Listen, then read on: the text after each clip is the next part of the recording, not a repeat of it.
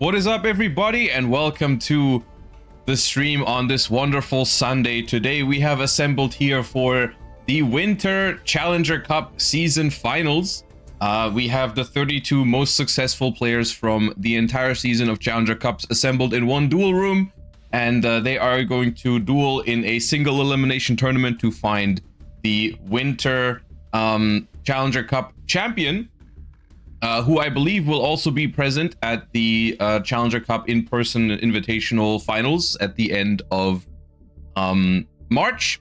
So it's going to be an exciting day. We did not see any Radiant Typhoon in the Asia versus EU Challenger Cup yesterday. Let's see if we can find some today. Actually, I know for a fact that there is at least one player in this tournament who has the Radiant Typhoon strategy. So we're going to be... checking that out. But yeah, all right, so 32 players. The round has just begun for the top 32. Let us jump into Bronas versus Doggy down here. Two players who I've definitely seen before in Challenger Cups. I mean, all of these duelists today will have been present and successful somewhere in the Challenger Cup season, so it should be a good one. All right, we're gonna see Doggy going first here. Also, for the rules for today, while yesterday was a 3 versus 3 tournament, today is a of course 1 versus 1 tournament, but also best of 3. As we see Sky Striker here on the other side of the table. All right, we have an Ash Blossom on Pot of Desires, Chain Linkage, Chain Mulcharmy Fualos. All right, that's going to negate the desires, but we will have activate Zeke now, and we will have access to engage with, at the moment, 2 spells in the grave, but Thrust is live. We're setting Talents, so we don't play any traps for it, but that will be a 3rd spell in the graveyard. We're adding a Widow Anchor to the hand.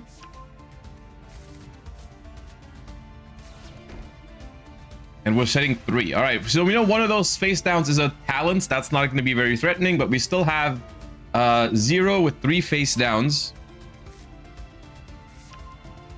As we see Bronas on Mitsurugi, but that's being hit with a Droll and Lockbird, and that is tough for Mitsurugi. Okay.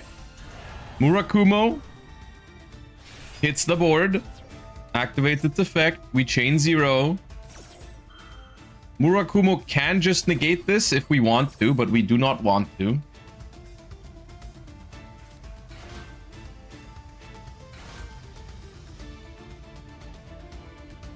Okay, so the Murakumo gets destroyed here, but it also takes down Ray and Rose with it.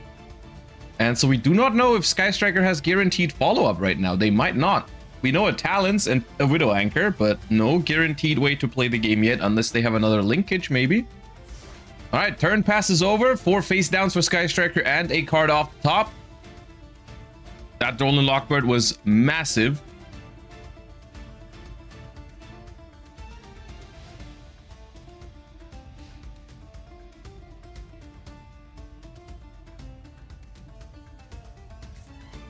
Multi-roll. Okay, multi-roll is going to be a play in the long run, but not yet.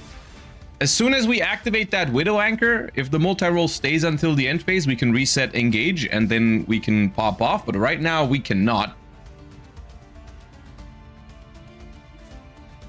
Ooh, that is a strong X Ryzeal. All right, starting with X, send Valon. Now, worst case scenario, you hit the Widow Anchor here, and they just chain it. But best case, you hit something... Okay, well, okay, I guess we hit the Widow Anchor. Now, the big question is, do you take this X Ryzeal or not? Because if you do take it, that does turn off potential other Widow Anchors. but at the same time, you don't want to leave your opponent with the level 4 on the board. So extra Iziel does get taken here. And normal summon Saji is pretty threatening because we already have stuff in the grave. So we're perfect. Okay, we have Droplet.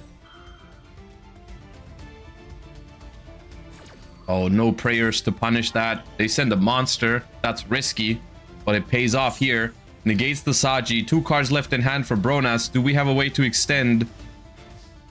No, we attack, and this means this multi-roll in the end phase, unless there is something like a Ghost Ogre and Snow Rabbit, is going to reset engage for next turn.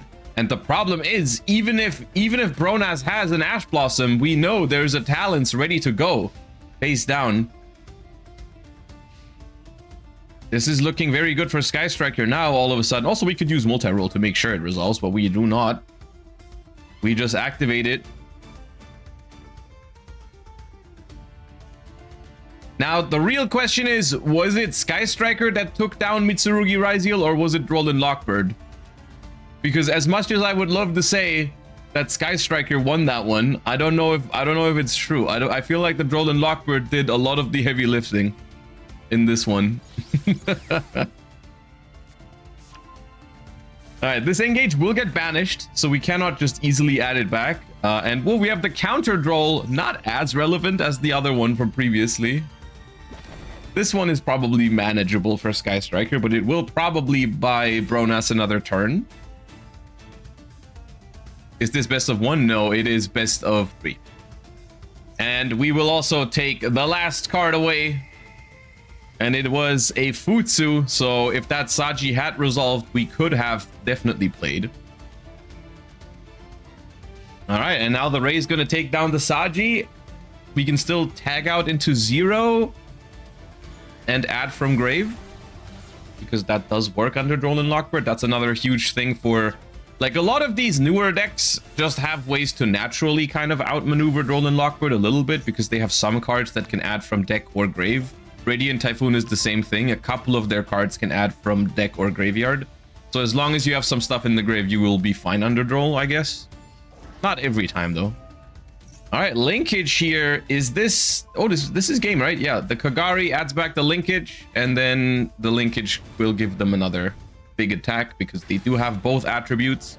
So this is going to be a 3000 attack Kagari after it adds back the linkage. And then whatever you linkage into is going to be 2500. That is exactly game.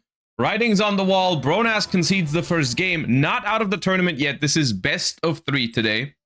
But the first win of the day goes to Sky Striker. Can't say that I was expecting that one, but okay. Now, here's the thing. For this tournament, players are allowed to play 2 decks, so we might see a switch up in decks for these players, depending on what their plan is now, because of course, Bronas, as they just lost the first game, are going to be able to choose whether they want to go first or second, and there is an option to switch to a different deck. It's not necessarily a side deck kind of thing. You have to submit both lists beforehand, and you can just pick and choose between those two. So I guess what most players have is they have a deck that they want to play in game 1 where they don't know if they can go first or second. But then the interesting question is, what would you rather prepare for? Do you prepare for when you lose a game and you know you can go first, or do you prepare a deck for when you win a game and then you're probably gonna go second, right? But because you can't have all 3. You can't have a deck for game 1 and going first and going second. You have to pick basically one thing to leave out.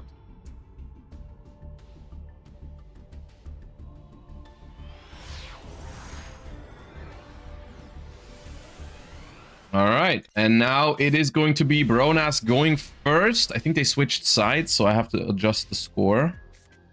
Yeah.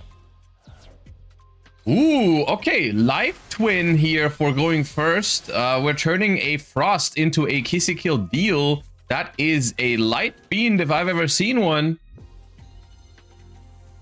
Now, I do know Bronas loves his Fiendsmith decks, so I'm not surprised to see Fiendsmith, but Life Twin is definitely an interesting choice. it is a really, it does make a really strong board for going first. Don't get me wrong. That part is really strong about the deck. It's just really hard against cards like Moltrami Fuwalos. So it's not as reliable when you're going first, but in this case, actually not being hit with any sort of Moltrami or Maxi. Now, if Doggy is staying with Sky Striker here, Sky Striker should have an okay time against the board. But the problem with the Sky Striker versus Life Twin matchup could just be like the card advantage and the follow-up that they generate, right? Like, because you can definitely deal with the end board that they make with an average hand, but at the same time, they're going to draw some cards, they're going to have Fiendsmith follow-up in the graveyard, and it's probably not going to be able to win through the board on the spot, so you're going to have to play the long game. And in that case, it's going to matter a lot what exactly their deck looks like.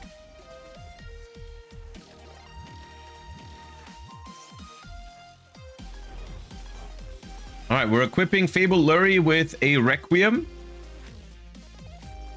Looking to turn that into a Necroquip Princess. Maybe an early wave hiking Caesar to play around Nibiru a little bit. But first we're going to use Fiendsmith Tract to fuse Engraver with a Light Fiend from hand. We've drawn a very heavy, very light Fiend heavy hand, because we also have a Lacrima in hand. It was what? Oh no, did we search the Lacrima with Tract maybe? Oh, we probably grabbed Lurie, right? Tract, yeah, we added Lurie, so we drew the Lacrima. And now we're gonna activate this Engraver to draw a card with Necroquip Princess. I approve of this. And we search Fiendsmith Kyrie. This is, Bronas is pretty much the only player I've ever seen use like the full Fiendsmith package. He loves Fiendsmith Kyrie, Fiendsmith Rex Tremende and stuff like that. Like, which I really like. I like seeing the deck being played more as an actual Fiendsmith deck. You know, he's probably the player who plays Fiendsmith the closest to an actual Fiendsmith deck, and not just, you know, make Caesar or Desiree in other decks.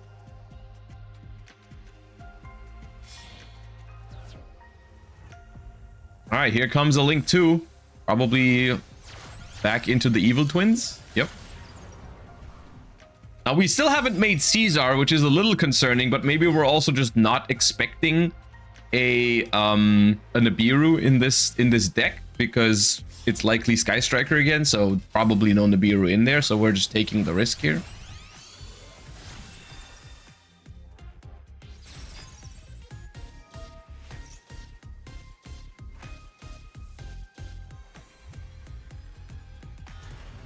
So we do have to turn these into a Trouble Sunny, otherwise we won't get the draw from the Kill, and I think we do want the draw.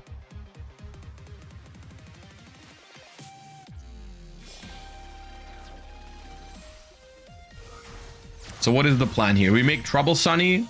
Yep, Trouble Sunny revives the 2, and then we go into an Abawa queue.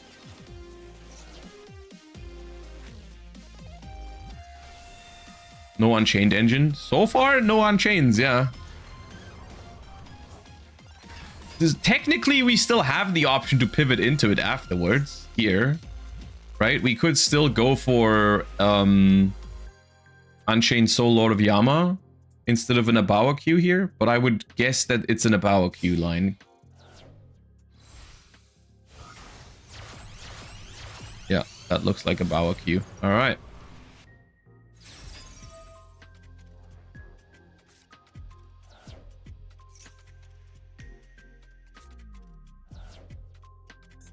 And we had Moltrami Fuwalos in the deck.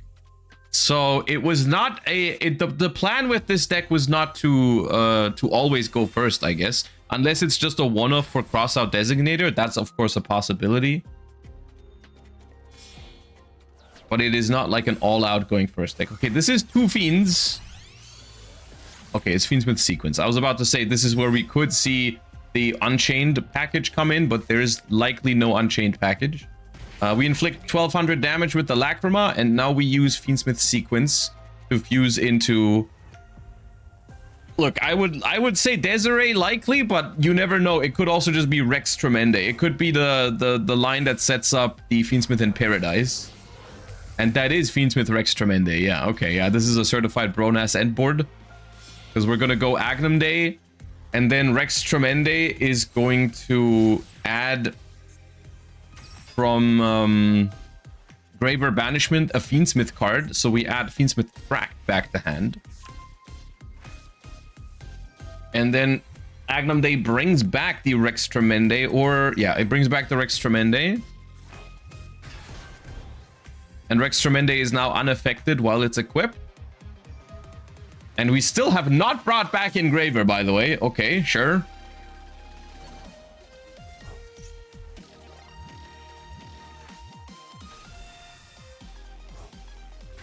Weird that he brought this deck going first. I mean, maybe he just thinks it has a good Sky Striker matchup. It's possible.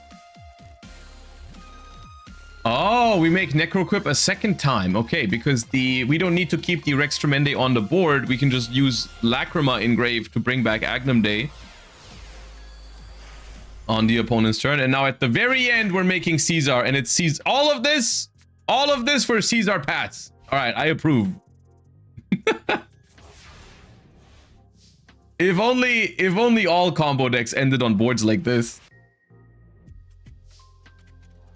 Okay, well, here's a Pot of Desires again. Banish 10. So it is most likely Sky Striker another time. Now, Caesar is decent against Sky Striker. It's not the end of the world. Usually you have ways to answer it.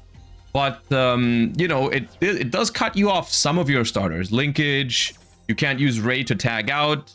There's a couple of things that you would really that Caesar can negate.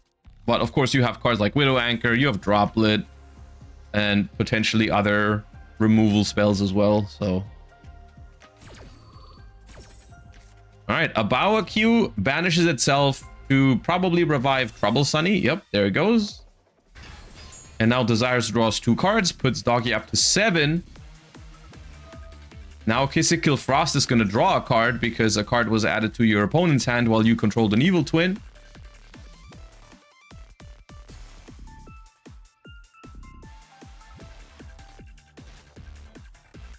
This is strong. I just don't like how it's making Thrust and Talons live immediately, pretty much.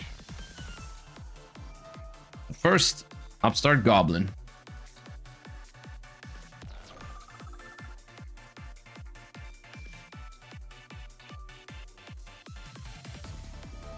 And now we got Radiant Typhoon Vision to draw 2. We're filling up the graveyard with spells really nicely here. Draw 2, discard a quick play spell.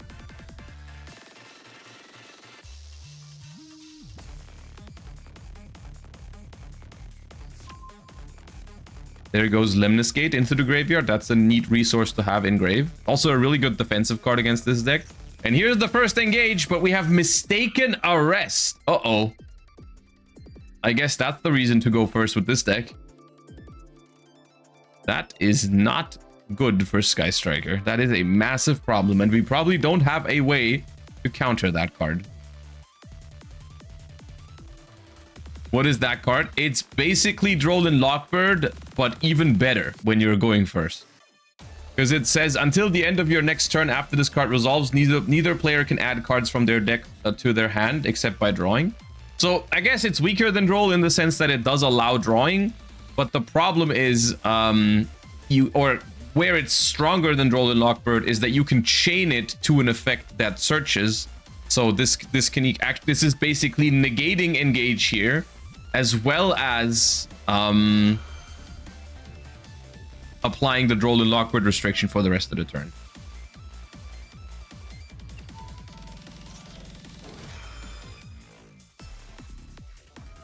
All right, we have Widow Anchor on the Caesar when we chain linkage. Are you able to compete in these Challenger Cups? You seem to host most of them. I can. I'm allowed to participate, just not in the ones that I'm hosting, of course. But we've played one like a few weeks ago.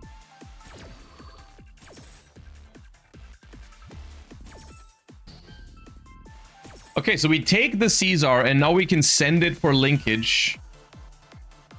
That way we don't have to worry about potentially giving it back if we want to. No.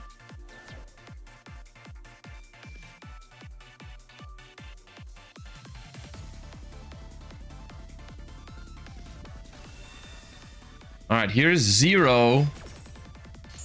Now, Zero could add from graveyard here if you wanted to, which we are going to attempt. We're going to attempt to add one from grave. But this is really tough for Sky Striker against Mistaken Arrest. So if this is the case, if Mistaken Arrest is in this deck, then I would assume that this list is made for going first. But the Fuwalos is just a one-off for crossout that we drew. It would be my assumption. So the deck is probably full of good cards for going first, and then the Mold Charmy is a one-off to make sure you don't get cross-outed on you can cross out Fuwalos. Because Fuwalos is very good against that deck.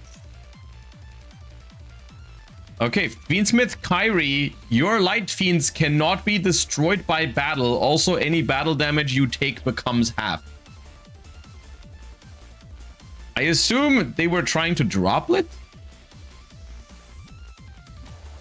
Yeah, and now you're gonna droplet it, but it can't be destroyed. We have another Desires in hand. All right, we're gonna do 175 damage. It's not much, but it's honest work. And now we linkage in the battle phase. Send Zero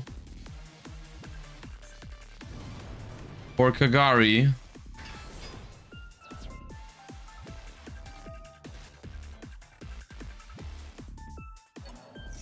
And we add linkage back again, or we try to.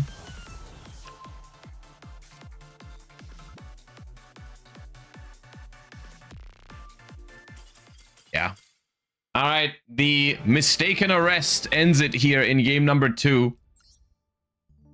We cannot push through that board. It honestly would have been, it could have been a really, really back and forth game if that Mistaken Arrest wasn't there, but if you draw Mistaken Arrest plus you make the full board, I guess you win. And that is going to bring us to a third game.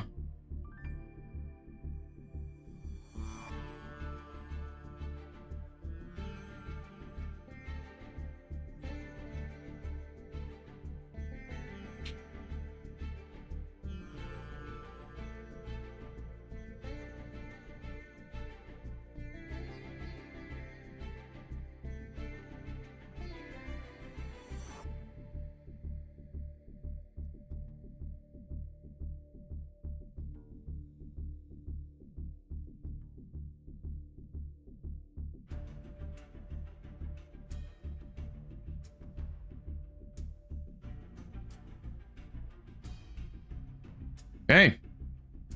Players are back at the table and we're waiting for the last game to start. Well, the last game for one of these two. The other one is going to move on into the top 16. We'll see how it is. Now, of course, Doggy now able to decide on whether they want to go first or second. And it's possible they have like another deck in store for when they can go first. And they will be going first here. Let's see if it is Sky Striker another time. It is a Vision and Draw phase, which is looking likely that it is Sky Striker. Draw 2, discard 1.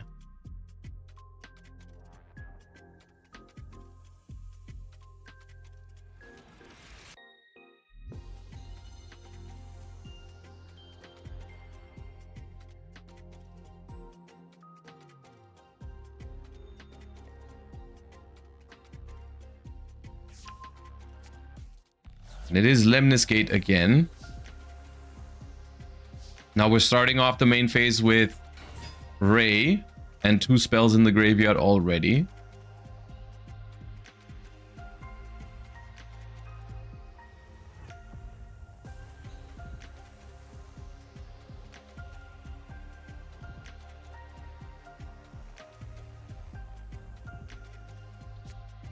Activate Rose in hand. All right, of course we draw Rose, naturally. Gotta happen at least once per match with Sky Striker. I would assume that that is a 2-of because we have seen them on multiple copies of Pot of Desires, so would not be surprised if they played multiple Roses. And now we naturally go into... Oh, okay, we go into Camellia. Camellia to access engage that way.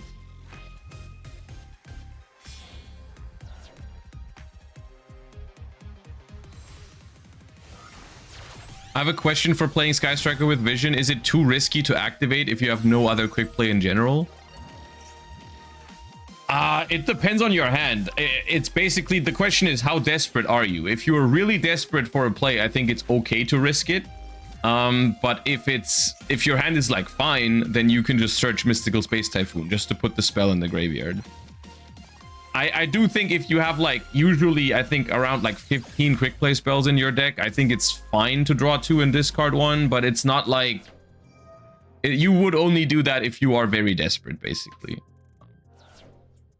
If you have like no play and you're going to lose the game next turn, then of course you're going to try to draw it. But because the odds are, I think the odds are in your favor, but of course like the risk potentially severely outweighs the benefit, right? Because the risk is basically like, if let's say you have an average hand that can play the game, like let's say you have like Ray, Vision, and a couple of other spells that aren't quick plays, I would never start by just Vision draw 2, because the risk is you lose the game instantly if you have to discard.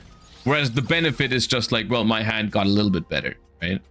So in those instances, I would rather maybe summon Ray, summon 0, search, engage, and then like engage for a quick play spell, and then activate Vision, for example. Let's say you engage for linkage, and then you activate Vision, and then worst case, you discard the linkage, but if you draw another spell, you discard the other spell, quick play spell, and then you can activate linkage, make Kagari, add back engage, and draw with it, right?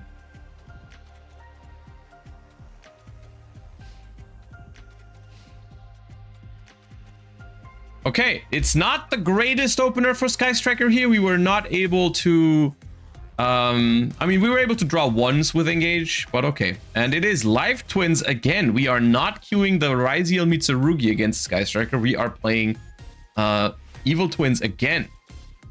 Okay, so it is going to be a... What is this? Sunny Snitch, the name? Yeah, Sunny Snitch is going to add a Life Twin from deck to hand. Now, we did see that Droll and Lockbird is in the Sky Striker deck, which is maybe why we didn't want to play the Mitsurugi deck.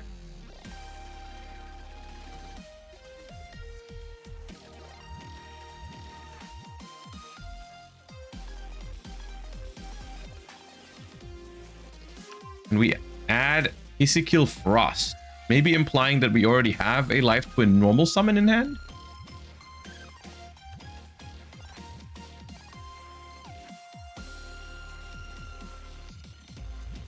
Evil Twins without Unchained feels weird to me.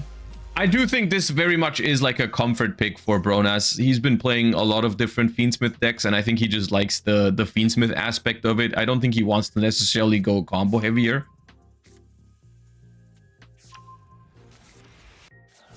Oh yeah, this deck is very built for going first. It's interesting that they decided to that Bronas decided to play this deck again.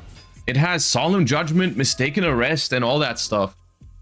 Okay, normal summon Life Twin Kill. Here's a Widow Anchor with 3 spells in the graveyard, so that would negate and take it. But there is Life Twin Lila Sweet, the new card that when your opponent responds to your Life Twin, you can discard it to negate that effect. And we did draw it to negate the Widow Anchor here. That's pretty good. Because it also comes back from the grave for free. Alright, we chain 0. Uh-oh. Ah, chain 0, chain droplet.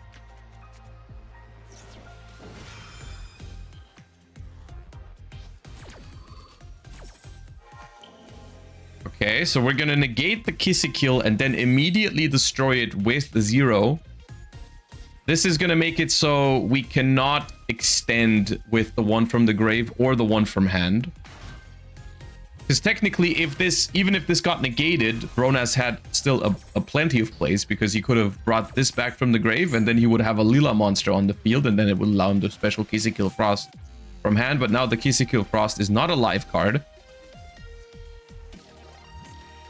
So we know Kill Frost, and we know Engraver. Now we have Track Fuse from Grave, Lurry and Engraver fused together. into Lacrima. We know the last card in hand is Kill Frost. If we can interrupt this Fiendsmith line, that would win the game. But let's see. Fiendsmith Lacrima is going to try to revive Lurie.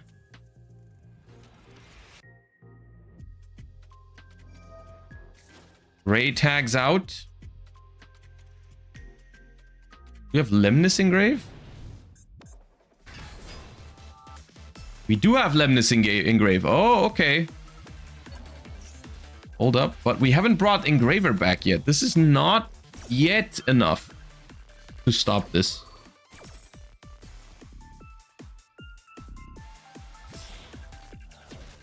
Alright. Because here's Zeke. Zeke is one banish here, which is nice. And we add engage back for follow-up. However, Bronas still has the option to turn Lurie into Requiem, as well as bring back Engraver from the graveyard. So we still have a line into sequence here.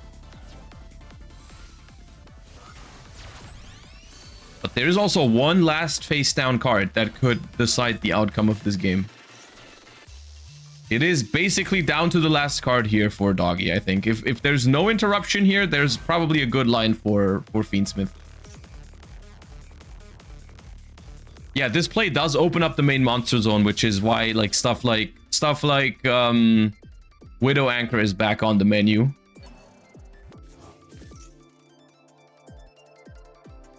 And it's Shark Cannon. That is phenomenal here. Onto the Engraver. That's why it was so important to make the main monster zone open again. And that Engraver is going to get banished. And I don't know if Bronas has a way to come back from this, because I think now we're out of plays. Let me read the graveyard effect from this again. You can banish this card from your grave. Fusion summon a Fiendsmith monster from your extra deck using monsters you control or monsters in the spell trap zone that are equipped to a Fiendsmith. Okay, that does not work right now. If this Engraver gets banished, I do think that is the game. Oh, we summon it, actually. Okay. Interesting.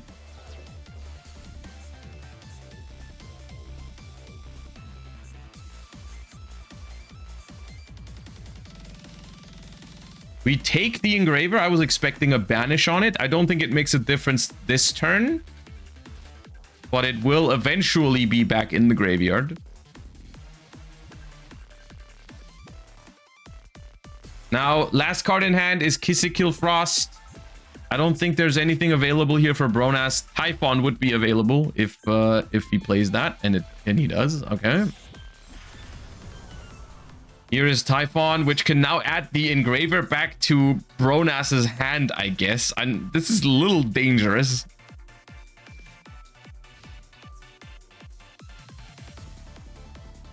I'm not sure if you want to attack over the Zeke here. Actually, is there Ray Engrave? There is Ray Engrave, right? Ah, we can bounce the Ray back to hand, I guess.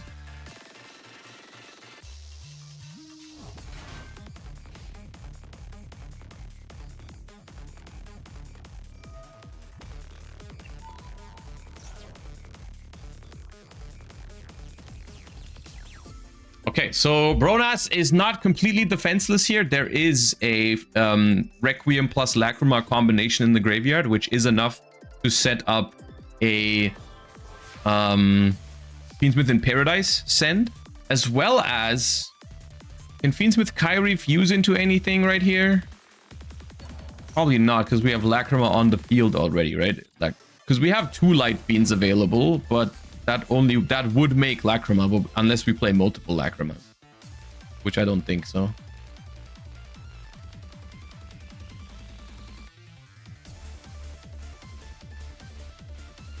Why not bounce the Zeke? That is a good question. We could have bounced the Zeke, and then if Ray comes back, we can attack the Ray, which makes it so that the Ray is not in hand and in the graveyard instead. That makes Rex Tremende. It does make Rex Tremende, true. Because Rex Tremende, but that on summon...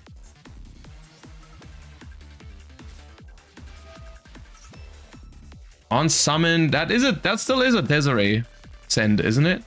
If it's fusion summoned, discard a card and send a Light Fiend.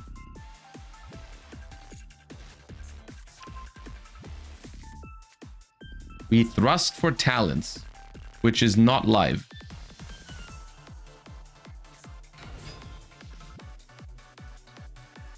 Okay.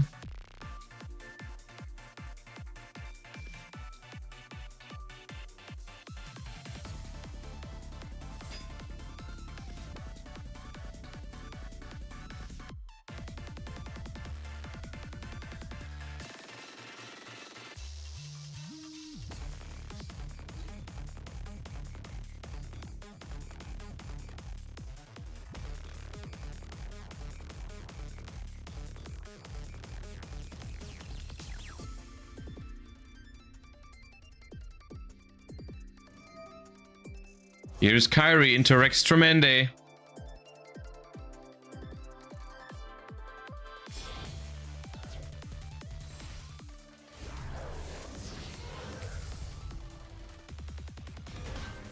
But it can't activate because of Typhon.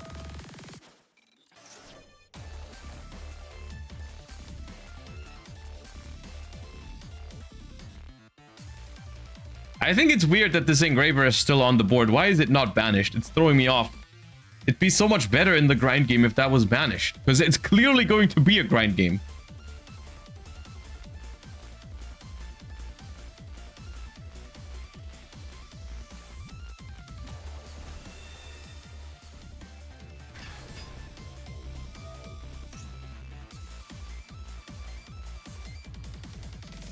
We're adding Lemniscate.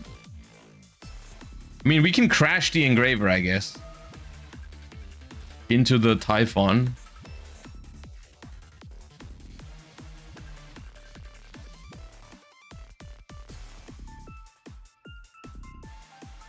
It's worth pointing out that there's 8 minutes left. So that is definitely a thing in this game. The timer could be a win con for Bronas. We're bouncing the engraver back to the opponent. This cannot be correct.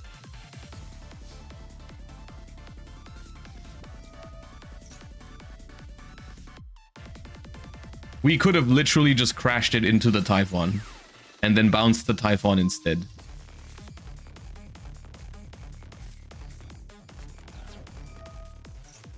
All right, we're going in.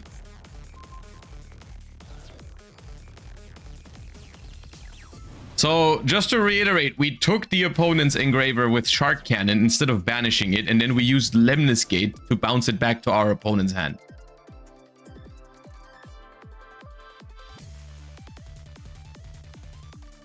And the Kagari is too big, it cannot activate under. Oh. Alright, we'll blame it on nerves, alright? We'll blame it on nerves. It happens. It happens. It's top 32 of the season finals, and Sky Striker is a hard to pilot deck. It's okay. It's okay. Let's jump into MSB versus Wabu.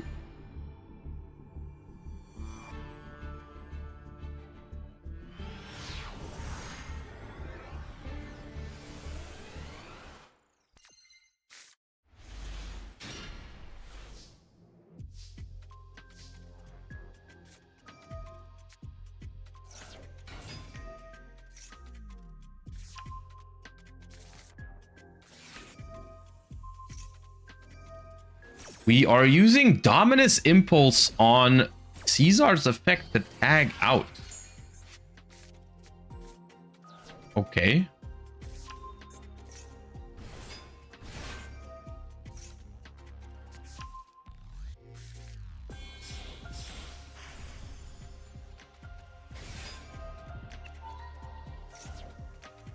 Oh wait, shifters! Shifters! I missed that. I missed the shifter completely. Okay, well, that explains so much more. Okay, they used Impulse on Caesar to stop them from having the fire in hand. And in my head, it was like, well, that doesn't do anything because they just make Link 1 and add back the Raisin, right? But there was shifter. Okay, That's why the rock wasn't an option. All right. Now I have it. Now I have it. And it is Mitsurugi, which is good news for the Mitsurugi player because, well, we don't care that much about Shifter, do we?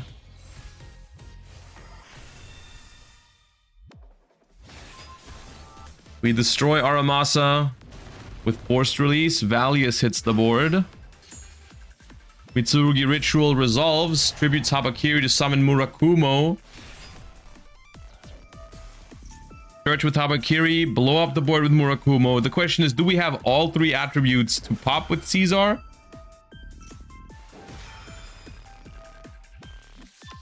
No, we just make it unaffected. Okay.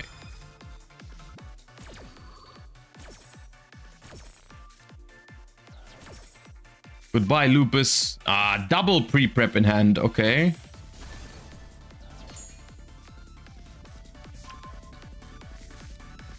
Activate pre-prep. Add mirror. And Habakiri. Activate Habakiri. Probably summon Kusanagi. Yep.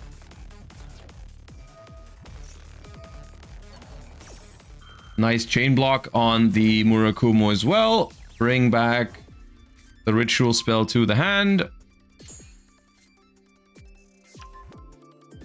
Shifter hurt them more than the opponent. Yeah, sometimes that's how it goes. Like, Shifter, believe it or not, as powerful as the card is, and it absolutely is powerful. But in this format, it is rather... There's a bunch of decks where you wish you didn't have it in hand. Ooh, Nibiru, actually. Hold up. Well, Futsu still comes back, though. Futsu comes back, but...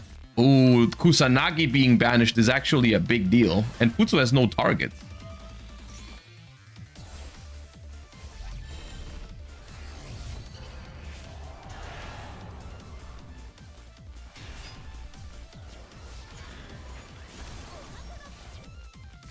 You think Habakiri is getting banned in TCG? Maybe eventually, but not in the near future, I believe. Normal summon Raisin, chain the trap, negate and destroy. This is just not enough resources for Vanquish Soul K9. And Mitsurugi wins, going second against Vanquish Soul, partially because of their own Shifter, which is interesting to see. So don't play Dimension Shifter. You heard it here first. It'll hurt your chances of winning. Okay, well, that was our top 32 of the Challenger Cup. I was happy to see a Sky Striker appearance, even if it didn't last very long. It was still a pleasure to see Sky Striker in the tournament. We will be right back with the top 16. I'm just gonna go on a very quick break to run and grab some water, because I don't have any. As you can see, the players are already assembling for the next round of Top Cut, so it'll not be a very long break. It'll literally be a minute or two, and then we will continue with the top 16. So we'll be right back.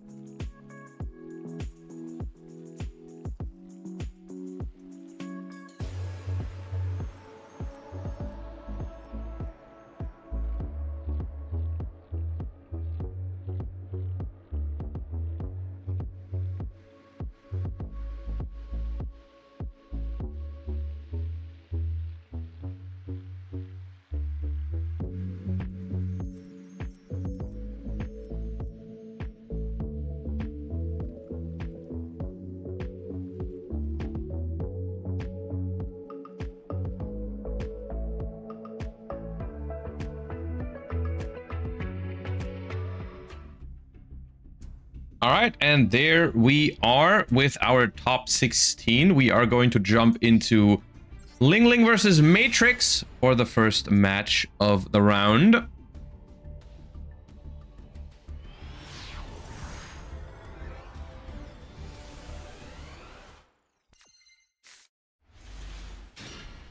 The Engraver couldn't attack because it was summoned by Shark Cannon. Oh yeah, that's true. Radiant Typhoon Swen! Ash Blossom! Is it Radiant Typhoon pure? Eldam! Crocea, it is Radiant Typhoon! Okay! Finally! We've waited so long! Activate Chant. Chant adds Megala. Now we activate Crocea. We don't have to worry about chain blocking it, I guess, because Ash Blossom has already been used. Is Fiendsmith any good in Radiant Typhoon? You can't play it. Yeah, I mean, I guess in Master Duel it doesn't matter that it exists, but there's a rank 3 Light Fiend that you can turn these two into. Even in the TCG, some people are doing that. But of course in Master Duel you could just turn these two into Moon. It'd be very easy. Okay, Megala is summon number 4 here, which means after we activate Vision, we can just special summon Varurun, and that is going to be summon number 5. And if we discard Mystical Space Typhoon or self-destroy with Mystical Space Typhoon, we're gonna have Mystical Space Typhoon in the graveyard to negate a potential Nibiru. Yeah, the Jin. Mellow, I think Mellow Melody is what it's called. It's a rank 3 Light Fiend. This card called by the grave. Okay. Megala activates. Vision activates to reset, which is also, it's a really powerful reset, Vision, because you can use it on the opponent's turn again to draw 2 to try and find non-engine cards like Sheena, Ash Blossom, and so on. How many in-engine ultra rares for Radiant Typhoon? I believe, is it just, it's Eldam and Vision, I think. And then Phonix, which is a 1-of, which is 7 ultras. It's not that bad, really. And then if you play Sheena, any amount of Sheenas would also be ultra.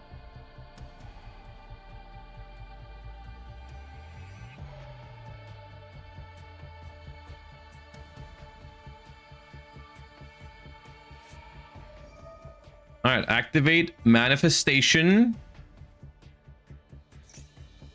Add Mystical Space Typhoon.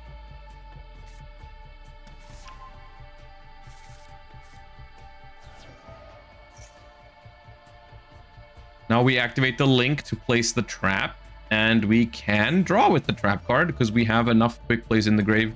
Just gotta make sure to leave the Mystical Space Typhoon in there so the negation is still live from the Varurun. Draw a card.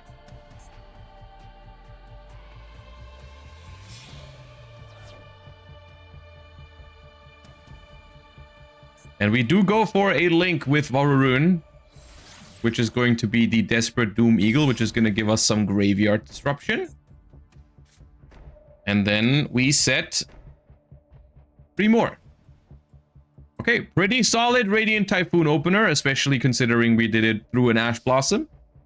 And then we pass turn. Okay. Let's see if this can hold up against whatever Matrix is playing.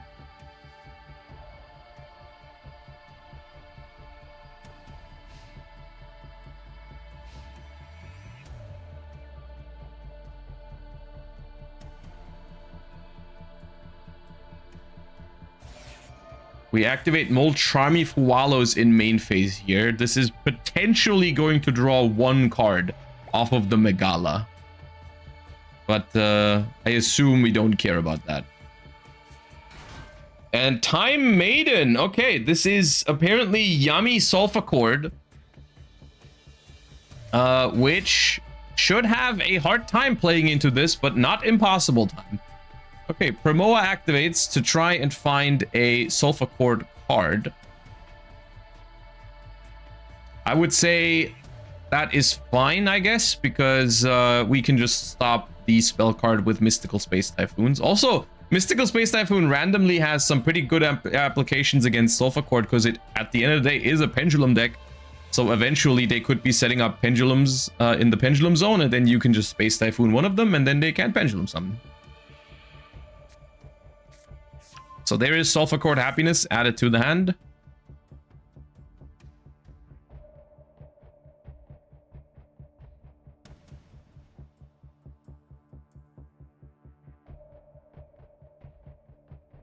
Is the Time Lord monster a tech choice?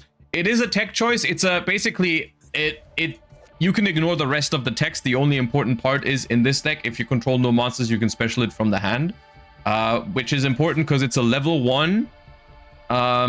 So you can make Linkaribo to like special summon all the yummies, but it's also a fairy, so you can discard it for Herald of the Orange Light, which is what they usually play in Sulfur Court as well. So it's basically just like a free level 1 special summon, but also a fairy for Herald of the Orange Light.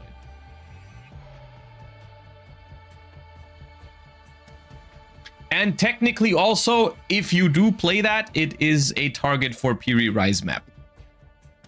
Which not everyone is playing in this deck, but you could, theoretically.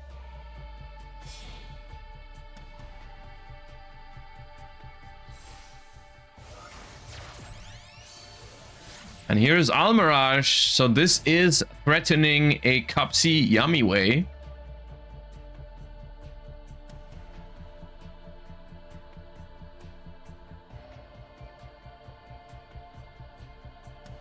I'm tempted to try Radiant Typhoon. I've been playing Sky Striker religiously the last 2 years, but Radiant has me tempted.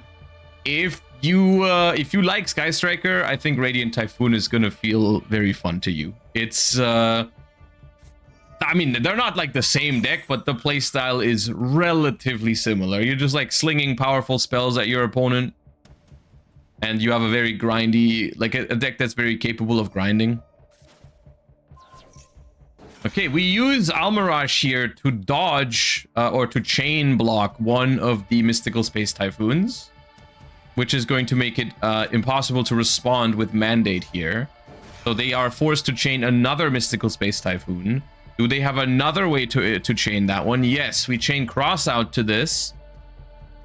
And the third Mystical Space Typhoon is in the graveyard, so there cannot be another one. This is a perfect example of why the interactions from Radiant Typhoon feel more interactive than other forms of negation, because like let's say this was Odeon, right? Against Odeon, you cannot dodge the negations with Crossout Designator and Almirage, but against Radiant Typhoon you can. So in this case, Mystical Space Typhoon is not going to be able to negate here because they had 2 things to chain to them. And we can just resolve Sulfur Court Happiness. We discard the last card in hand, which is Yummy Surprise, showing that we do not have access to Yummies at the moment.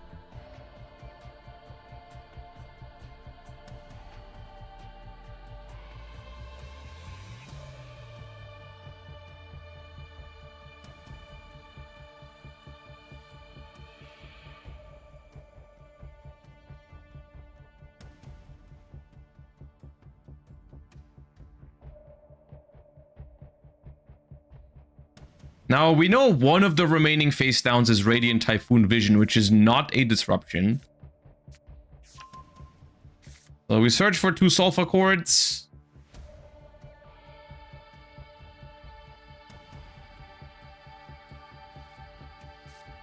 Phonics solos now. It's weird because if you use Megala to summon out Phonics here, remember they will draw a card from the Molcharmi. And if that card from the Molcharmi is a Yummy name, things could get really awkward.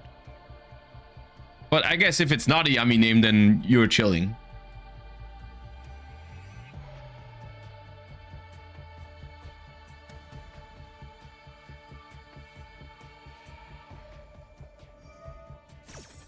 Vavru Rune to negate and destroy because we have 2 Mystical Space Typhoons in the grave. This still is Yummy combo technically, right?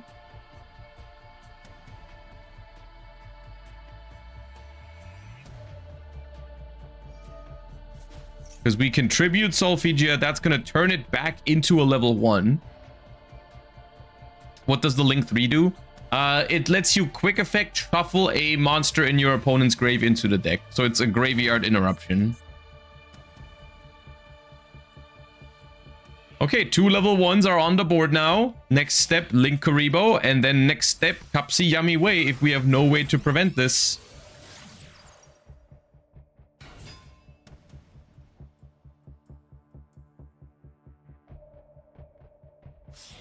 And here it is. We have a Dominus Purge or an Ash Blossom here. Otherwise, this is actually still very possible for Yummy. We have Droplet. Okay, Droplet is going to do it. Droplet is going to do it.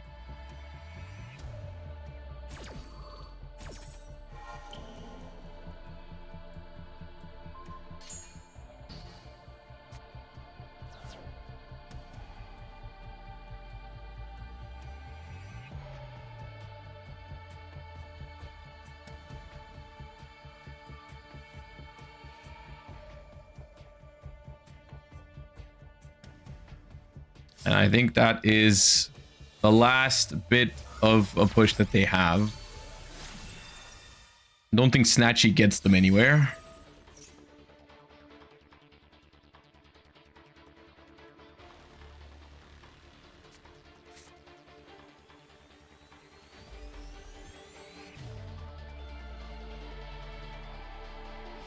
Yeah. All right, in the end phase, we're going to go Vision. Add Mystical Space Typhoon. Makes me think they didn't have a quick play spell in hand because they didn't draw with Vision the entire time. Maybe it's honestly at this point I would guess like double Moltrami Fualos in hand here for Radiant Typhoon. Or yeah, because even if you had extra Radiant Typhoon monsters, you could discard those for Vision as well. And now in the end phase we activate this, give the opponent a card, which I'm not a fan of. Because it's unlikely that this card is going to change anything, but why risk it when you have perfect information?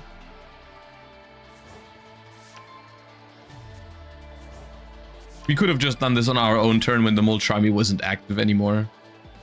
Even though it's, once again, it's basically impossible for this card to make a difference.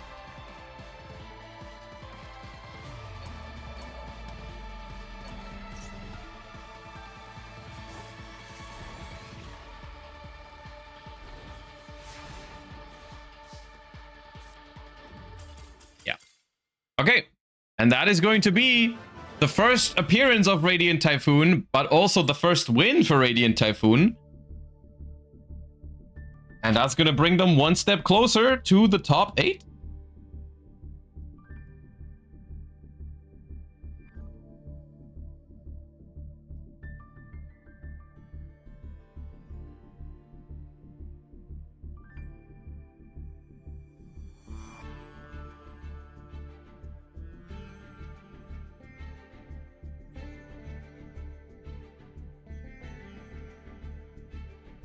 What is a bad matchup for Radiant Typhoon? I think Radiant Typhoon has a hard time against super heavy combo decks when it goes second. But even when it goes first, sometimes it can get overwhelmed by decks with really strong engines, I would say. Like if you go first with Radiant Typhoon, like your setup is pretty strong, but if the decks have like in that case, for example, like Yummy actually got relatively close to breaking that board. And this can happen, especially if decks like, let's say decks like Yami Mitsurugi, for example, have a really high quality hand that can like chain block the Mystical Space Typhoon with like prayers, tribute, or ritual monsters and stuff like that. Then you could be in trouble with Radiant Typhoon for sure.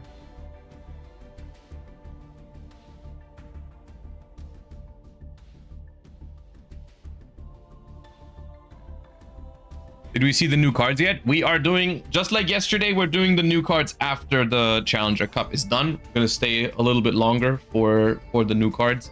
Yeah, it's the new, I think the Legendary Over Collection Rivals has some cards announced. I haven't seen them yet, but apparently people are pretty excited for them. So we're gonna take a look at those later.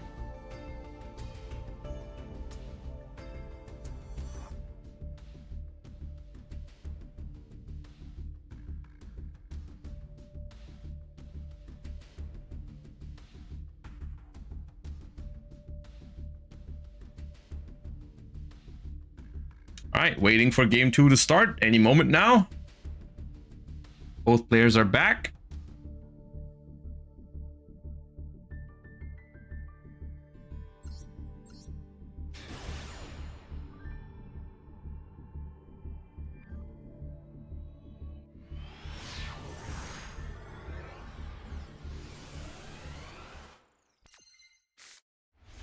All right, and we are going to see Matrix going first in game number 2 here.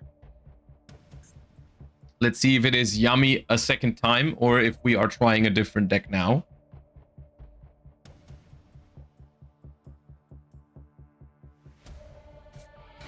It is Cookie Yummy,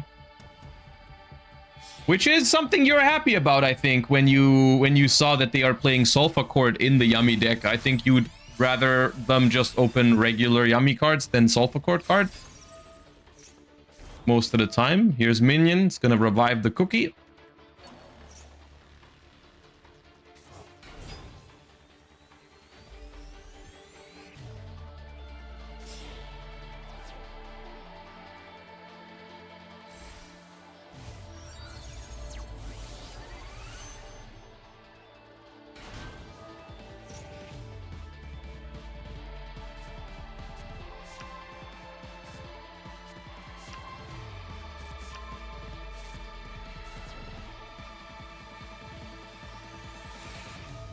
Ooh, a Drolan Lockbird. Okay.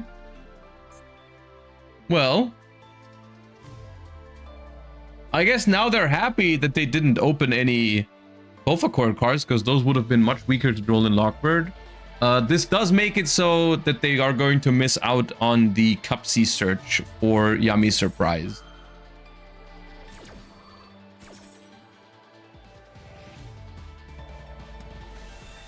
Have you considered Radiant Typhoon for the Duelist Cup? I will consider it. Yeah, we're gonna do a lot of Duelist Cup preparation in the next 2 weeks, and it's gonna be one of the decks that I want to try. I'm not sure though if it's like... Basically, I want to make sure that it's actually good enough, because it's possible that I'm just biased towards it because I like the playstyle, which happens sometimes. You know, sometimes I just want to play a deck so bad that I keep telling myself it's good, but in reality, I should be playing like a different deck that I like less, but is stronger. That definitely happens.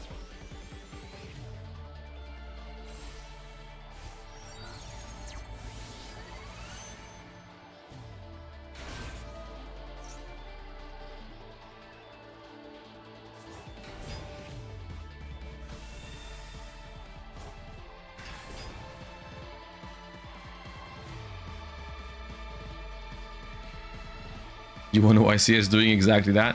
Yeah, sometimes it works, or sometimes it doesn't. I don't know. Yeah.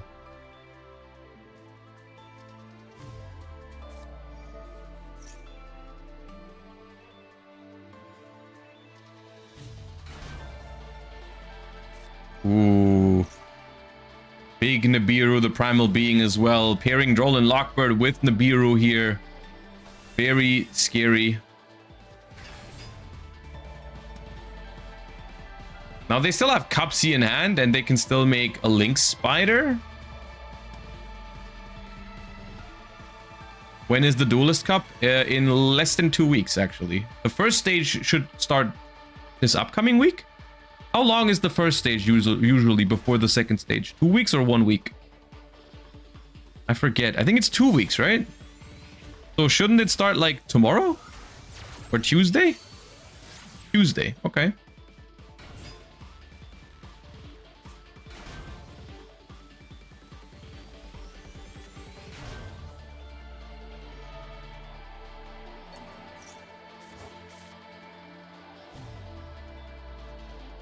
When is the best moment to Nibiru, Yummy Sulfur, or Yummy Tri-Brigade? I mean, usually it's just before they summon a negation for Nibiru, right? In the case of Sulfur Chord, you have to Nibiru them before they summon the Link 3 Sulfur Chord, because that negates Nibiru. And in the case of just any other Yummy deck, you kind of have to Nibiru before they summon Herald of the Arclight. And unless if you are playing Draco Tail, I think it's okay to just Nibiru them at the end of their turn, That way you just... Your Nibiru will get negated by Herald of the Arclight, but then the Herald of the Arclight is gone, which is good for some decks. Like, if your deck loses to Herald of the Arclight, then maybe you can hold the Nibiru and just let it get negated. If they start with Sulfa and they have Yummies in hand, it's kind of rough. I mean, yeah, absolutely. If they start with Sulfa and have a Yummy in hand, then Nibiru is not... Nibiru alone will not be enough.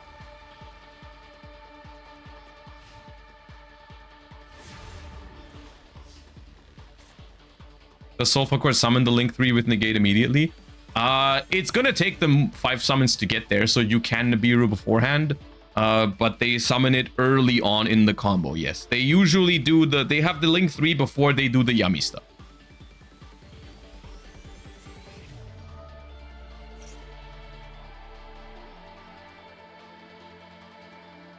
Alright, Radiant Typhoon Chant in the draw phase here. This Yummy board is not unbeatable, but it still is pretty good, I would say.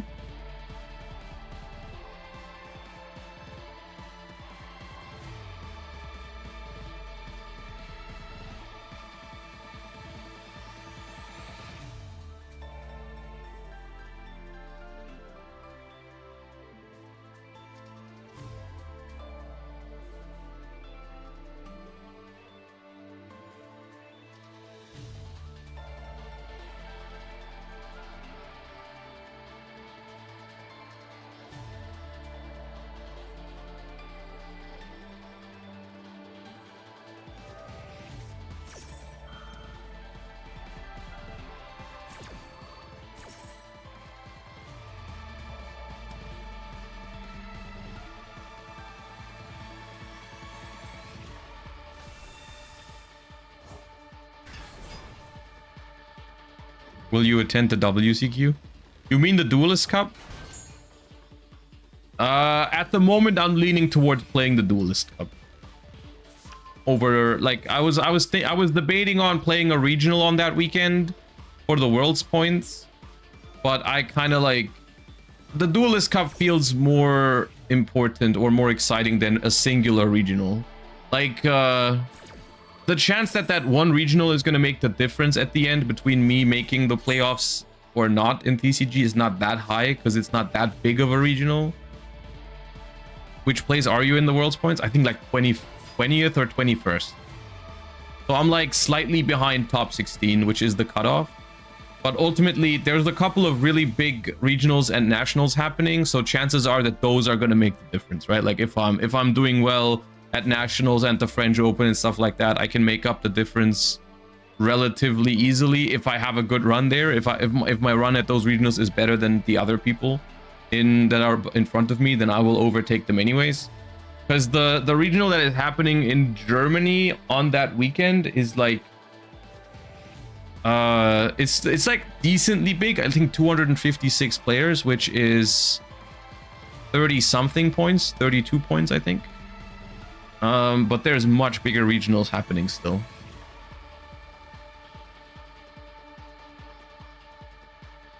I meant the Gamescom WCQ. Yeah, that's the one I'm talking about. It's the same weekend. It's like that is the Duelist Cup weekend. So I'm basically I'm torn between attending that regional or the Duelist Cup.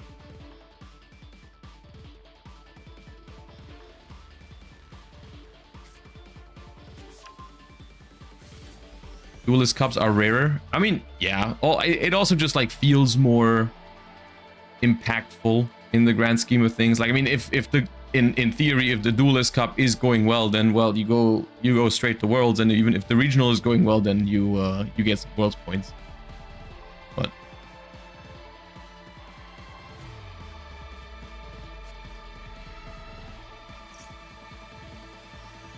it's gonna depend a little bit too, though, on like, do I find a deck that I feel really comfortable with? Do I find a deck that I think I have a chance with and stuff like that?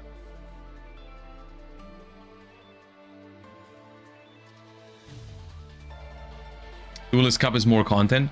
That is also part of the consideration, yeah, of course. I mean, I can stream the entire weekend of the Duelist Cup, and usually that makes for pretty good content, which I do care about, of course.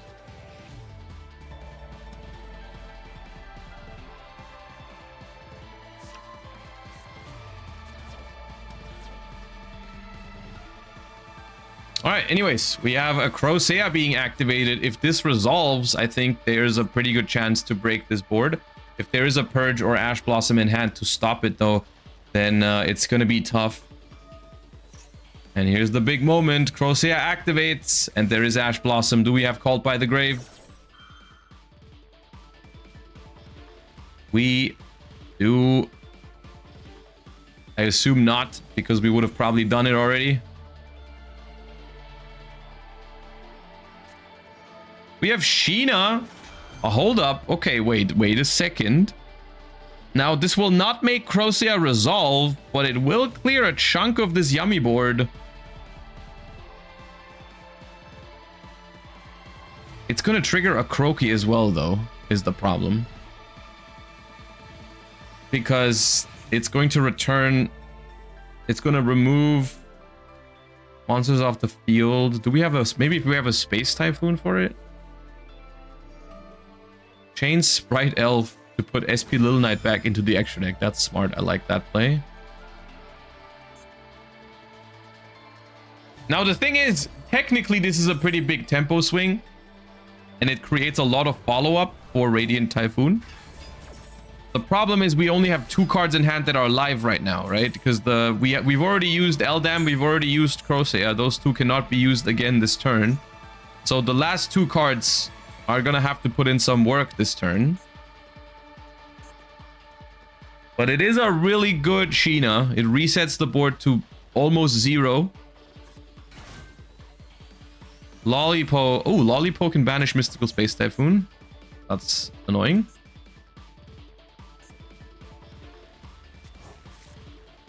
Oh no, it puts it back into the deck actually, because it was summoned from the field spell.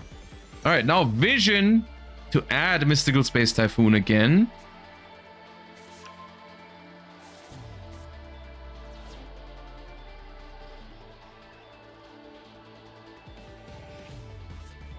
Activate it.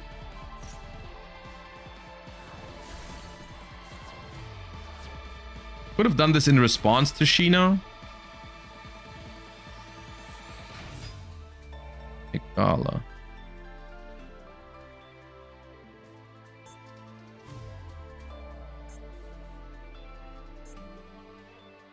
Yeah, now we can make the link 2. Oh, this does not do it.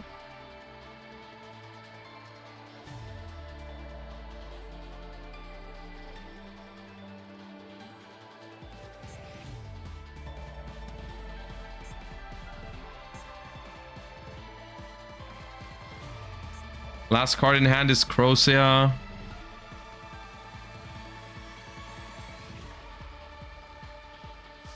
Couldn't we have chained Vision to Sheena and then Mystical Space Typhoon to a Croaky? Yes. We could have.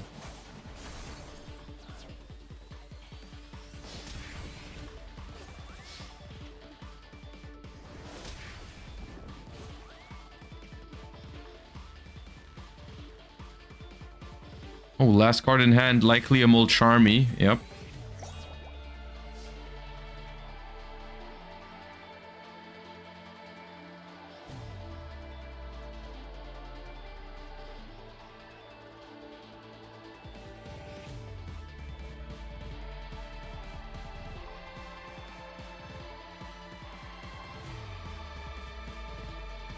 Yeah, the Yami follow-up is going to be enough here, and the card in hand is a Crocea. That's not going to change anything, so we have to commit into this Mulcharmy to at least get a quick play spell in rotation with the Link 2. This, in theory, this gets us a lot of stuff. Because as soon as we activate that Mystical Space Typhoon, where we can place the trap card, we can draw a card with it, and we can also trigger Crocea in hand to search 2 more cards. So this is still a setup for phenomenal follow-up, but the question is, can we survive this turn to get anything out of that follow-up, basically?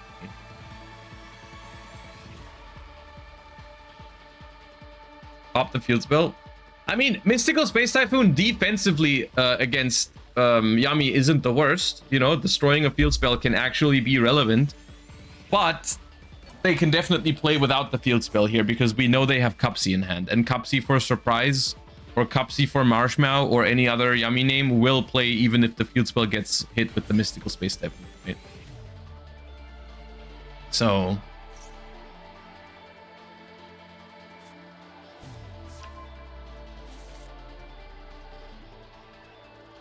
would you say Sheena is a 3 or 2 of?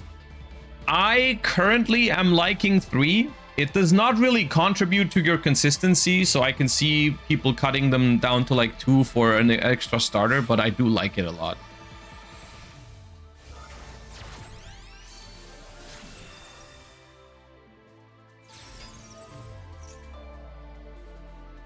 Does the 0 attack have any battle protection? No.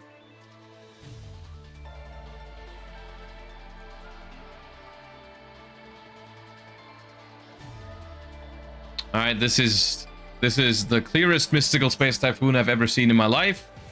We're gonna get value out of it here. We're gonna destroy the field spell. Honestly, I think there was a world in which it was correct for Yummy to try and play without any spell cards in the beginning and banish the Mystical Space Typhoon with SP Little Knight to not give any window to activate it ever.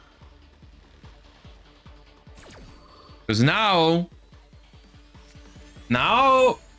there's a small chance. It is a small chance, but there's a small chance that this mandate draw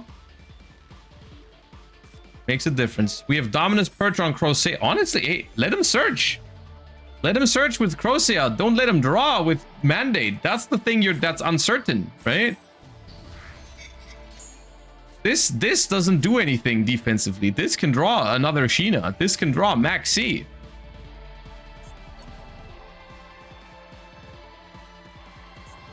If this draws a live card, they might be in it. If another Sheena off the top or a Max C. Imagine this being Max C right now. It's not, but it could have been.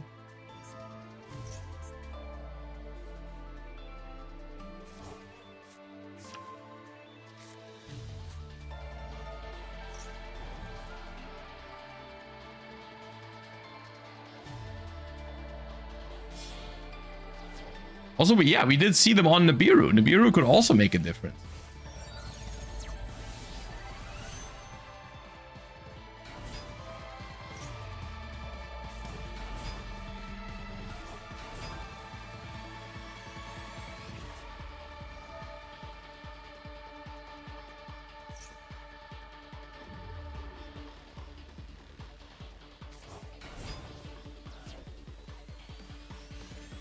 This is not game. This does not even out Sheena. Oh, I think they're out of time. Oh, they're out of time. They might lose this. I think they lose. I think they do lose. Hold up. Crocea attack Cupsy. Yeah, Crocea attack Cupsy, and then Lollipo is small enough so Sheena can run over it. This is 0 disruptions. They're out of time.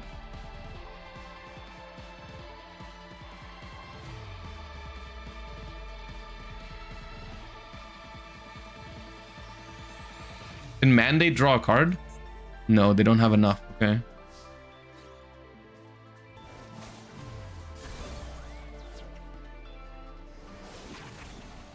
Uh-oh. Does Radiant Typhoon have a play? Yeah, sweat. Now this wins.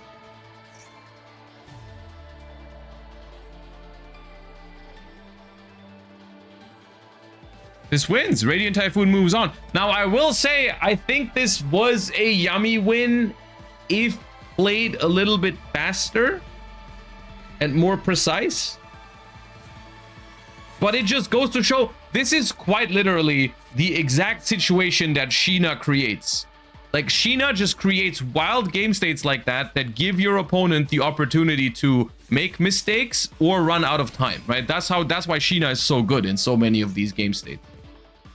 Like, it just wins you games that you have no business of winning otherwise.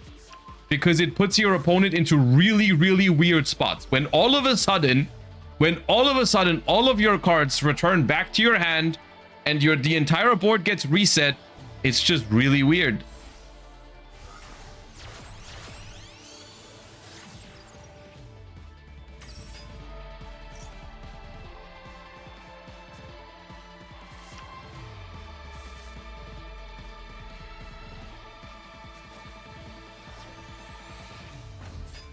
Another Crosshair. Tribute summoned.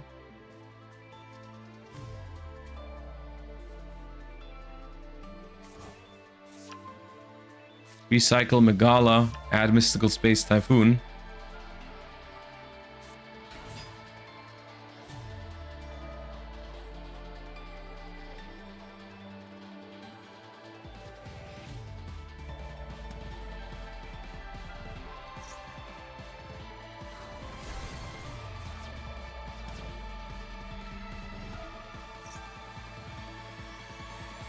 What is Sheena's archetype? It's just a generic card. It's not really an archetype. It's not part of any archetype.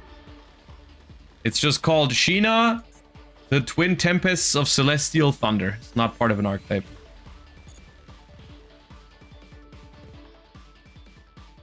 It did come out even in the TCG at the same time as the second wave of Radiant Typhoon, so it's kind of like meant to go with this deck, but technically it goes with any wind deck, and it's not officially part of the archetype. Will you play 2 Sheena plus 1 Magnamood or 3 Sheena in this meta? I like 3 Sheenas, but you could even consider playing Magnamood if you think Magnamood is good this format. But yes, Magnamood being able to search Sheena is pretty good. It's hard to say because Magnamood is like really good into some decks this format and really hard to even activate against others. Because the Radiant Typhoon deck doesn't really have any light or darks itself. You can't really use it on your own cards. Which is why it's sometimes nice in Draco Tail. Like, even if your opponent doesn't play lights or darks, at least you can use Magnamood on some of your own cards. So it's not like a completely useless card. In Radiant Typhoon, that's a little bit harder because you don't really have any light or dark. So you are dependent on your opponent to have. Oh, we see a Wind rank 9. That doesn't happen every time. That is going to get rid of the last card in hand for Matrix. Banish a random card from your opponent's hand, and that was a Sulfur Solfegia. All right.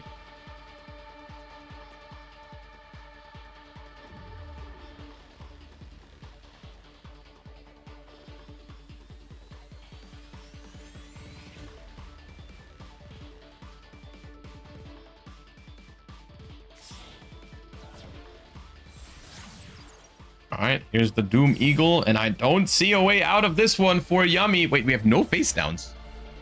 How do we have no face downs? Wait! How did we manage to have no face downs? No quick play spell. This is no... If there's a Yummy card here...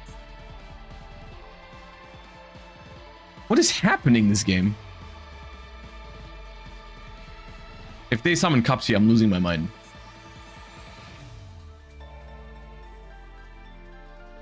Because technically, the Doom Eagle does cover any Yummy monster that isn't Cupsy. Because, like, if you go, let's say, normal summon Cookie, your only way to play is still via minion, right?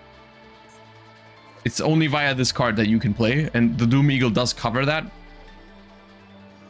But Cupsy, I think Cupsy is enough, unless there's a way to stop it in hand. Marshmallow works too. Marshmallow works too. That is not Marshmallow though.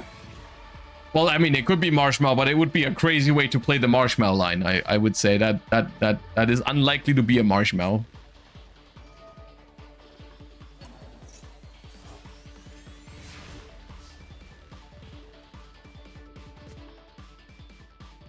Yeah, maybe it's Morphing Jar number 2.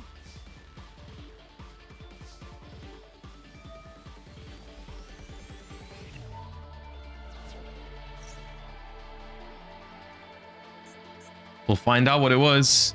It was Herald of Orange Light. Herald of Orange Light, and that is going to be a 2-0 victory for Radiant Typhoon. Ling Ling is going to move on into the top 8 already with Radiant Typhoon. Another step closer to becoming the season winner.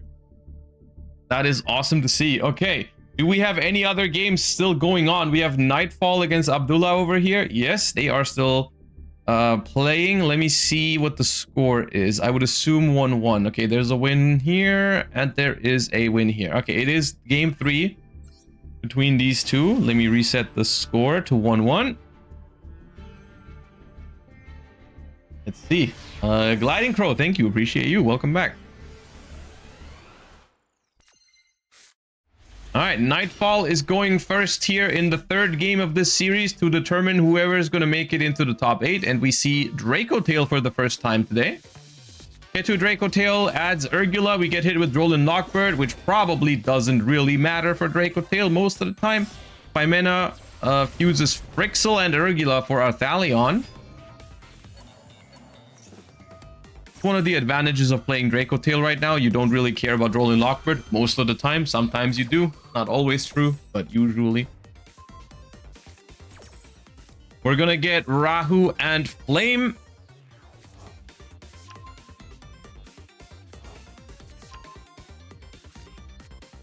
Who was the XYZ that Ling used? That is called Phantom Fortress Enter Blatnir. It's a wind rank 9.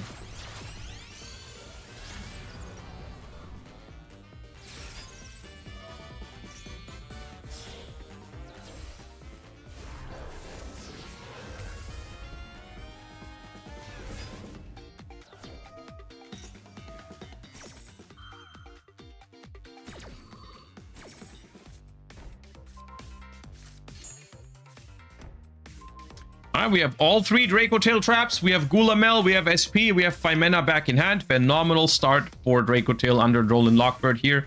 5 cards in hand available to the opponent to try and win. And it is a Draco Tail mirror match. Normal summon Cartesia. Uses Urgula and Perulia. Okay, Perulia, either the card off the top, or we decided to hold it because we had Droll. Probably off the top though.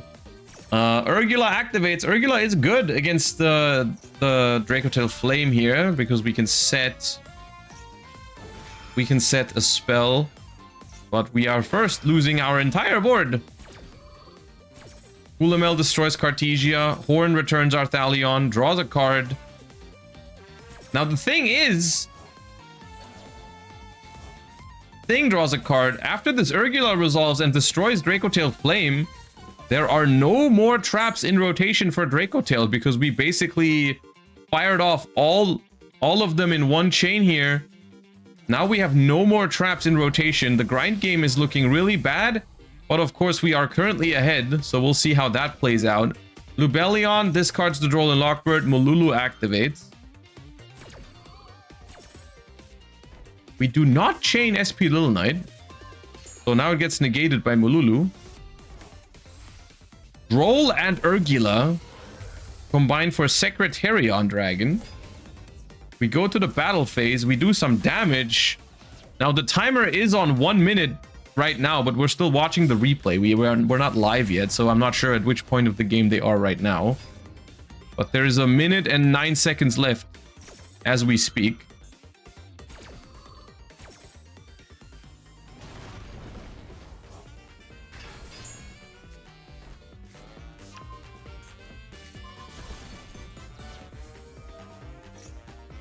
Let me fast forward so we can hit live real quick because I want to know when exactly time is called. Because we're still not live. Horn, Secretarion, a lot of things happening. Search Phimena. Now we're live. Okay, we are now live and there's 35 seconds left. 35 seconds left. Pass turn over to Nightfall. Blazing Cartesia goes back to hand. But I don't think we can do damage in 20 seconds, to be honest with you. We need to do 1400 damage in 18 seconds. I mean, the game might be lost even without time, but with time it's even harder. Because the thing is, like, yeah, they have a lot of cards in hand, but realistically, with all 3 Draco Tail traps in the grave, what are they ever going to set up that wins the game? Because they're not winning this turn, I can tell you that much. And they cannot really put up a board against this because all the traps are gone. So I feel like, and now it is overtime, I feel like Abdullah is just winning this no matter what, whether it's time or not.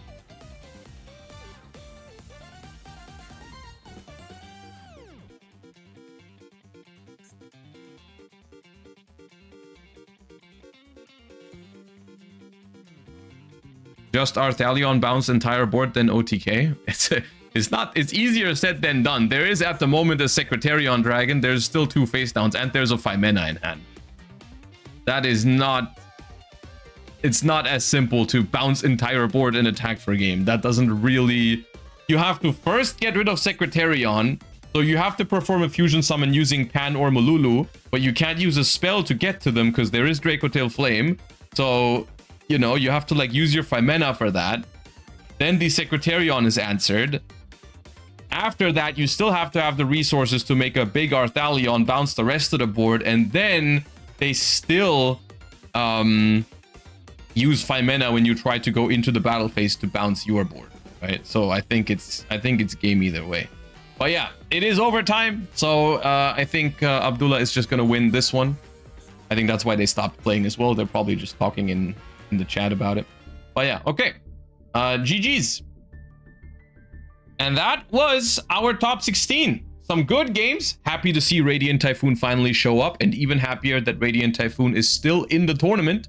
They have moved on to the top 8 with Radiant Typhoon, so there's at least one in contention of winning the season finals, which has me excited. So, all right. We'll see each other in a few minutes for the top 8 of the Challenger Cup season finals. I hope everyone is having a good time so far. I sure am. And I'll see you guys after a short break.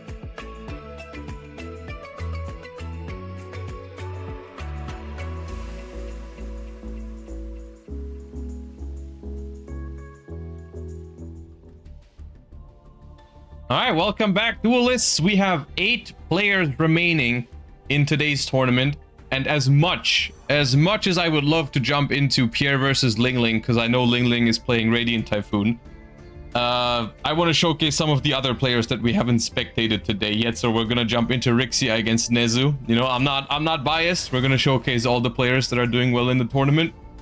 So we're gonna jump into that one.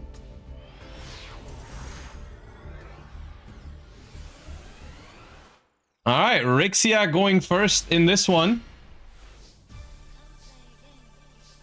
We've got set 3 pass. Okay, what could this be? I mean, technically this could also be Radiant Typhoon. We have X Ryziel with Valon. That is a phenomenal start into 3 back rows. And maybe this is gonna give away the deck. No, we just see a Forbidden Droplet. What's the send? What is the send? Red Reboot. Okay, that doesn't tell me anything. I mean, it tells me it's probably not Radiant Typhoon. That reminds me of what? Ryziel Mitsurugi? Ryziel Mitsurugi, really? It's not that I'm shocked by it, but Ryziel Mitsurugi at the moment is so popular in these tournaments. And not just popular, but also successful. Like, there's so many. Also, did you just have Sword and X in hand?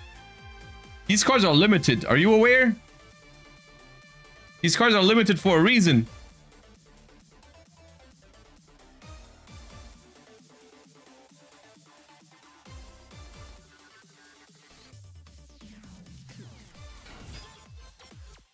Ice Ryziel!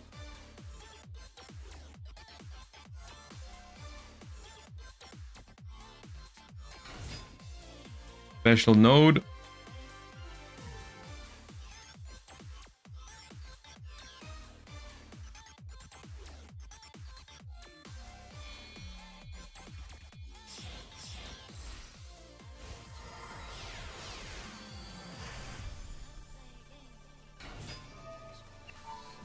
All right, Tornado Dragon, trying to gain some more info on what those face downs cards could be. Dominus Impulse. Okay, I guess we'll call it a day. All right, well, very unfortunate hand for Rixia there in the first game here. It does happen. What are you gonna do?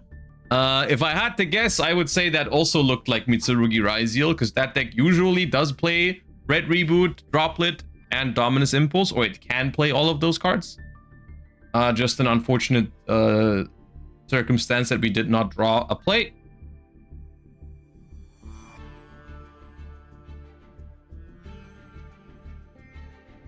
Orcust because of the Girsu sleeves. I mean, technically Orcust could also play all of those cards. It's not impossible. Yep.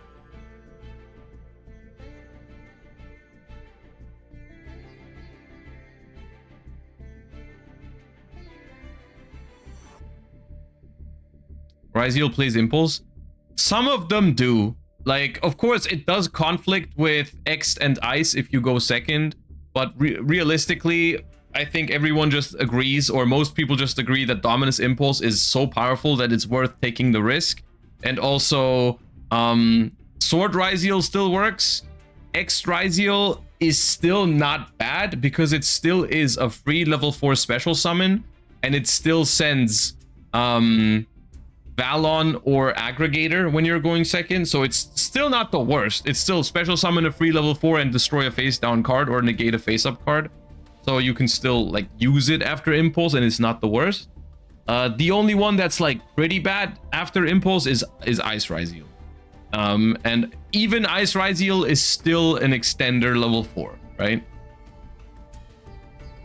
Yeah, Detonator doesn't work, but you can just make other rank 4s. You ultimately you can still play like pure Mitsurugi kind of after activating Impulse, and you're just like using the Ryziels to make other rank 4s. Right? So it's fine.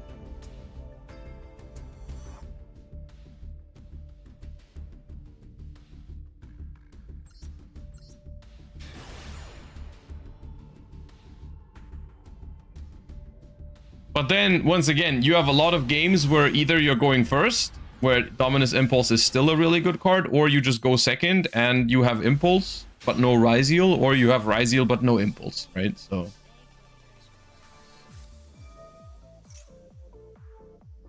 Mitsu Ryziel is just pure Mitsu with a bonus push game plan? Yeah, pretty much. Especially without Ryziel Cross. It plays very much like a Ryziel deck, like a Mitsurugi deck, and sometimes you have Detonator.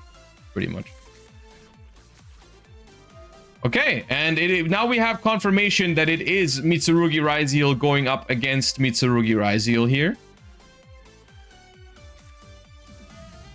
And Dominus Impulse from Nezu is going to stop Mitsurugi Ritual from resolving. But we have pre-prep to follow things up. That is really strong. That is going to push through that impulse like it's nothing. Add Murakumo and Mirror.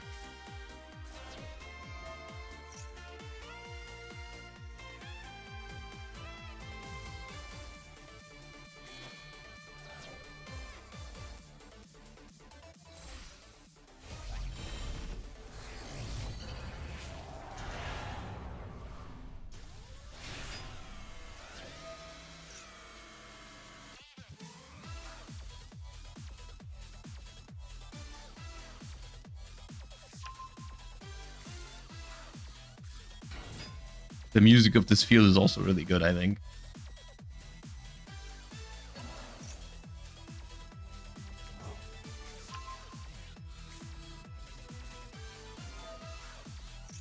What do you think is the best way to hit Pure Mitsu? Just ban Purification? I am a fan of the idea of limiting Mitsurugi prayers.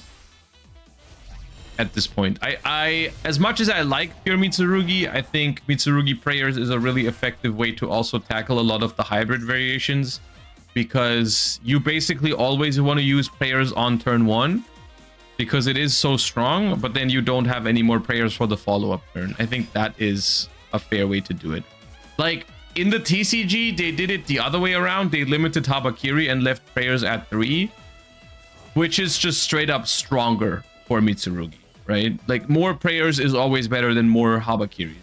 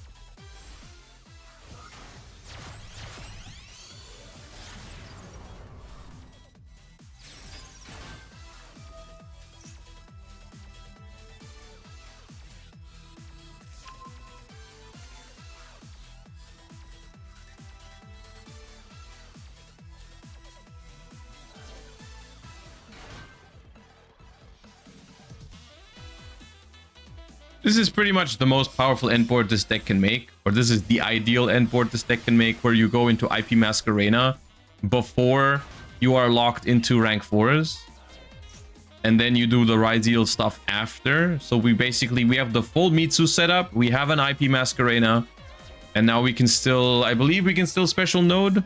Yeah, we can node and make Detonator.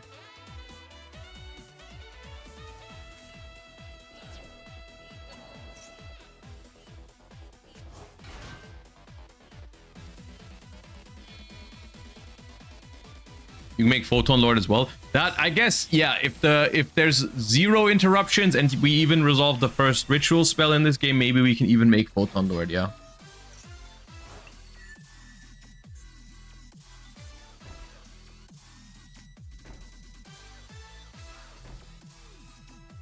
Alright, this is a really, really strong board.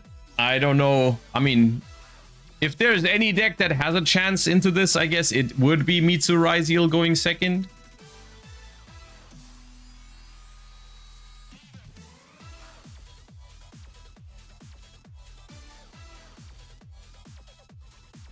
Where did Ice Raizel I win you lose come from? I don't actually know. I think Judeo? Well, I heard it the first time. But I'm not sure if he invented it.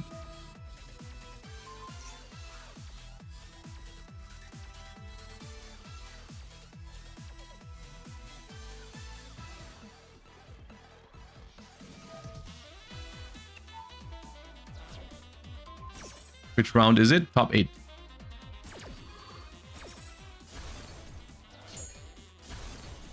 Ooh, we hit the trap card.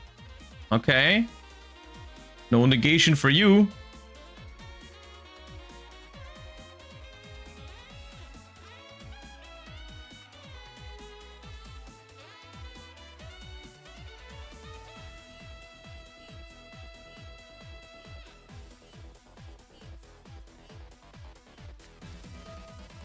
And we have Habakiri as well.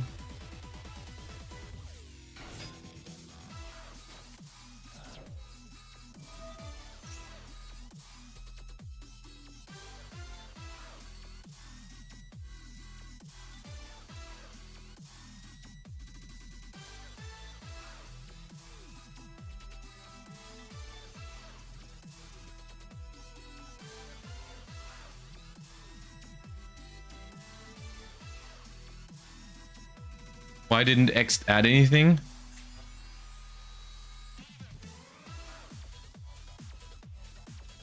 I guess they must have sword and node in hand, maybe? Oh wait, no, they impulsed. Never mind, they couldn't activate it. It's the thing we talked about earlier.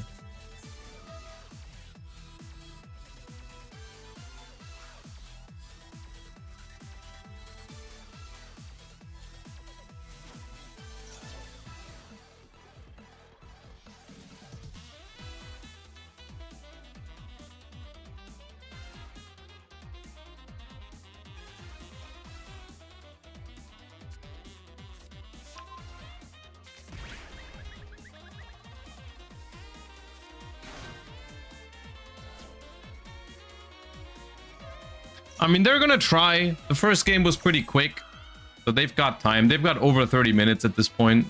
Might as well try and play a little bit, see if you can get anywhere. Maybe the rest of their hand is good. We'll see. Aramasa and Futsu activate here, so we will definitely have access to Ritual Spell plus Ritual, which is good.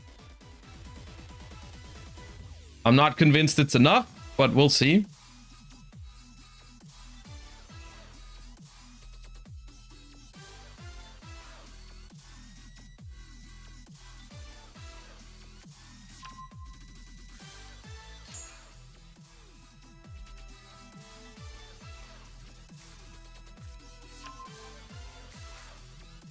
I mean, technically still 5 cards in hand, which is what we started with.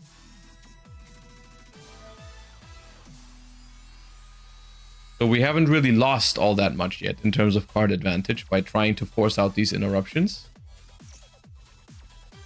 And we also haven't normal summoned, so technically we still have a couple of stuff or a couple of things left to do.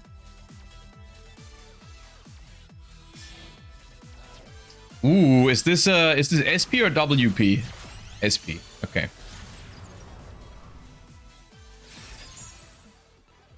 No fancy WP play here.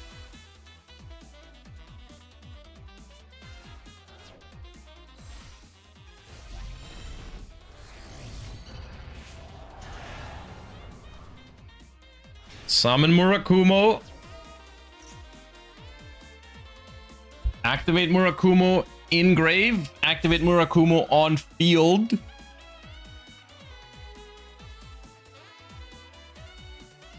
It's a little awkward here, because if we activate Eclipse Twins in the graveyard, I mean, I guess we can protect with Detonator. Once it comes back, it's going to have 1 material.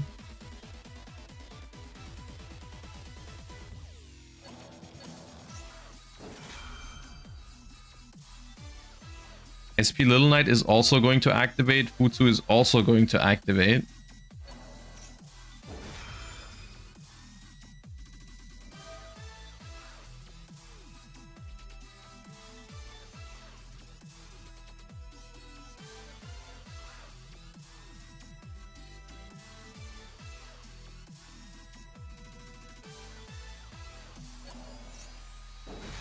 Trying to banish the Futsu from the graveyard.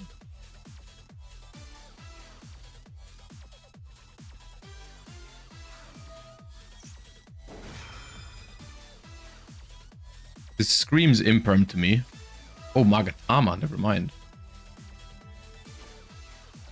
That also makes sense. That's why we're not banishing the Murakumo off the board, because we're planning to destroy it anyways.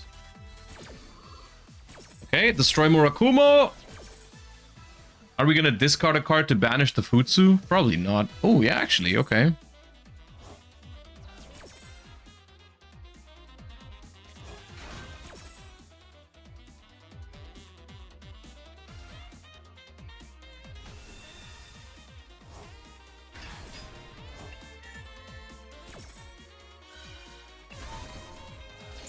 SP can't be destroyed because of IP, and Detonator detaches to protect. Detonator will still get to attach one material. Here is Mitsurugi Mirror added to the hand. But now Futsu is going to come back from the graveyard, and that's going to make coming back into this pretty much... I don't want to say impossible, but much harder. Because now that we've used Murakumo to destroy the board, how are we going to deal with that Futsu?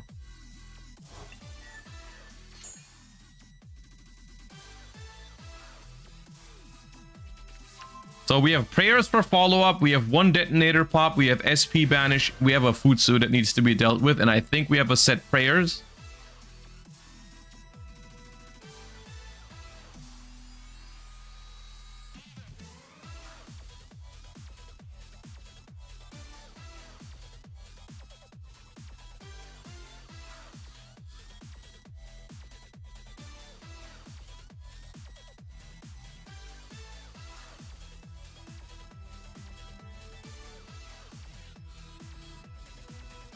Gonna give it a little bit of a thought. Normal summon Sword Ryzeal. Wait, was that normal or special?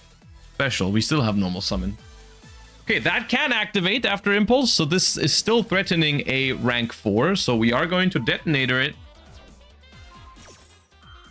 Okay, once again, we keep trading pretty well into those interruptions, right? Like Nezu has done a really good job of not losing a lot of card advantage, forcing out all of those cards. We still haven't outed the board, but we still have 4 cards in hand. It's kind of impressive that we still have 4 cards in hand after like getting rid of so many interruptions already. The problem is what's left is probably still good enough, because at some point, even if you don't run out of cards in hand, you do run out of like once per turn effects to use. You know, at some point, all of your stuff has been used up. The deck does not have infinite pushes. And now you're going to start playing into this Futsu, and this Futsu is going to just build the board up and the hand as well.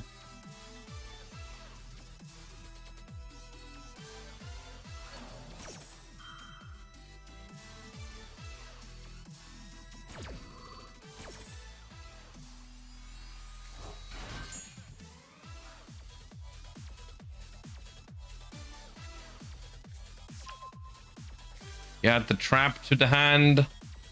Kusanagi adds follow-up again. Oh no, it doesn't activate Kusanagi. Low on time, maybe?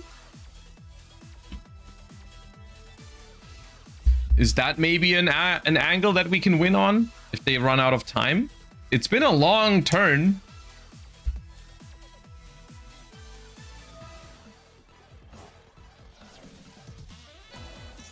In the battle phase, we're going to bring back Murakumo with the trap. We're going to tribute the Kusanagi. Now we activate the Kusanagi. Okay, now we have time for it, I guess. Ah, we didn't activate it earlier because we didn't want to add the trap from grave. We want to add it from banish. That makes sense. That's heads up. Nice.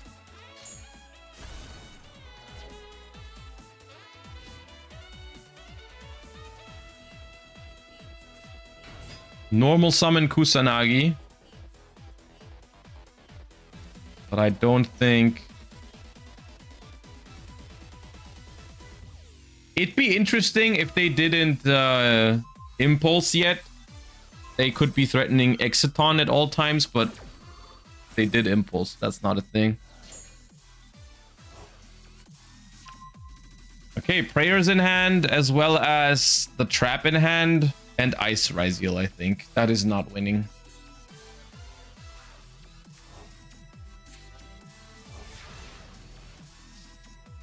Draw phase is skipped. But I don't think it matters. We can go activate prayers to revive Murakumo, but it hardly does anything.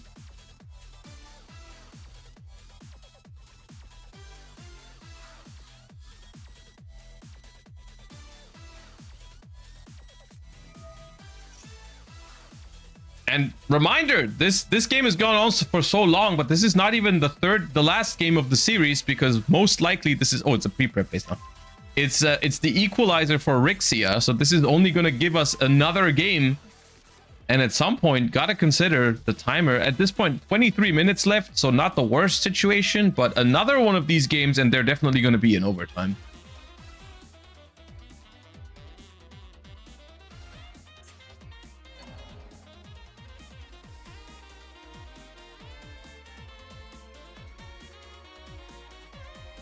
Nezu played well into the board. It was a good attempt. Honestly, it was a good attempt.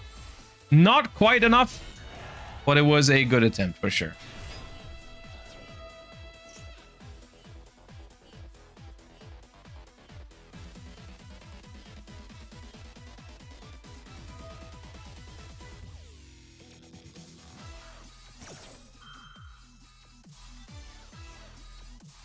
I don't think Nezu is out of it. I mean, gonna have to discard the Ice Ryzeal here to make the prayers resolve. It's gonna bring back Murakumo. I do think this wins. Because yes, you can bring back Murakumo here to threaten the it's so the SP Little Knight cannot be destroyed by the Murakumo. But the ritual monsters can.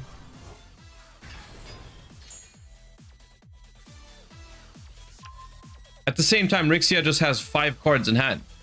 So even after this happens, surely we can make a board again.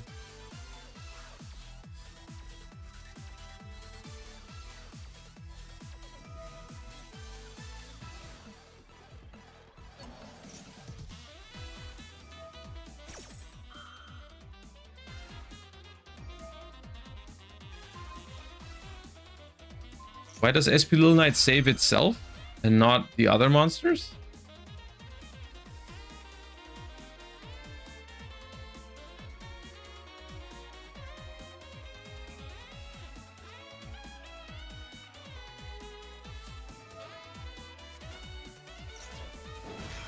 This does forces the trap anyways. It doesn't matter what you target.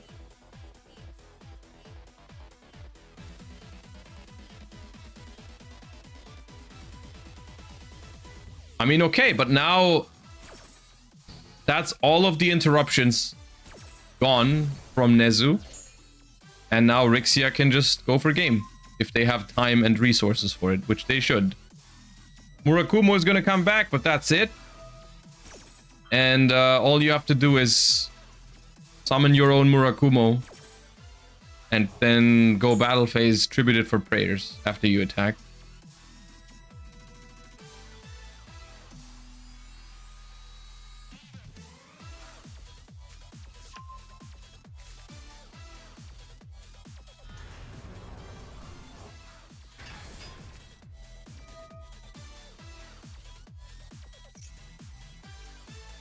The only uncertain thing is, like, do they have enough time?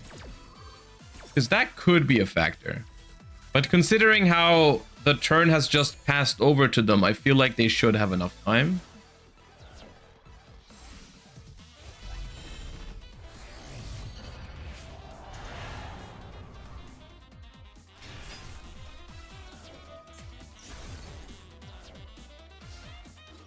Battle phase, attack. Attack, and now trap in the grave or prayers from hand. Yep.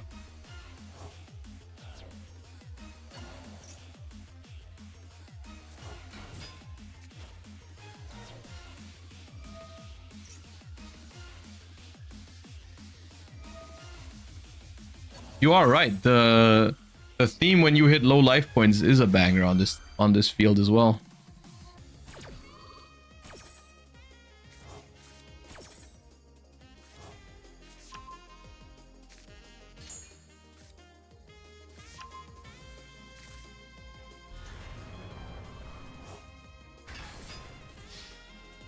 All right, well played from both players, honestly. That was a well-played game from both sides, I feel like, which resulted in a pretty long back and forth duel, but ultimately the Mitsurugi Raziel board here plus the follow-up they had was too much for Nezu to overcome, so that is going to be the equalizer, and that is going to bring us into a game 3 in this top 8 between Nezu and Rixia. They have 18 minutes left, which is good enough probably for a good game. So let's see it. Let's see it.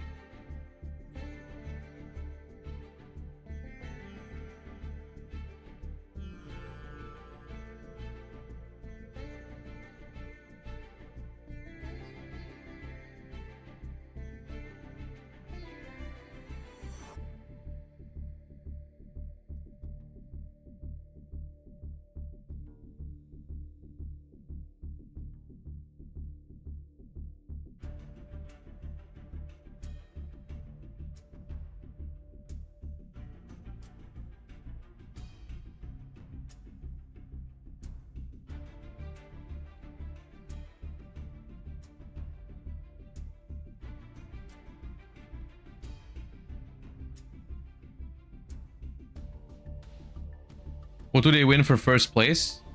For the season finals, it is, let me check the thingy. It's a PC, a jacket, a plush, an acrylic, and the game mat. And I also think the winner is invited to the in-person invitational in Paris at the end of March. I'm pretty sure.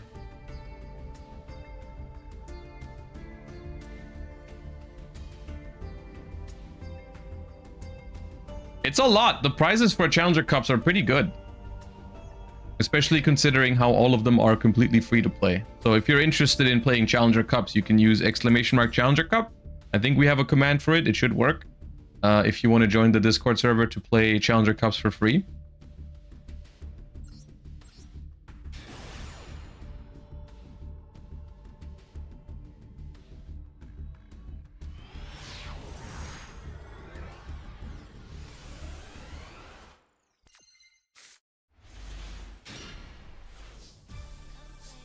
All right, game 3 between Rixia and Nezu. Rixia goes first. Nezu could have chosen first, but decided to go second, I think.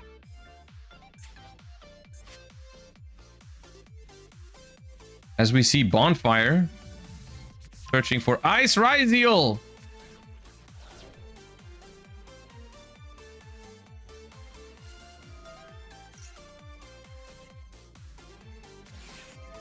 Max C in response to Habakiri. I think this is the first Max C of the day. Does it get negated or does it resolve? It gets called by the grave. Okay.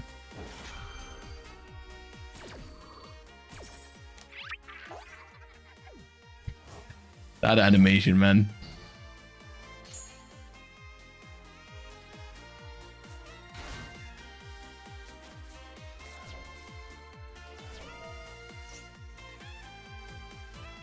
Well, that is not good for Nezu. Let's say it like that. Because what do we know so far? Ooh, Droll and Lockbird, actually. Hold up, hold up, hold up, hold up, hold up, hold up, hold up, hold up, hold up. I was about to say Mitsu Raziel with Ice Raziel and Habakiri in hand.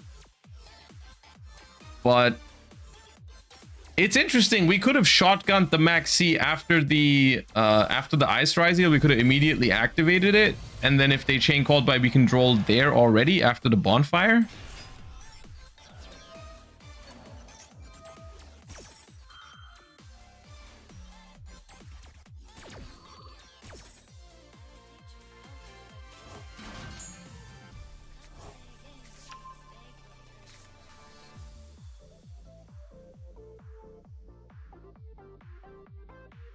As we also see the Night Sword Serpent here, which is not standard in Mitsu Raziel. Some people play it, some people don't. It's definitely a good to have it here. Just a free level 4 in this situation.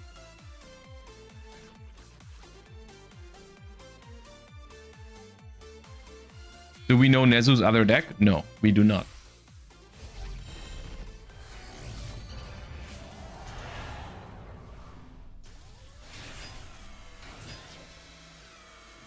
Here's Ice Raziel. Nibiru? No. Was that 5? Habakiri? That's the 5th one. Oh, that's the 5th one.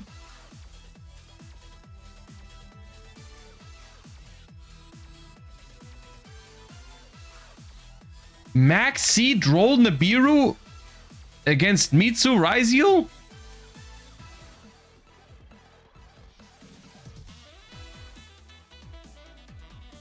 Is there a way around it? What can we do? We're not locked into rank 4s, actually. You could make SP Little Knight. I don't know if I like if they have Nib, I feel like they should have just done it here. It could also be a bluff, though, with another card that can be activated at any point.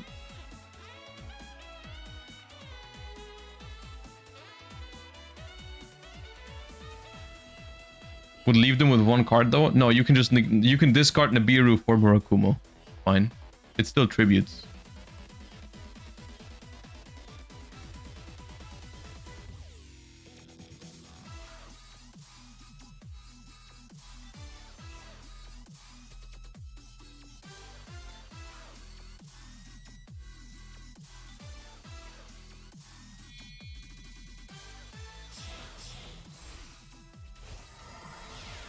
Okay, no SP. We make Dugaras the Timeless. We can't draw.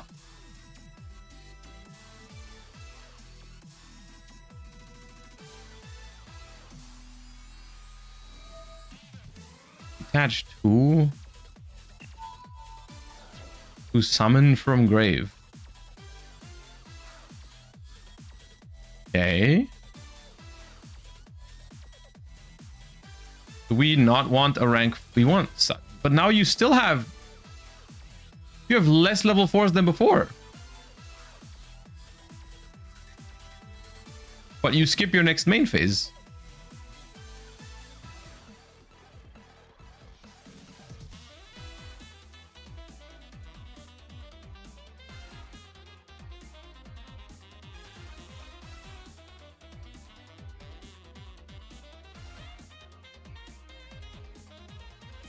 Three equals 2. Yeah, reverse math mech. They're doing a reverse Cybers deck right now. They're turning more bodies into less.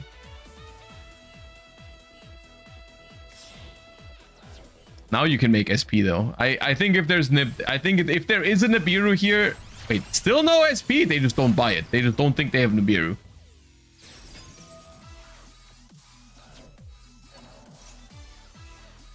If there is Nibiru though, this is crazy.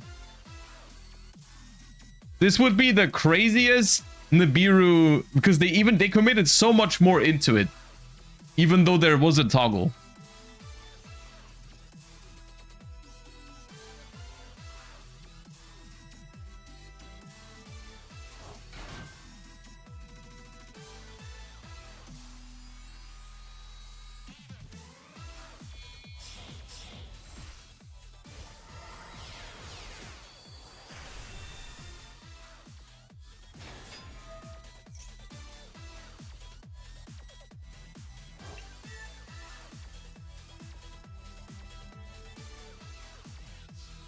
There's no Nibiru. What is the toggle?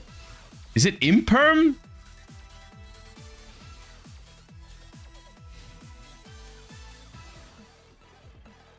That's not a bad board under Droll. That is a phenomenal board under Droll. What do you mean? The only thing it's missing is the Mitsurugi spell traps, I guess, which is a big deal, but it still is a phenomenal board under Droll.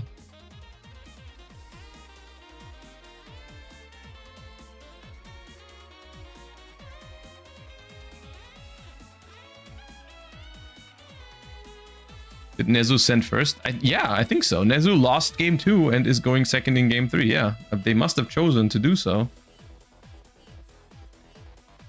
Unless they severely miscommunicated, but then I don't know why we're still in this game.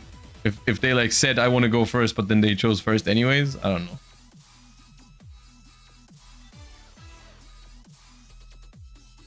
Bluff fail. I'm not gonna lie, that bluff would have gotten me. I don't know what the toggle was, but if a toggle pops up on summon number 5 there, I'm probably making SP Little Knight. I'm probably making SP Little Knight. I still don't understand the Dugaris, to be honest with you. Ooh, it's Draco Tail. Wait, it was 5 mana? The entire time it was 5 mana? Wait, but if 5 mana was live, why did they not? Oh, maybe because they didn't want to discard 2 Murakumo?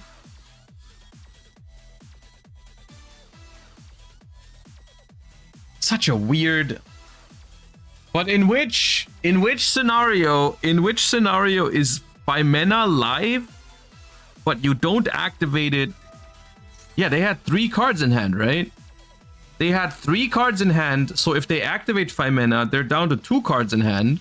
And if Murakumo chains to the 5 mana, you have to discard. Yeah, you can't fuse. It all makes sense. Yeah, it was 5 mana. Okay.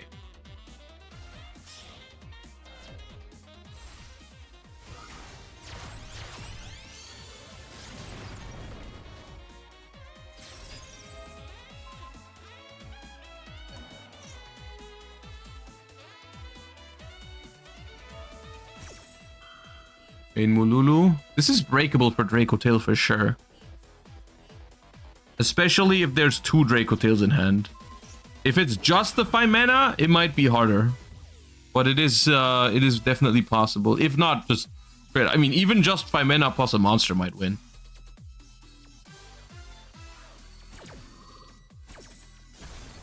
There goes Mululu. Mululu resolves. Summons.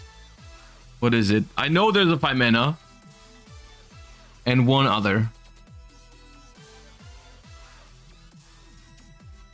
Is it a second Draco Tail? If it is a second Draco Tail, I think they just win. If it's just 1 Draco Tail, then I'm not sure.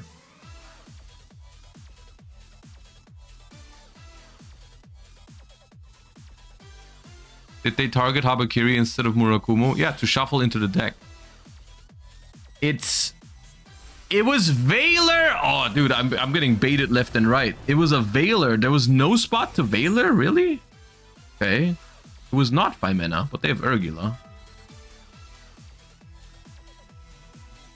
Albaz, Veiler, Urgula.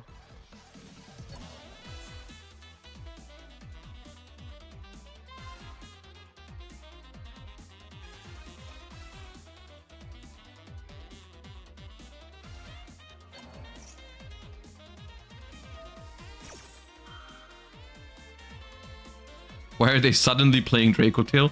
They're not suddenly playing Draco Tail. Everyone has 2 decks that they can pick between every game.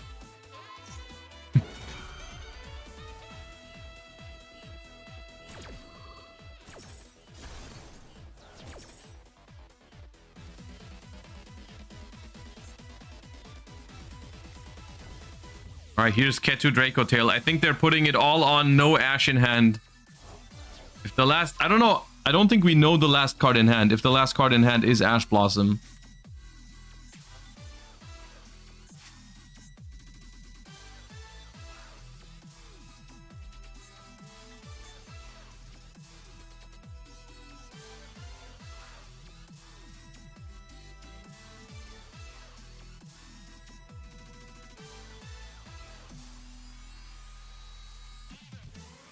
They would have ashed Maxi. Maybe they prefer use Kalpa on it. Ooh, this is a cool play. So this is something that actually not everybody knows. And I found out like a couple of weeks into playing Mitsurugi, or a couple of days, that you don't have to summon with Dynamondo. They can add to the hand, which means they cannot fuse.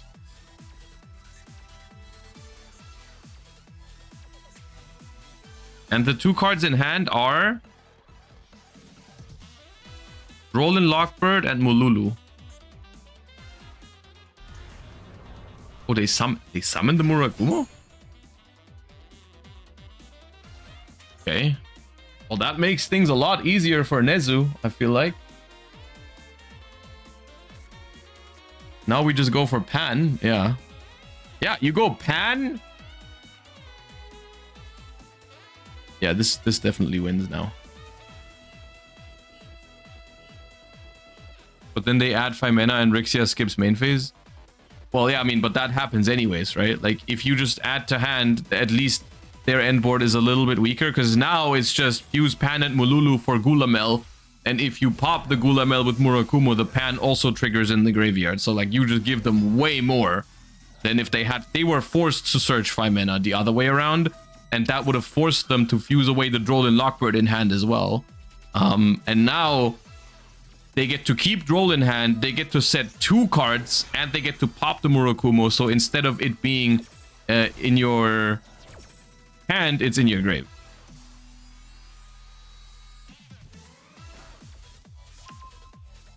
So this is a lot worse.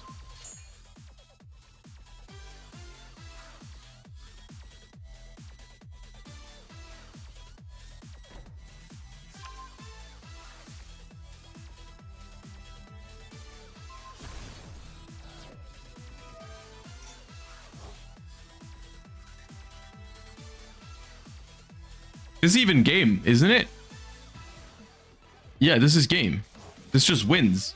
You activate Rahu, Arthalion and Gulamel come back from the grave. It just attacks for game. Yeah, this instead of like, oh, I'm gonna skip my main phase next turn. Now you don't have a main phase. You're gonna skip all the phases.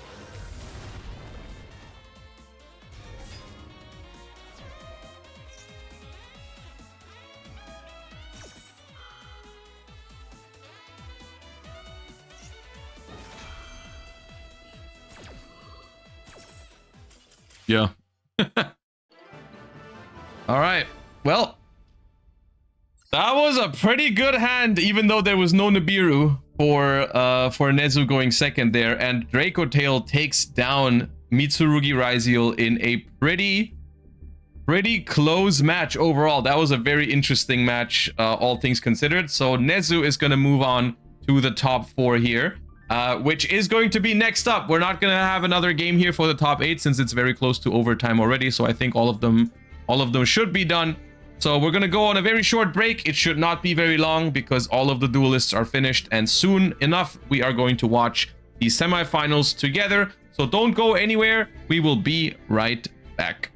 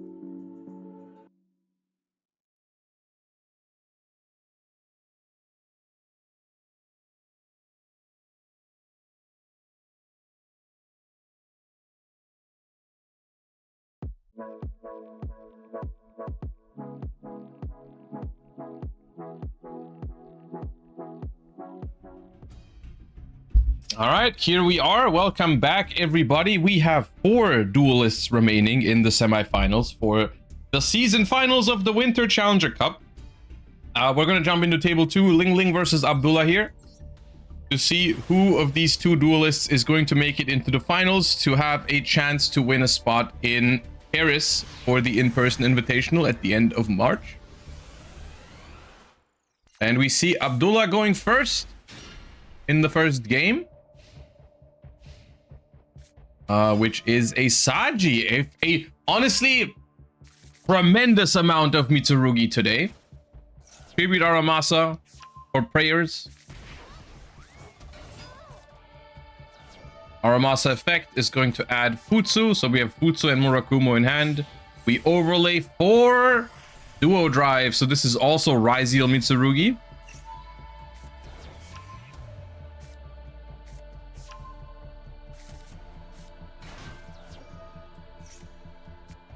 Special X to search for Node. Special Sword to search for Ice.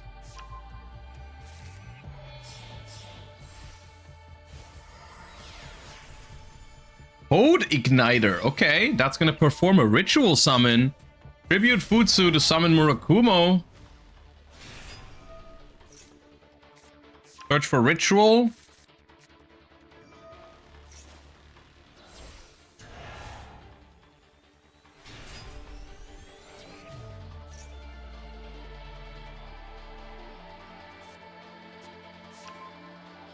It's very weird that this deck became more common after Cross was banned.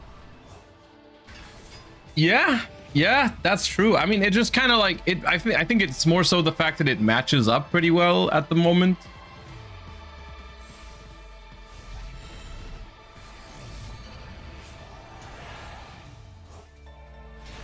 You could also argue that Ryzeal Cross was always a little bit over the top. Yeah, like the deck was always good even without Cross, and Cross was just like the cherry on top. And it turns out sometimes if you take away the cherry from the top, what's left is still pretty good.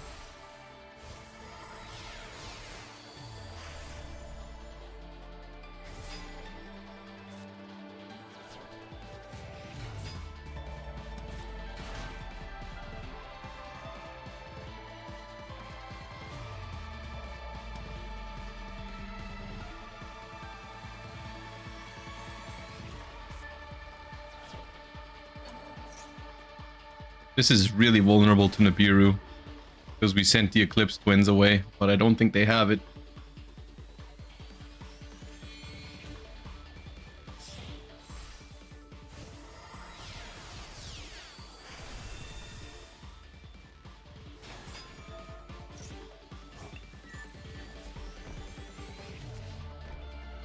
Alright, we got Futsu Murakumo Detonator with 4 materials and Eclipse Twin attached and 2 face downs, which are probably prayers and crap.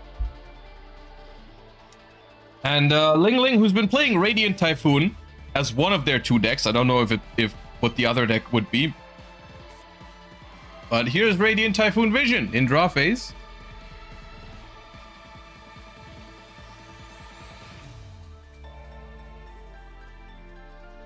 I really hope to see Sheena activate in this board.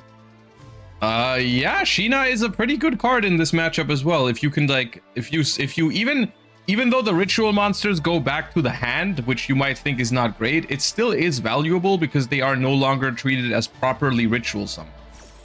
So you cannot summon them anymore with like prayers and stuff, even if they hit the graveyard later.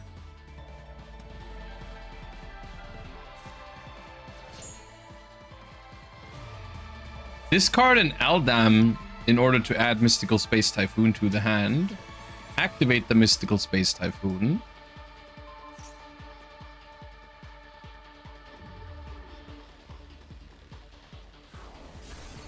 That's gonna hit the trap. But now only 4 cards available.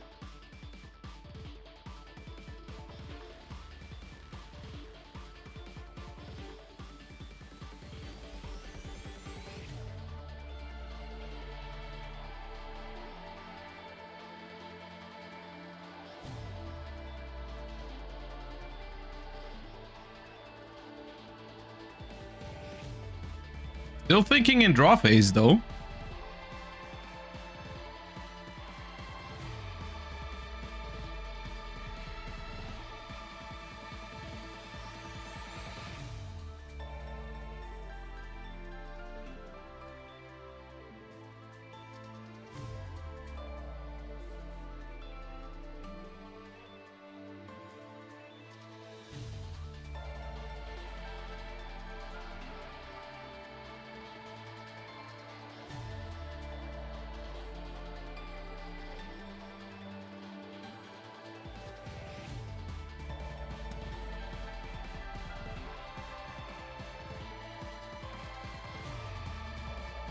Thinking very hard about it.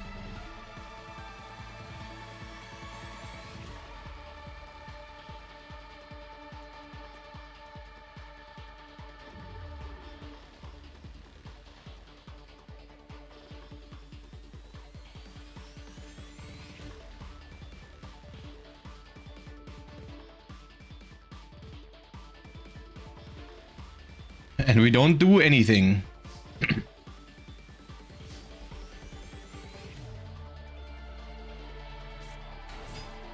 Special Eldam, which was a duplicate in our hand. That's why we discarded it for Murakumo. The problem is 4 materials on detonator is going to make it very hard. Even though you don't lose cards when you summon Eldam or Swen into a detonator, you still generate another card in hand. The problem is eventually you do need some kind of board presence.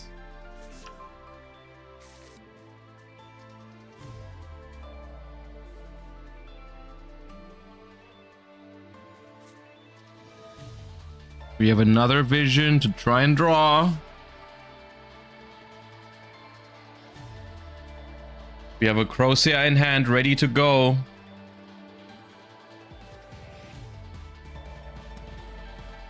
How do you out Futsu? I mean, they can out Futsu. It's gonna be very costly though. Onyx can shuffle it into the deck, which is a pretty elegant way of doing it, but until you get there, the Futsu is already getting a lot of value.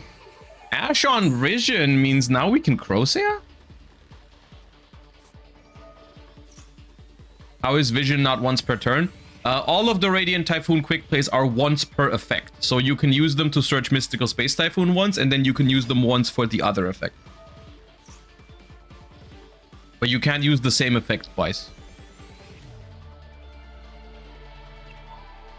Is Bronas still in? Bronas, I believe, lost in top 8. He's not in top 4, but I think I saw him in top 8.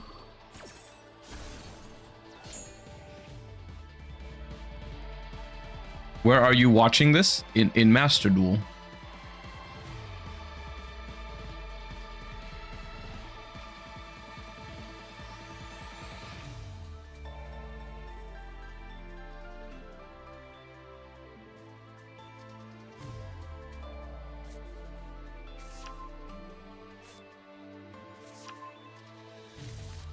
Alright, Chant and Mystical Space Typhoon added to the hand. Special Swen. Another sacrifice to the detonator.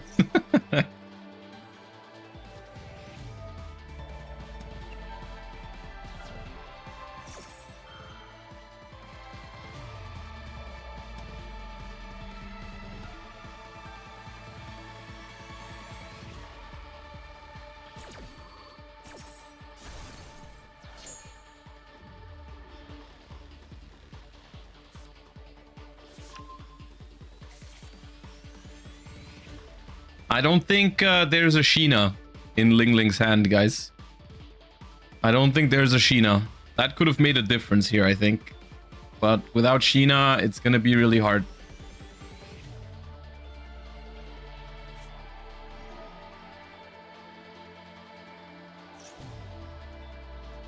Ascendance to revive. Now Detonator is going to destroy itself so that it can reset and have 2 pops again.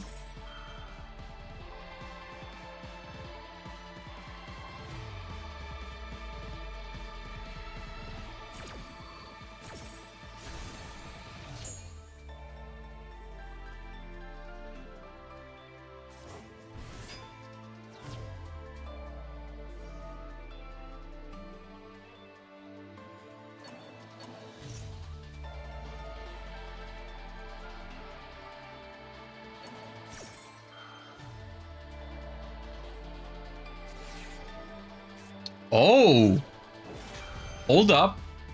Hold up. This is 2 special summons on the same chain. So even though this Maxi was probably drawn for turn, that is very annoying because that's going to punish Mitsurugi very heavily for continuing to summon back with Futsu. So maybe if we have more pushes left for Radiant Typhoon, this could work out. Hold up.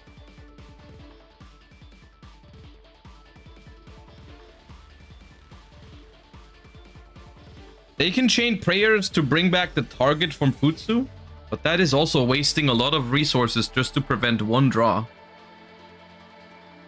from the Maxi. Chaining the trap is a little smoother. Yeah, I like that. It still is a resource that you're spending here.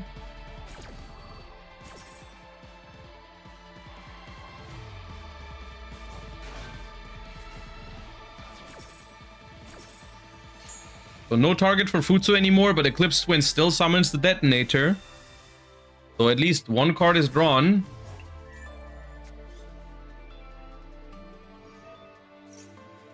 Detonator to attach. Murakumo to search. And Saji to search. It's still, at the moment, it's still looking very, very hard for Radiant Typhoon. We have to force them to summon more with Futsu.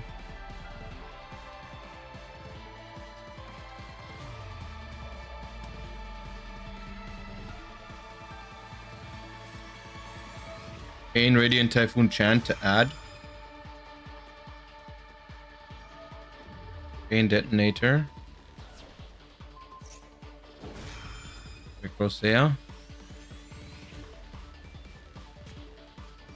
Gain Mystical Space Typhoon.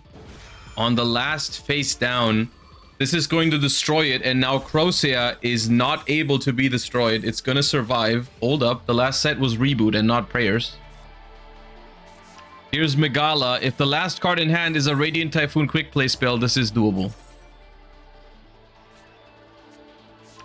If the last card in hand can be activated and trigger Megala, there's a world in which this works. The problem is, though, that if you activate a quick play to trigger Megala, then you can chain Detonator to destroy Megala.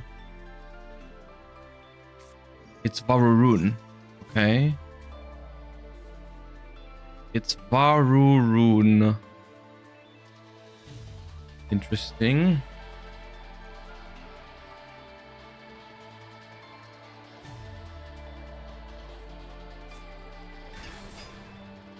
Summon in attack mode. Giga Chad.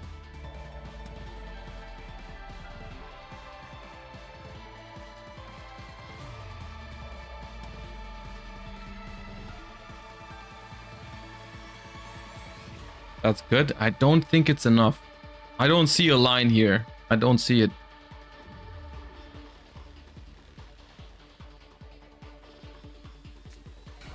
Maybe they do.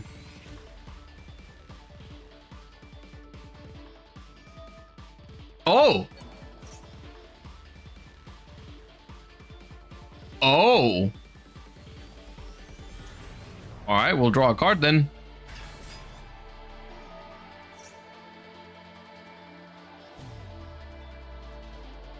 You can just negate this with Varurun now.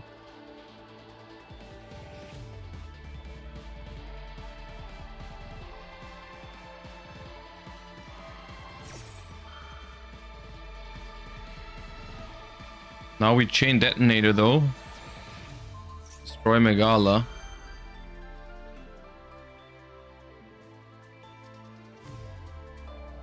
But now there's a chance, I feel like. Now there's a chance. Because now... Droplet... No, chaining Droplet here loses the game. Chaining Droplet here loses the game. There was a line if you hold Droplet in hand.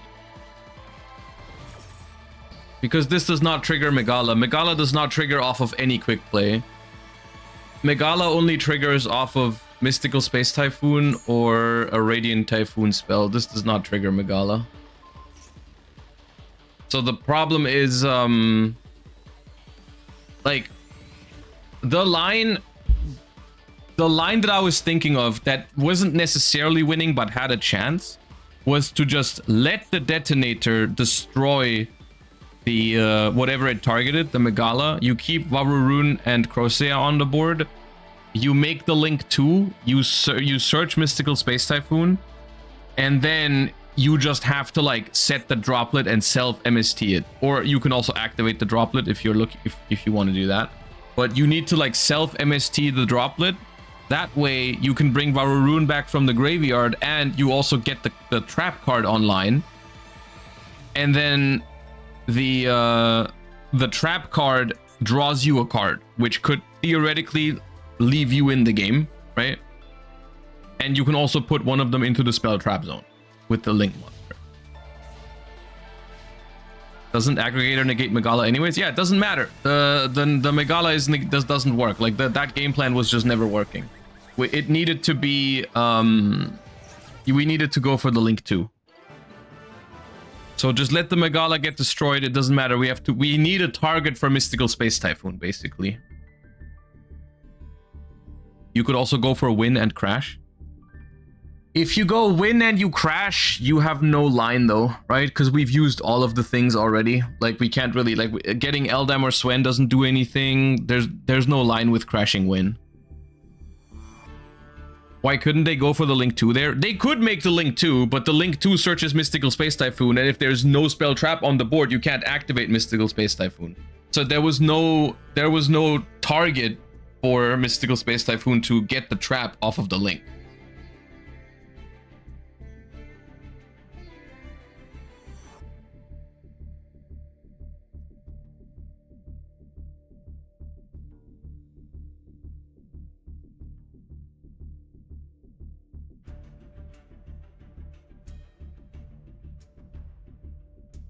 Are they playing 3 Sheena in the list? I don't know.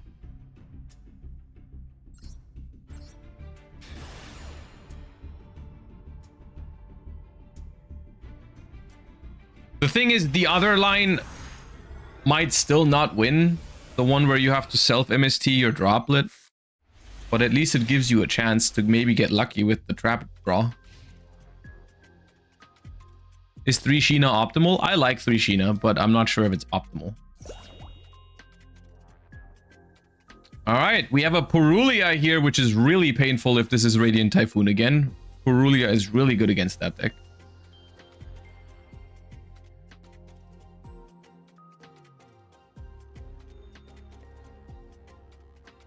What are your overall thoughts on deck design since Mal is Ryziel?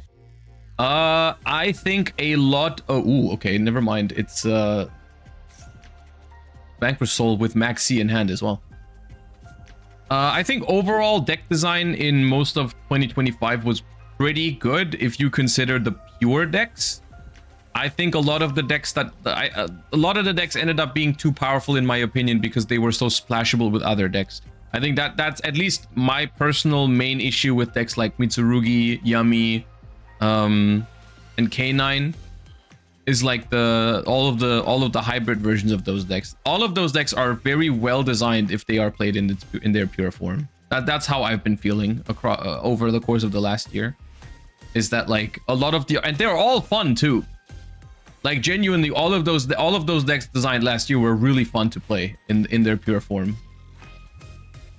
Even K9 is really fun as pure K9.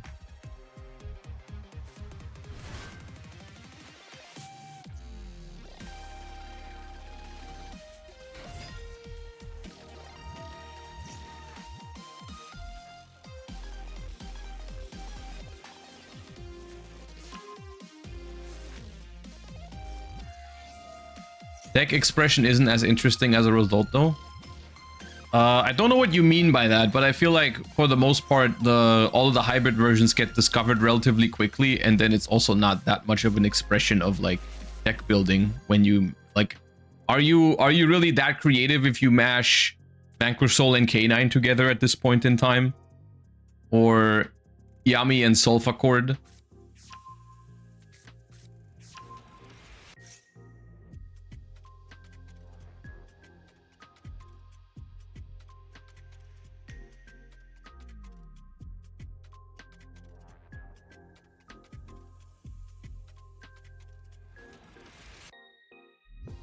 I'm surprised the format moved away from Dracotail.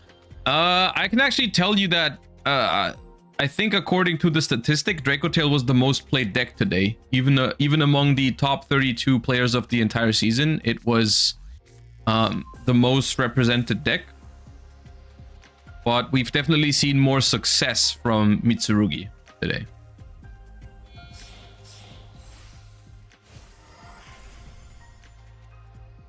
Also, is this the first time we're seeing Vanquish Soul all the way in top 4?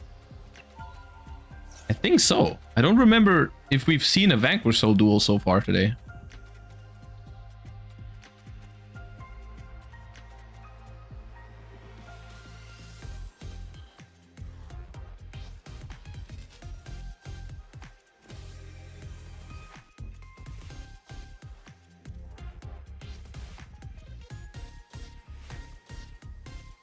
Someone was on Vanquish Soul earlier? Maybe. Oh yeah, right. I remember. It was the game where someone had Shifter in Vanquish Soul, but then they lost because of their own Shifter against Mitsurugi. Yeah. I remember. Right. This is not the first Vanquish Soul we see today.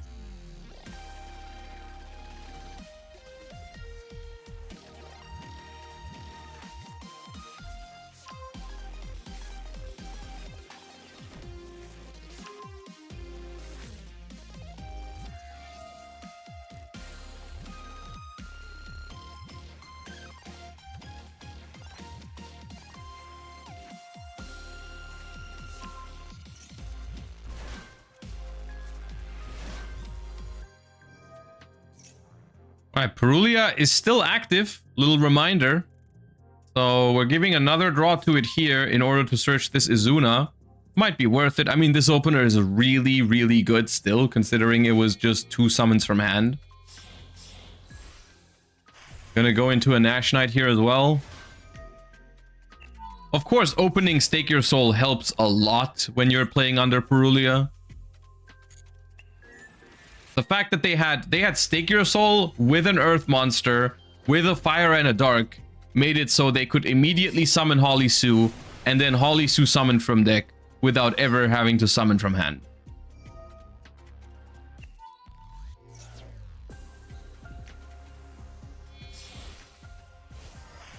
And we know the Earth in question is Maxi. Yeah.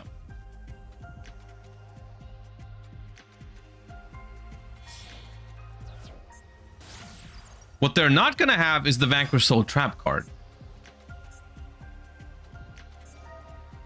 Unless they search it with Jiaolong. Did they? Oh, they did. Okay. Yeah, nice.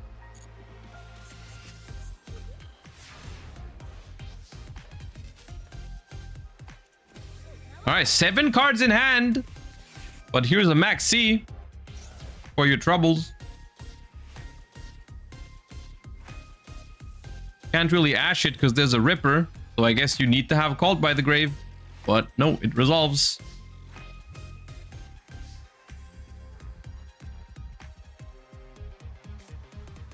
And it is Draco Tail. Now, you know, Draco Tail is a good deck playing into boards. It does have a hard matchup against Vanquish Soul K9 though, so I'm not sure how well it's going to work here. It's also not the worst deck to be under Maxi with, but still does not appreciate it here. Is it worth playing a Shield Bearer and a Tenki and Radiant Typhoon for some extra consistency? Yes. I mean, it depends. Do you value consistency or do you value more non-engine space? But it is a viable option, I think.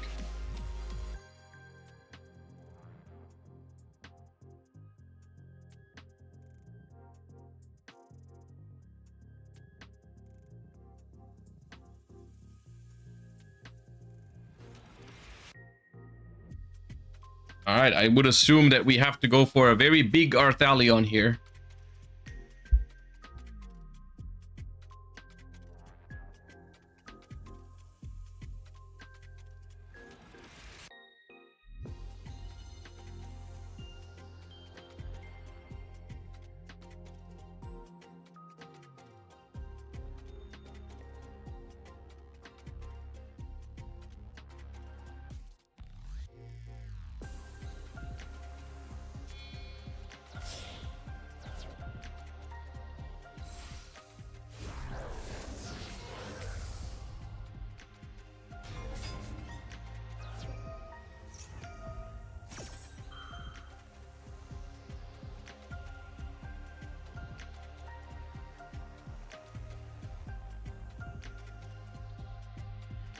What's your opinion on Radiant Typhoon and Master Duel? I like it. I think it's good. I'm not sure if it's the best deck for the Duelist Cup, but it's like top 5, I think. Like my personal top 5 would be something like Draco Tail, Radiant Typhoon, Vanquish Soul, Yami, and Mitsurugi in no particular order. I'm not sure which one is the best. And I think Lunalight is like the next best, probably, after those. But there's the thing is, like, there's a lot of different playstyles present within that top 5. So I think it could just be what is the best deck for one player could not be the best deck for someone else, maybe because they just play, let's say, a grindier deck better than a combo heavy deck, or vice versa.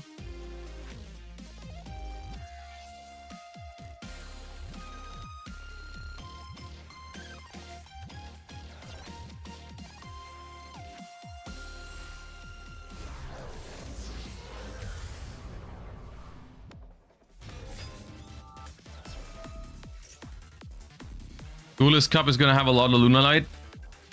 Maybe. It depends how well prepared people are at the top ranks. I could imagine, like, because Lunalight, if someone is prepared for it, you could have a really miserable time, or you have a really good time if they're not prepared. I guess we'll see. But yes, I do think Lunalight is enough of a consideration that your deck should be prepared for it in the Duelist Cup. If you don't have to go like too crazy with a way to out it. Which point of the tournament are we in? Top 4.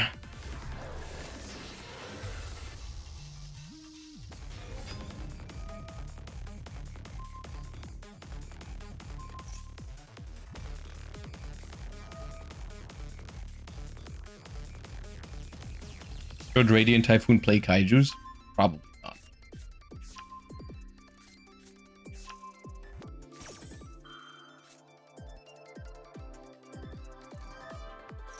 How does Radiant deal with Liger Dancer? Radiant Typhoon has, in my opinion, 2 possible ways to handle a Liger Dancer. You can out it with Great Fly, because Great Fly boosts your wind monsters by 500. And Phonix, if you boost it by 500 with Great Fly and then 300 with the trap card, is 3800, which is good enough. It can even out 2 in 1 turn that way, because the Phonix is exactly 3800, so it will crash, and then you can use Mystical Space Typhoon to bring it back from the graveyard. And if they end up using Liger Dancer to destroy the Great Fly will put itself back into the extra deck. So if you can stall for a couple of turns, you can just keep summoning Great Fly, and then they run out of extra deck monsters eventually, so they can't destroy your board anymore, and then you can do it. The other alternative is you can deck them out with Crocea, because Crocea cannot be destroyed by battle or card effects if your opponent has no spell traps. So you can try to clear their entire, like, all the pendulum monsters and the continuous spells, and like have an MST ready to go, so that if they try to out your Crocea, it can't be destroyed because you get rid of all of their spell traps. And then once you are in that situation where you have the Croceas that can't be destroyed, then you can start doing like the Great Fly thing every turn, and you know, eventually they run out of fusion monsters. That could work. But I think it involves a decent amount of practice to pull that off perfectly, because it's not easy.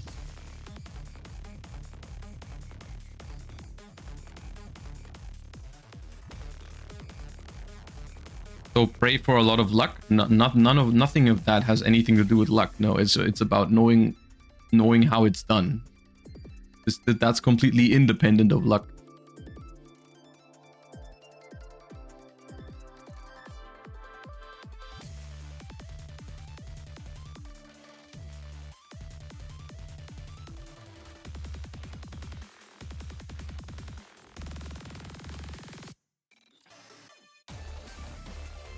Also, yes, one thing that's important to note is that the Gossip Shadow rank 3 works against one Liger Dancer. It's the one that changes an opponent's effect into both players draw a card. That does work against Liger. The changing an opponent's effect into something else does work against unaffected monsters. So outing one Liger Dancer is actually not that difficult if you have enough resources.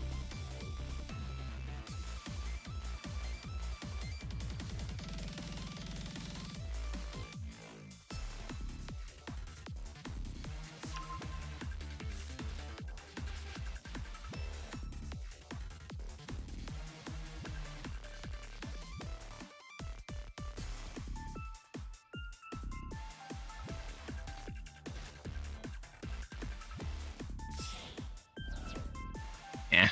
Having to fuse Ash and Fimena is not great here. I mean, we're still under max C. Opponent is back to 6 cards in hand. I don't see a way to do 8,000 damage this turn right now. We have a normal summon still for that Albaz, but at the same time, the Valius can still activate as well. We also haven't used Holisu yet, I don't think. Or Madlove to return, so...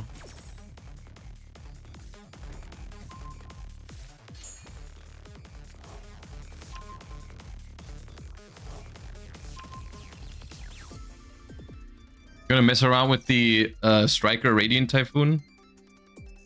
Striker Runic Radiant. Yeah, probably at some point, yeah.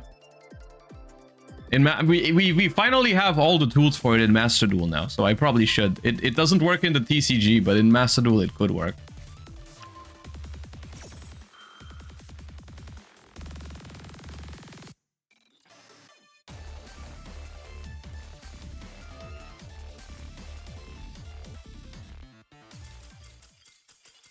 Alright, and that is the equalizer. Ling Ling takes that one, and that is going to get us into a game 3. Meanwhile, for anyone interested, the other game, Toast versus Nezu, is also in the 3rd game. It's 1 win each.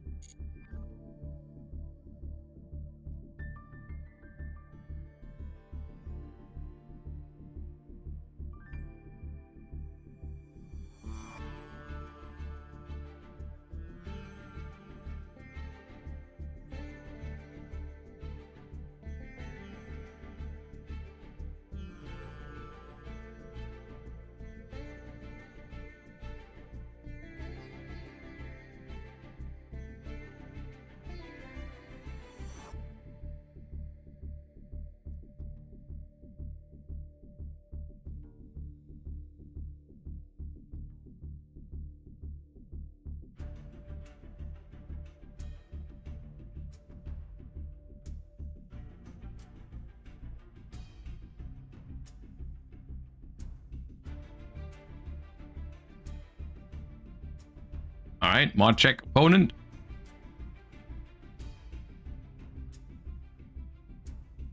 There we are.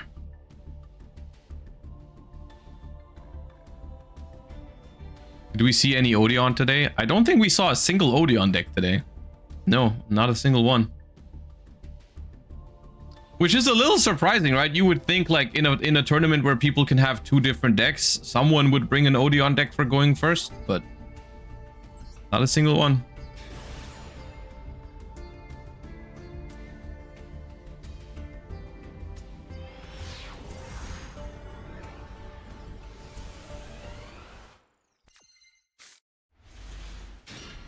All right, last game of the semifinals. Pre-preparation of rights. So we do have Mitsurugi once again going first here. Searching Mirror and Habakiri. There's a Droll and Lockbird again. Now we have seen Mitsurugi win against Droll today already. Let's see if they can pull it off this time around.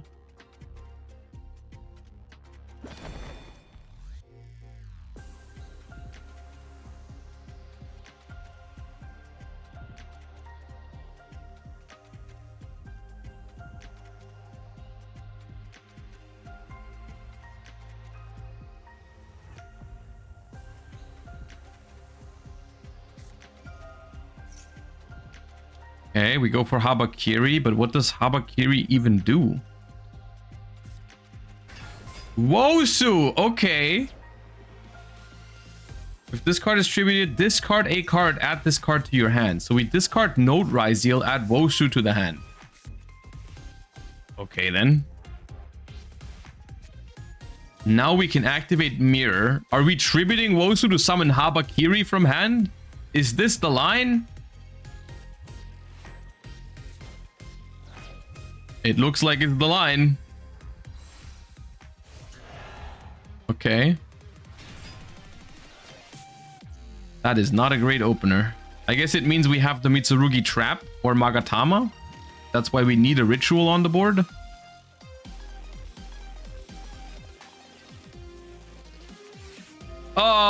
Oh god, okay. Okay.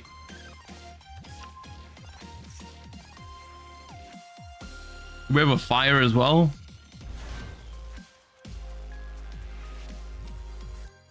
Lupus. No fire. But Lupus is still pretty good.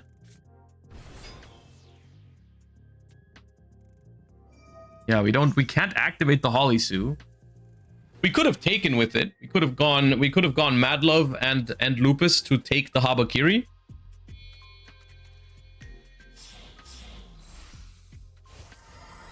But the thing is, they invested all those resources into the Habakiri for a reason, right? They wanted it on the field. So the face down card is most likely Prayers or Purification. So if we attach this Habakiri, it's going to be really problematic.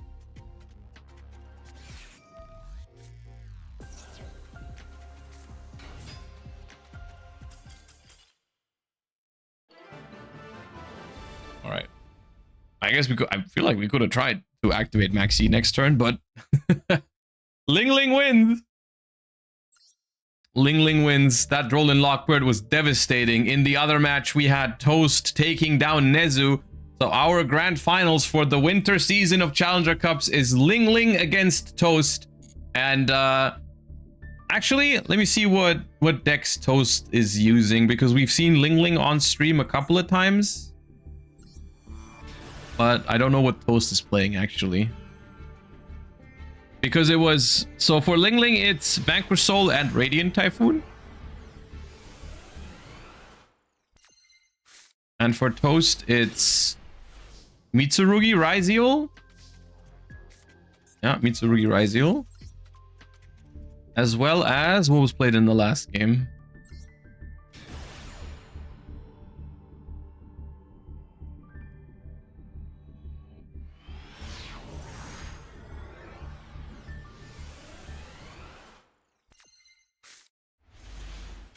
Oh, also Radiant Typhoon. Wait. But Featherstorm. Wait, we have 2 Radiant Typhoons in the finals?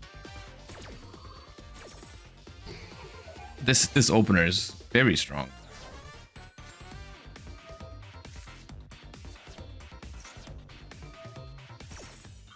If the Extravagance draws something, I guess. I think we should have gone main phase with that balance, but we have Eldem now. And Swin. Yeah, this is a win. Okay. So our finals, remember, both players have 2 decks each. But so we have a total of 4 decks. The 4 decks in the finals are a Mitsurugi Raiziel, a Draco Tail, not a Draco Tail, a Mitsurugi Raiziel, a Vanquish Soul, and 2 Radiant Typhoons. Okay. Radiant Typhoon enjoyers rise up.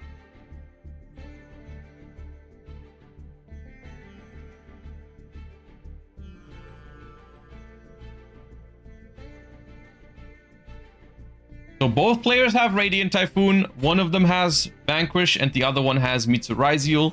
We are going to find out who's going to take it all in a moment.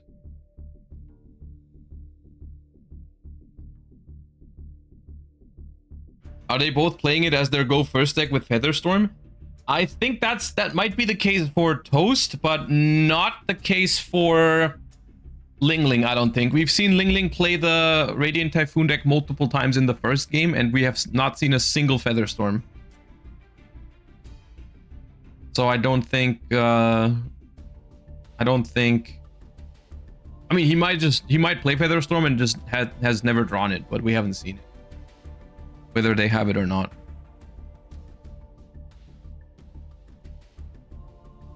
Do you enjoy this format? I would say it's pretty decent, yeah. I think the Radiant Typhoon deck entering the format is something that I'm personally going to enjoy. I hope it is a viable option for me for the Duelist Cup.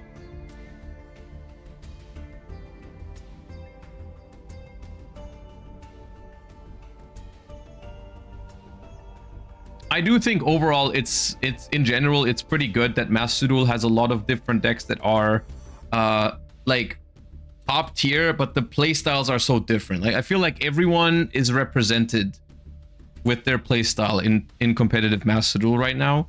Even though some decks are pretty high power level overall, but like whether you like combo heavy decks or grindier decks, or whether you want to like fusion or link or whatever, like there's basically a bunch of different things you can do. There's trap decks, there's very spell heavy decks, there's monster heavy combo heavier decks. Like there's a little bit of everything.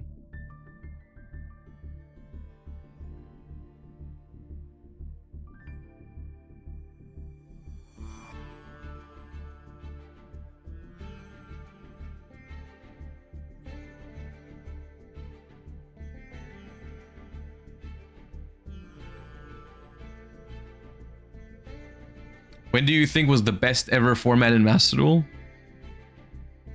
Oh, dude. Ugh. The best ever Master Duel format.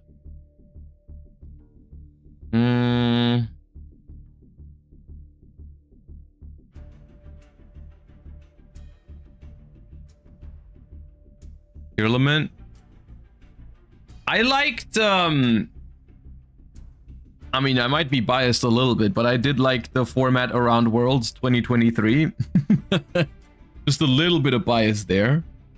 I did also really like, this might be recency bias, but I really liked the format that happened right after they added Draco Tail. Like the December Duelist Cup. The last December Duelist Cup I thought was really good. So I probably would pick that one, but I might be forgetting something.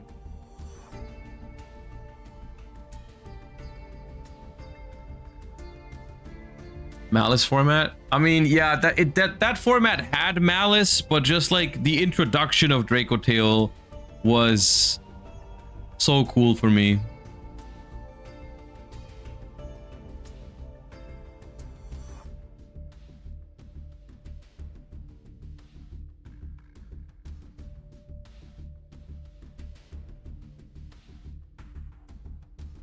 The first Vanquish Soul format? What was the first Vanquish Soul format? As far as I'm concerned, there's only ever been one Vanquish Soul format in Master Duel, right? Like, which is now.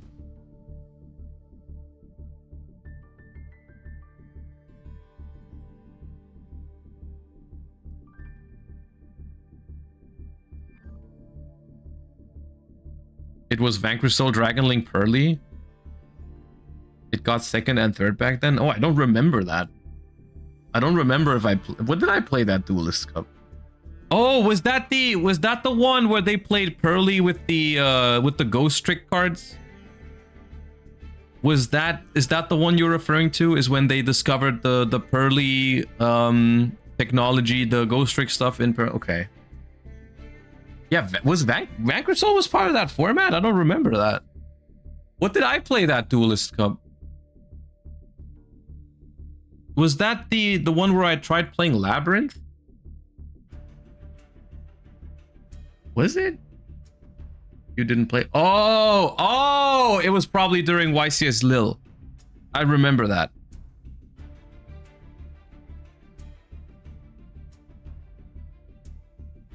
There's a couple of Duelist Cups I didn't play because they clashed with other events.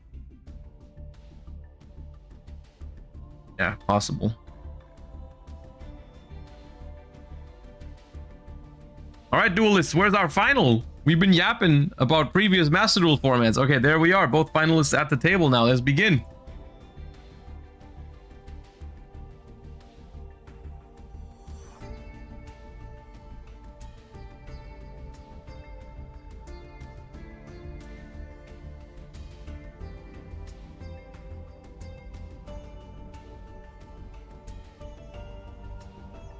Are you gonna grind again for Worlds? I mean, I have a couple of avenues that could qualify for the World Championship. So there's a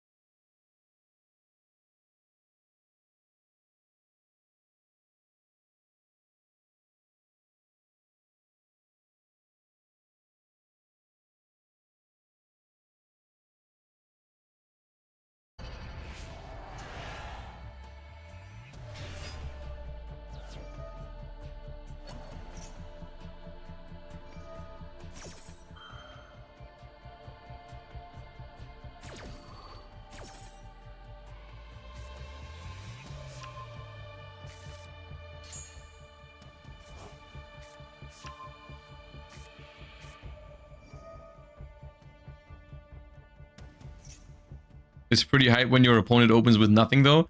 That is true. It's a really good feeling in a high stakes match like a finals or any important match. When you lose the coin flip, you have to go second, and then you just like the relief that you feel when your opponent doesn't open a good hand is also really it's a really good feeling. Yeah, even though the one player's pain here is the other player's joy, of course.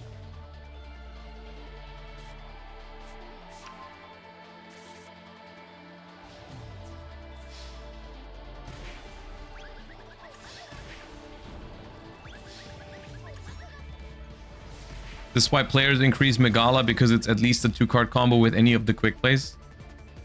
Yeah, but the problem is like any of the quick plays is already usually a 1-card way to play, except for Vision, but Vision draws you 2 cards, so...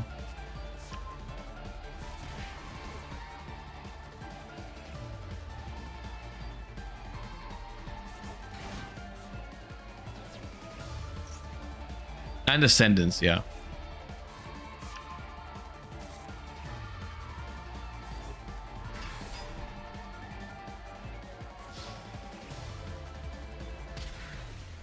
Oh well, it happens. Game 1 goes to Toast.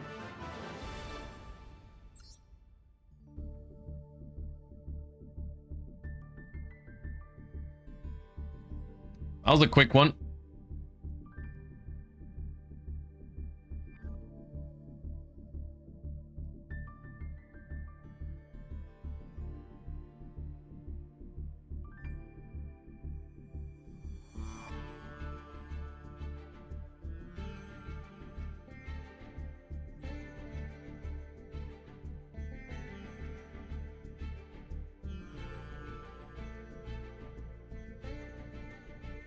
My favorite tech I've used was Vision to draw and discard my hand to proc my Tri-Brigade effects.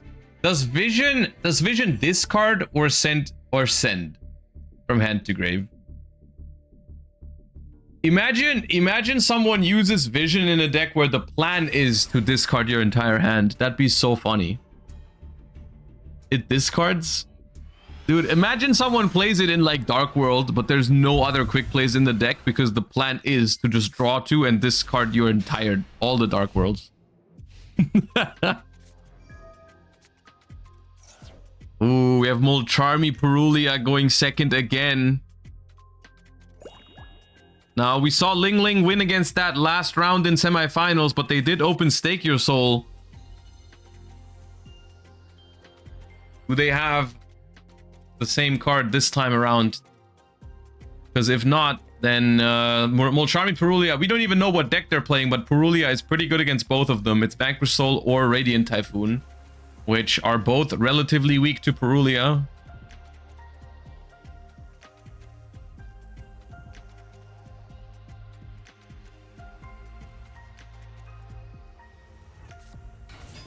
It is Vanquish Soul.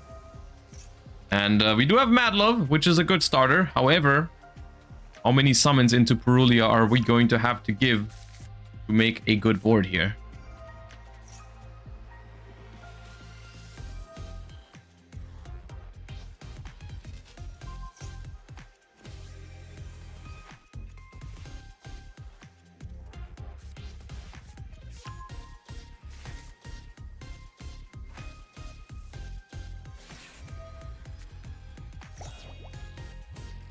Well, Toast is ready.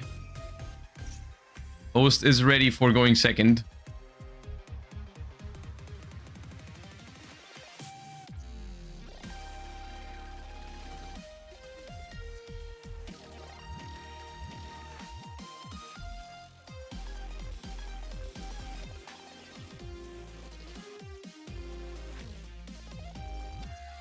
Yeah, bubbles everywhere.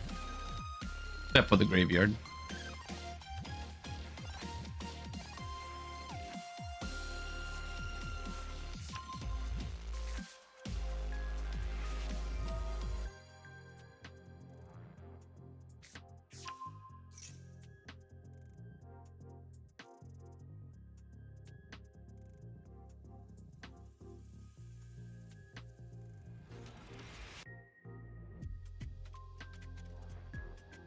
Okay, we have a response here to the Holisu potentially.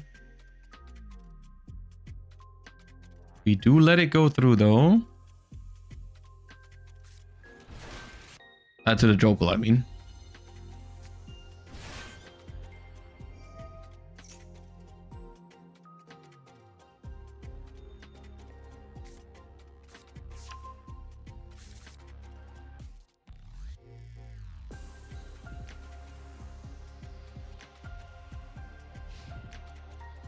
And we pass. Okay. We have the Vanquish Soul Trap. We have an Azuna in hand. We have Holisu on the board. It could be much worse considering we were hit with both Charmies. Honestly, this is not that bad. Vanquish Soul Trap, Izuna, potentially a Mad Love Bounce, potentially Holisu effect depending on which attributes we have. Maxi is going to help. And it resolves. Okay. All of a sudden, I kind of like the Vanquish Soul position here.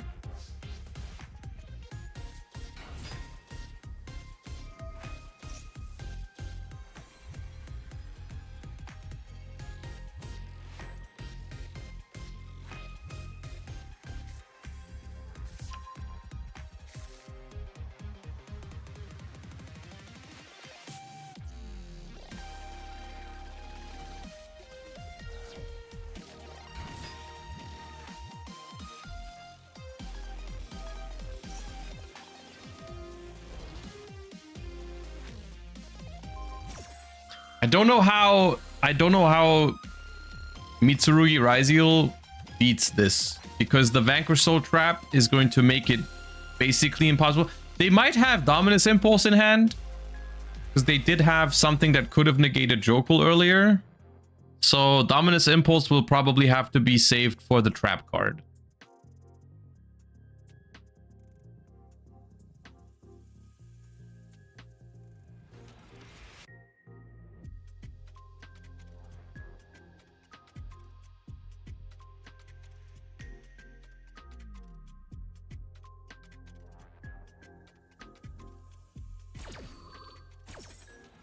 Okay, Aggregator negates Mad Love. We search Node.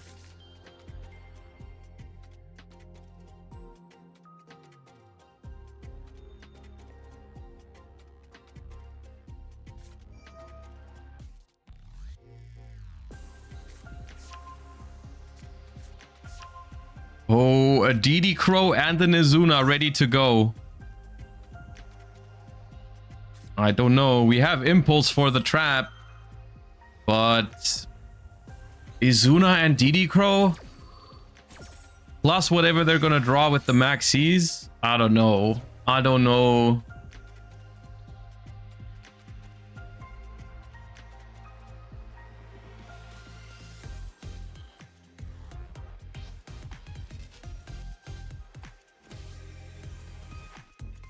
I mean, you gotta try. You gotta just go in and see if it works. But I personally don't believe that we can win over this board. We still have Holisu to take or summon. We still have the field spell to protect from the Murakumo effect. And there's a DD Crow and an Izuna in hand. This feels rather difficult.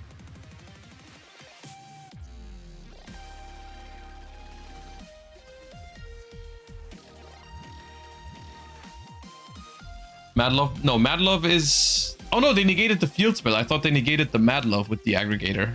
Never mind. I thought it was the Mad Love. But then we have, okay, instead of the field spell protecting, we have the Mad Love to bounce.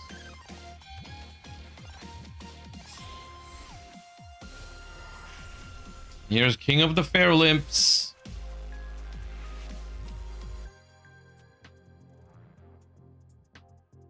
Could be a solid Holisu take.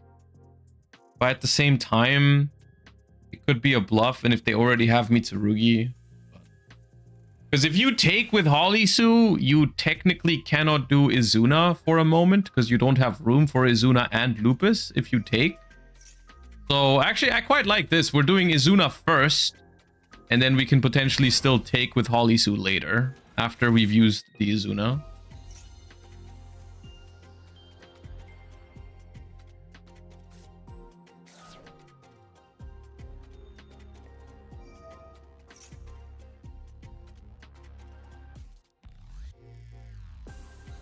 Do people play 1 or 2 ice in this version? Usually 1. If they play Impulse, which most people do. I've seen lists with 2 ice though.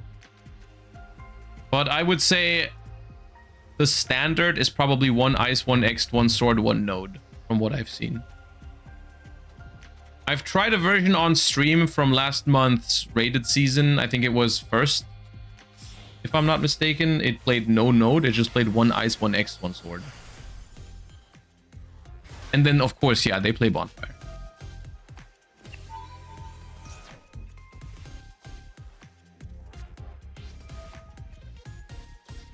Exiton wasn't an option instead of King of the Fair Limbs. I assume that they want to go for a game. Also, they used Impulse from hand. But even if they could activate Exiton, they probably don't want to, because I think the only way they win this game is if they win this turn.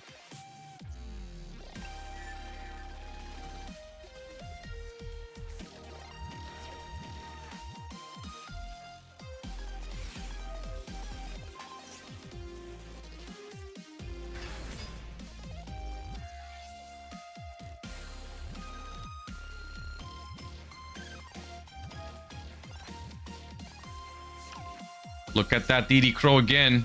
That's gonna make it very hard for you. Here's Habakiri.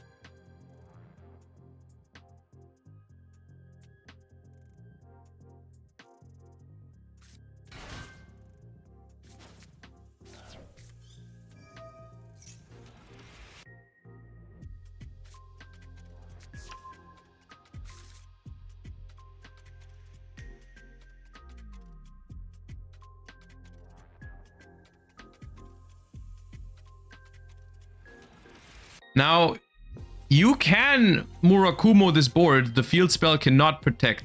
The problem is, when you summon the Murakumo, the Mad Love is going to respond to return it to the hand. And then after all of that's done, you destroyed the entire board, but there's still a Holly Sue waiting in the hand. And I just don't see how... I don't see how you can deal 8,000 damage through that. Because the Murakumo going back to the hand is really awkward. And then the Holly Sue hitting the board later is also going to be super difficult. This is, yeah, Vanquish Soul. I mean, Maxi is a good card in every deck. But against Vanquish Soul in particular, it is super hard to push into it because the deck is so resilient. Like, it can draw so many cards that do something.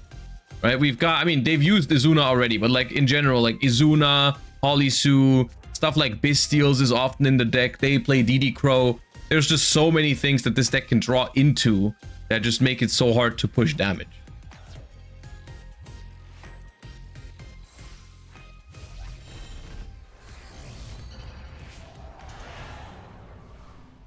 So here is the Murakumo for one other draw. And it's going to destroy the field.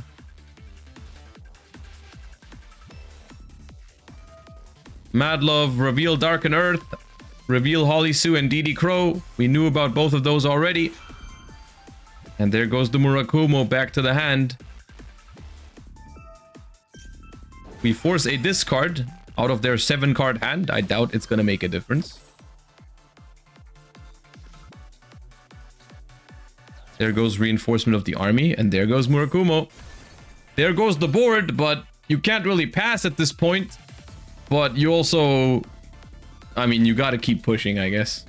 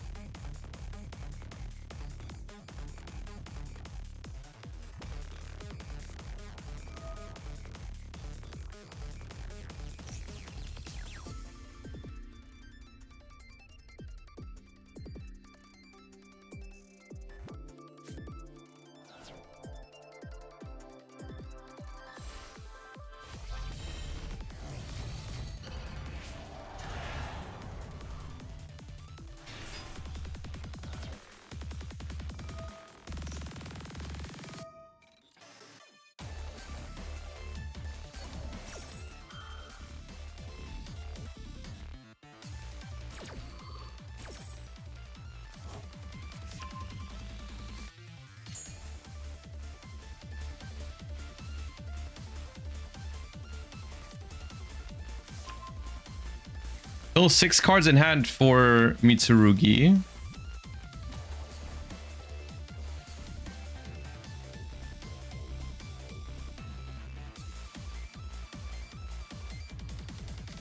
And here's the Holly Sue. And they can't have another impulse. They already used one this turn. And Holly Sue taking Murakumo is actually also an interesting choice. But they're not going to do that. They summoned the Holly Sue in the column of the Murakumo, which I feel like is the one column it shouldn't have been. But okay. Maybe they have both raisins in hand. And are just going to try to find Caesar. Oh, okay. They have both raisins in hand. Okay, that makes sense.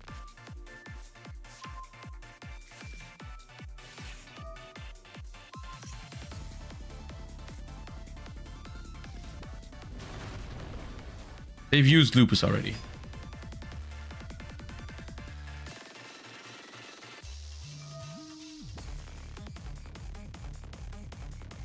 I'm not sure why we feel the need to destroy this Murakumo in an open board state. But that is not gonna, it's not gonna make it any easier for Toast.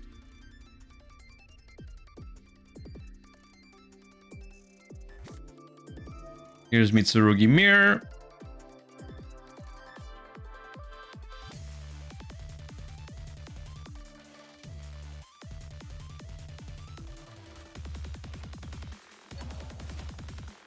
Tribute Futsu.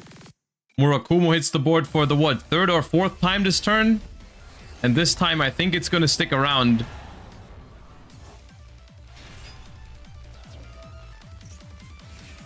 We ashed the Futsu search.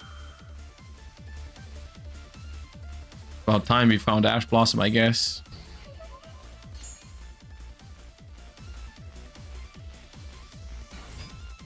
Special node. Not done still. Activate node. Discard Mitsurugi Great Purification. Okay, hold up. And now we use that DD Crow that we know about to prevent the node from special summoning the sword.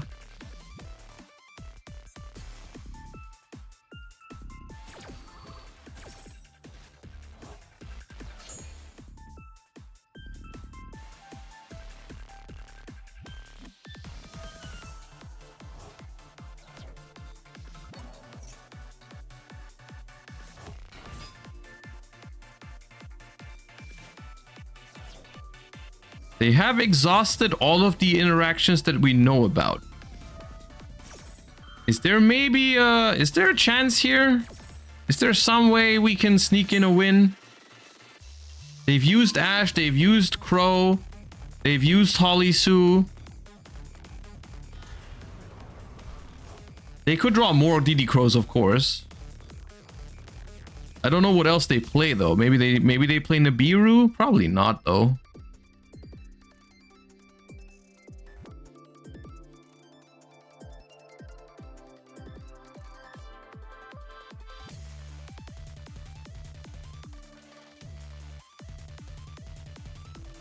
Dugaris full armor might be game. So Dugaris makes the Murakumo 64 and then you go the Utopic full armor Lancer on top of the Dugaris. If they play that, but then that is what how does that work? It's like 2500. Does it gain 500 and attack twice or something?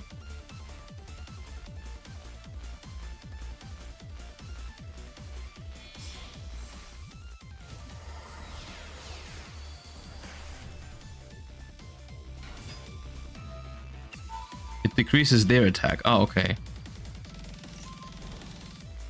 All right, Nibiru to Murakumo to 6400. This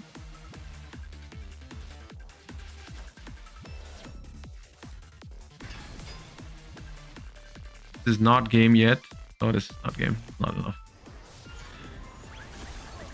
Unless I'm missing something they can do in the battle phase. 1400 left. Nope, not quite enough. They tried. They tried. It was a good attempt. Honestly, close. They got closer to it than I thought. They got closer to it than I thought, because I feel like the Holly Sue should have taken instead of summoned, but alas, it's neither here or there.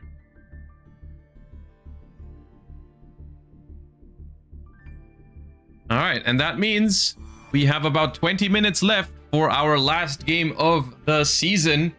It is down to a game 3 between Toast and Ling Ling, and we're gonna find out who is going to join the in-person invitational at the end of March in Paris, because the winner of the winter finals is the last person missing in the lineup for the invitational. The other duelists have all been decided already, and we are just missing the winner of this tournament, who is going to join the tournament in Paris at the end of the month.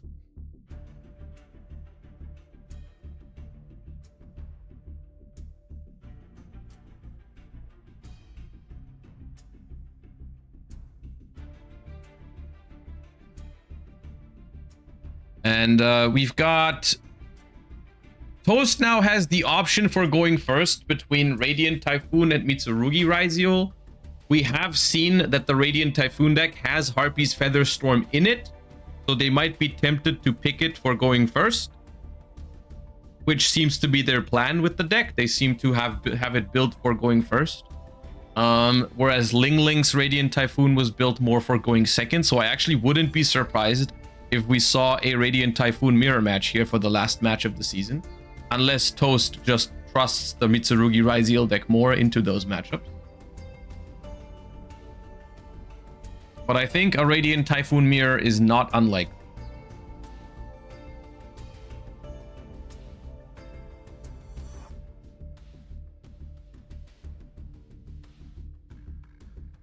All right, here we go. One last game.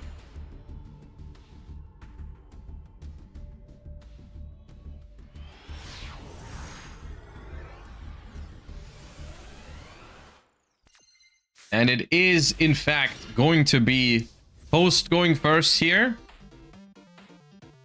And we have a toggle in the draw phase. This already gives me Radiant Typhoon vibes.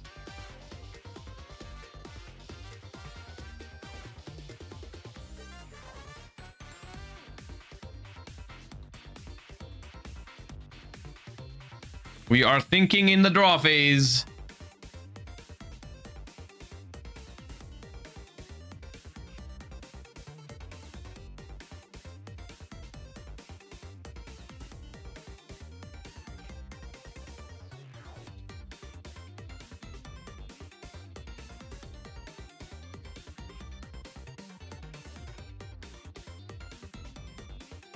Anything?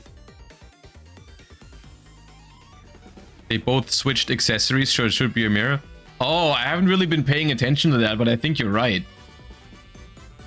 Well, normally, I guess you would try to have the accessories be the same on both of your decks, so the opponent can't tell, but... It seems to be a very difficult decision in this draw phase here for Toast. But we ultimately decide to start with Radiant Typhoon Vision, so at least one Radiant Typhoon is going to make an appearance here. We're adding Mystical Space Typhoon from the deck to the hand with the Vision. And now we activate Varurun. Oh, and it is a mirror match, and they drew Crocea. But, oh, this is good. We're going to self Mystical Space Typhoon, and then Mystical Space Typhoon is in the graveyard. And then Varurun has a monster negate, so the Crocea is going to be negated. Okay, lots of things happening already in the draw phase here. We're adding Eldam to the hand. Crocea is being summoned.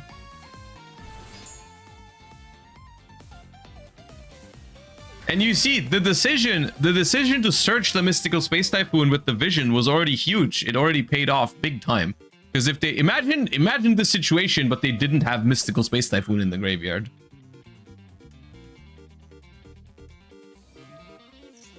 So here's Varurun negating the Crocea. No 2 free cards for you. Chant is going to reset itself. And now we're in main phase 1. All right, and here's Eldam.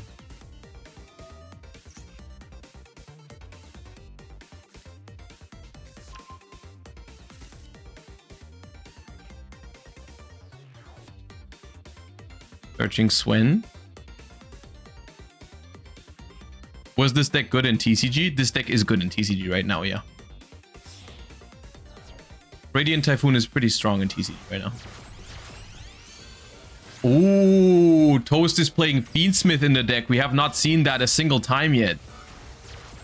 That is going to make it a lot stronger here in this situation. We are not locked into Wind Monsters yet. And this is also going to play around Sheena pretty well.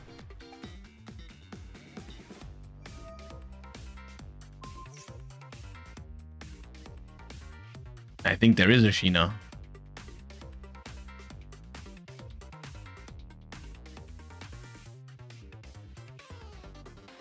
Sheena's pretty good here, actually. Saving the Crocea for next turn, getting it back to hand, preventing Caesar.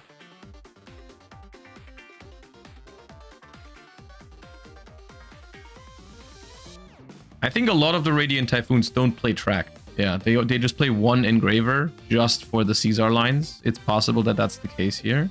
In which case, if the Engraver goes back to hand, that would be it. But if they do play track, then the Engraver still makes Caesar after Sheena here. But there is Sheena. Okay, we've drawn Sheena and Crocea. So we're gonna interrupt the Fiendsmith plays as well as recycle the Crocea to the hand for next turn. And here comes Radiant Typhoon Swen.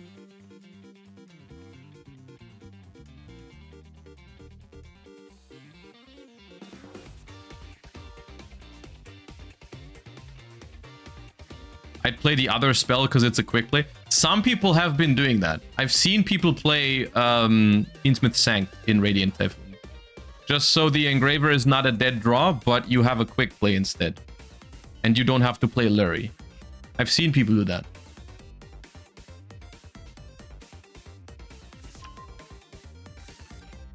Swen for Chant. And Chant to add Mystical Space Typhoon. This probably triggers Crocea in hand. Yep. Chain Mystical Space Typhoon. Chain block it from Ash Blossom. Very clean play. Alright, Chant. Crocea. Chainlink 1 Crocea, Chainlink 2 Chant, and Vavaroon.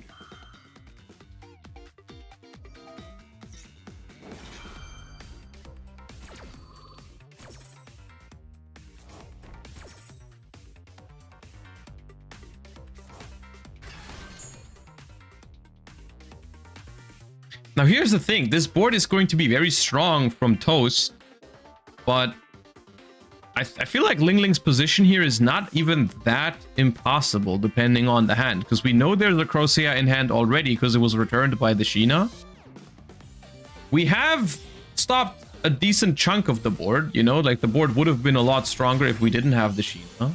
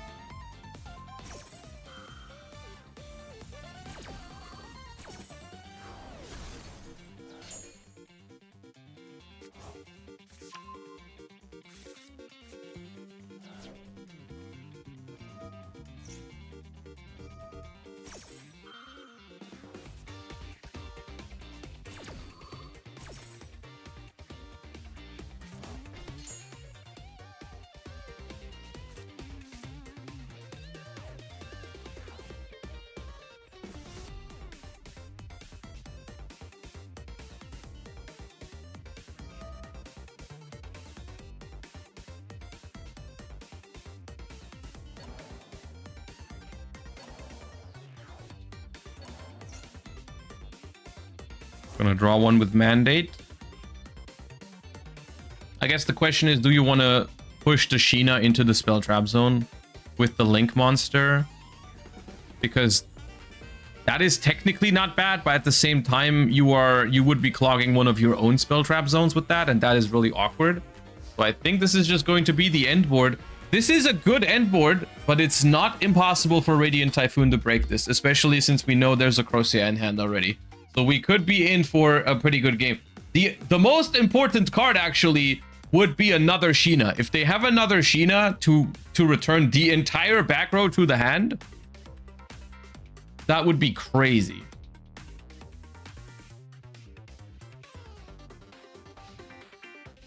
Unless Harpy's Featherstorm. I mean, yeah, okay, unless Harpy's Featherstorm.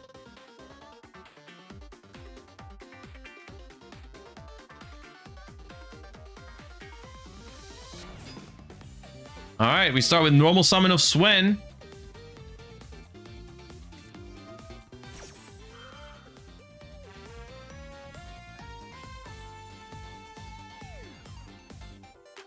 Okay.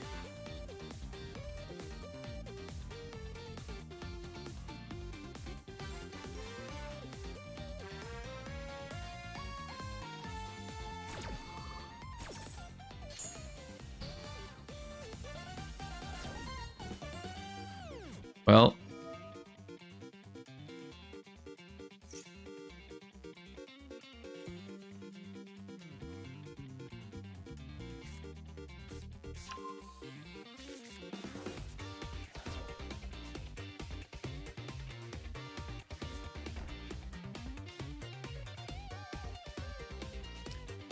that could have been a very interesting game.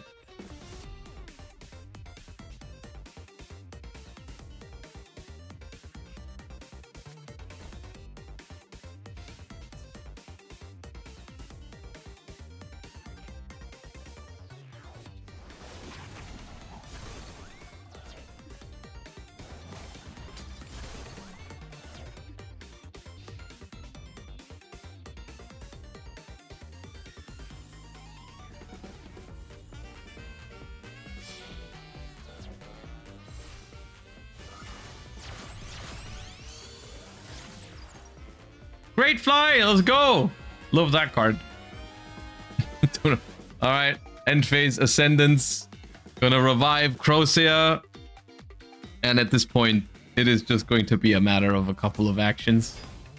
It is unfortunate that Ling Ling was not able to do anything against the Harpy's Featherstorm here, but this is going to be pretty much the end of the game. We can even Mystical Space Typhoon the 2 face downs if we want to in the end phase. I think it's 2 MSTs face down.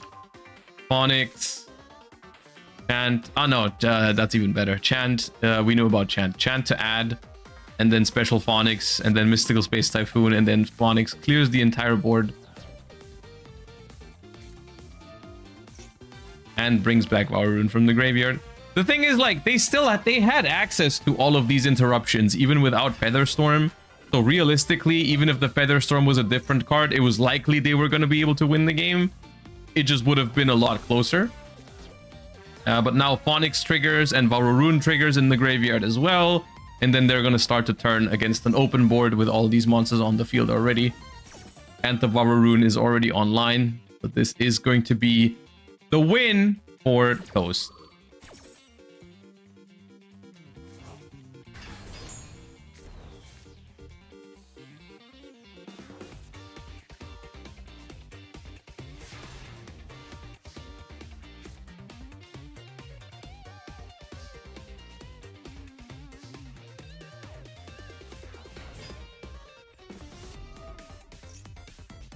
All right, Swen.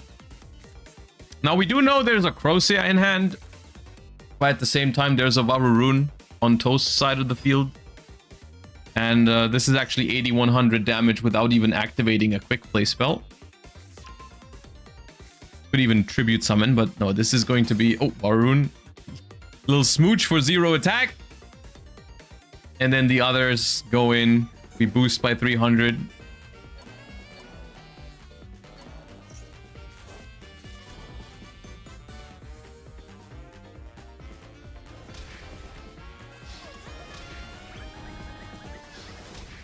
All right, and with that, Toast is your Winter Season Challenger Cup champion. Well fought, Ling Ling, as well. Congratulations to a great second place.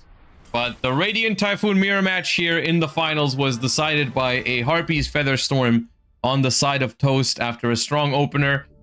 Tried to fight back with the Sheena plus Crocea, but was forced to use it relatively early with the Fiendsmith cards threatening a Caesar. So it is what it is. Toast wins the Winter Season Challenger Cup. Thank you all so much for tuning in today to the sponsored portion of the stream. The stream is not going to end right away. Similar to what happened yesterday, we're going to take a quick look at some new cards that were announced. I'm just going to quickly run the, the sponsored slate at the end of the stream, like, the thanks for watching and kind of thing. And then you can stick around and we're going to take a little bit of a look at some new cards from the limit over collection, the Rivals, in a second. The stream is not going to pause or anything, like you can just leave it open. So if you want to stick around, then feel free to.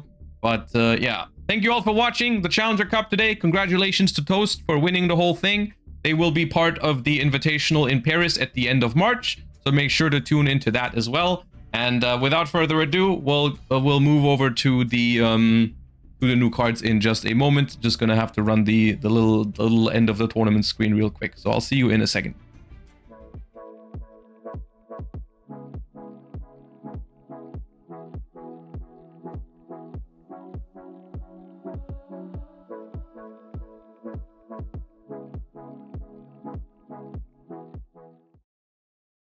All right, there we are. Welcome back, duelists.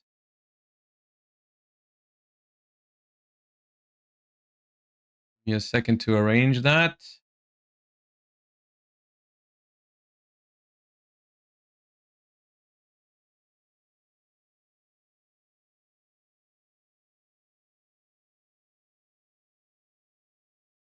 Okay.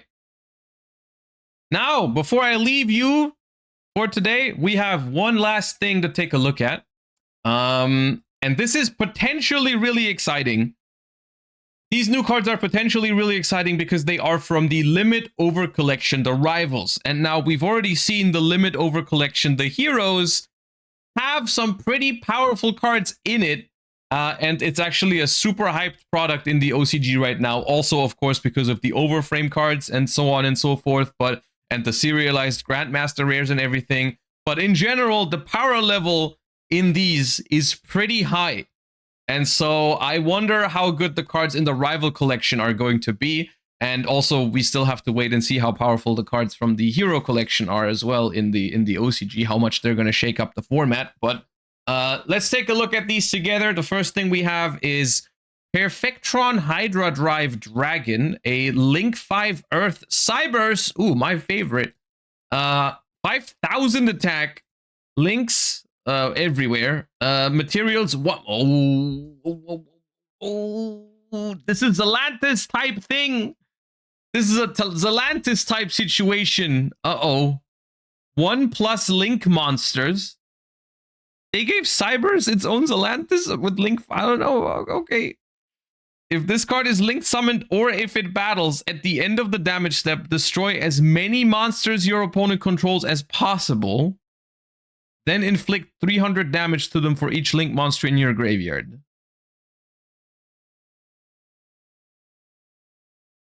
Eh?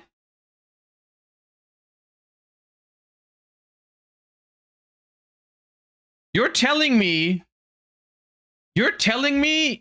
you can basically transform every Link 5 into Raigeki now?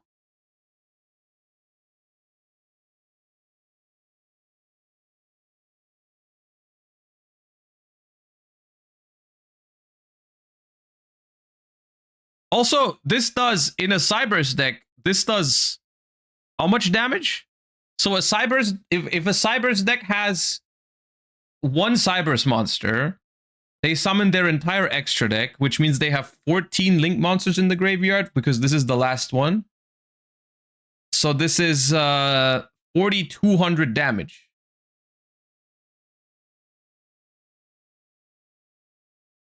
Okay. Can't you link into itself to nuke 3 times? It's not once per turn. I mean, okay, to be fair, why would it be once per turn? Because after you do it once, you can't do it again because your opponent's board is gone. But yeah, in theory, if you play multiple of this, if the first one gets impermed, you can just do it again. What if they float? Yeah. Nah, this card's am I crazy, or is this card crazy?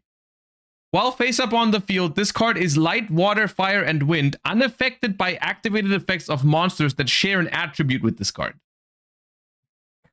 Dude, okay. If this card would be destroyed by battle or card effect, you can make it lose exactly 1,000 instead. Dude.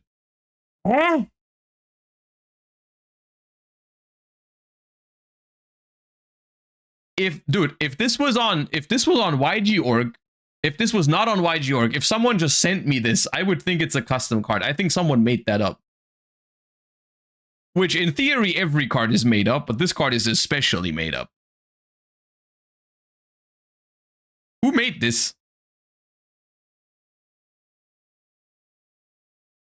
Okay. Let's take a step back.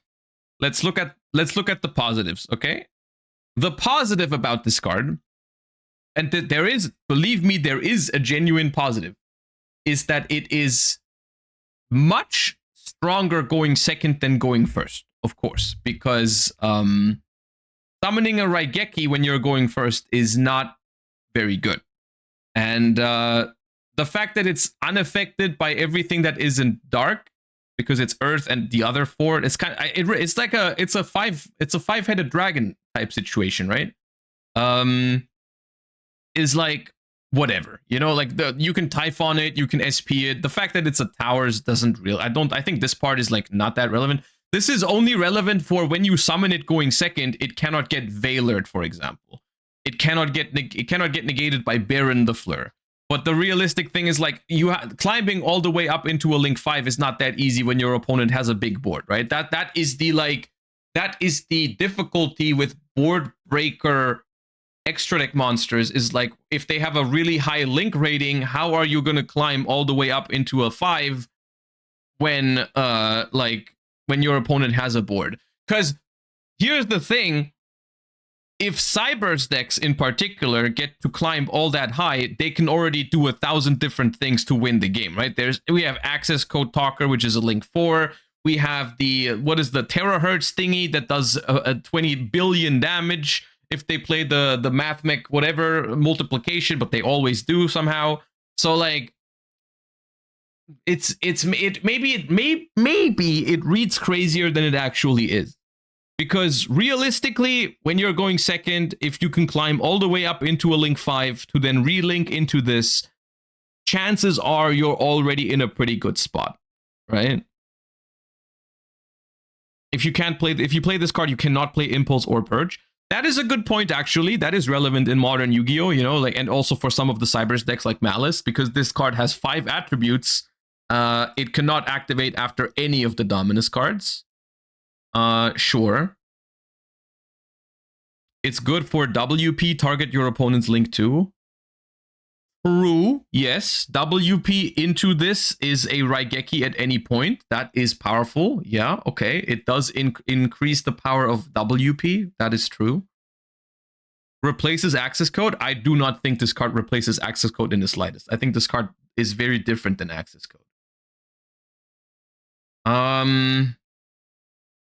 Okay, you know what? The more I think about it, the less broken I think this is. However, I still think this is a Zelantis type situation where this card has still very, very strong potential. Because this is just a very broken mechanic. The way I like to think about these cards that basically just require you to link off one other monster is that they open up so many possibilities for other cards of the same link rating. Like, Zelantis existing basically makes every Link 4 in the game stronger. Because every Link 4 can do whatever it's supposed to do, and then it can also turn into a Zelantis after. This does the same thing for every link 5 in the game. You can, if you ever have a situation where you can climb all the way up into a link 5, you can use the effect of the link 5, and then you can turn it into this, right? Which is powerful. So I think there's 100% a scenario where in which this card could see play. Yeah, 100%. Also, I think someone in chat pointed it out. Because this is not once per turn, I'm sure there's a way to FTK with this card.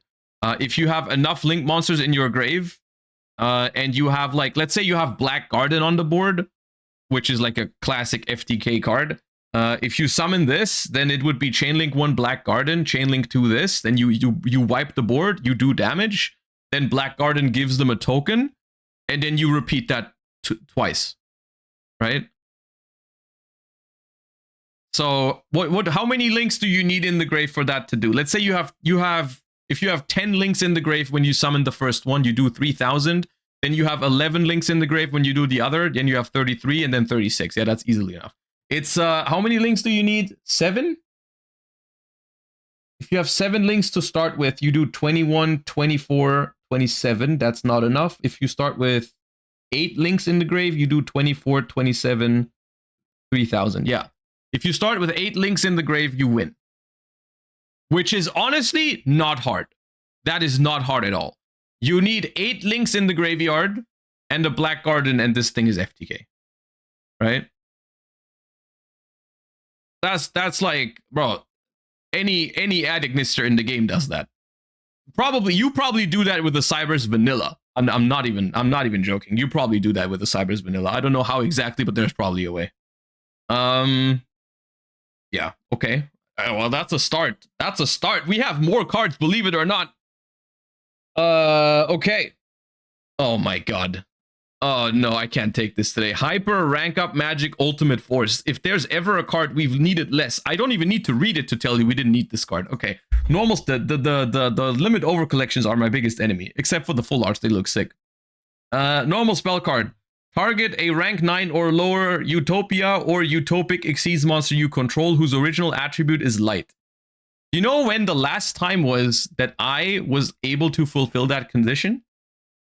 Probably 2012 is when I last controlled such a monster. Maybe 2014. I don't know. Did I ever control the Utopia in 2014? Probably not. 2013? 2013 probably. Special summon a rank 10 or higher number Xyz monster from your extra deck using that monster you control. This is treated as an Xyz summon, transfer material, and if you do, attach this card to it. A number 99 Xyz monster that has this card as material gains this effect once per chain when your opponent activates a monster effect during the battle phase. Quick effect, detach all materials from this card. If you do, destroy all monsters they control. Okay, I'm not gonna lie, I don't know what this means. I don't know if this is good. If you showed me this card yesterday, I would have told you it already existed probably. I don't know. Is this significantly better or worse than other rank up magics in the game? I have no idea.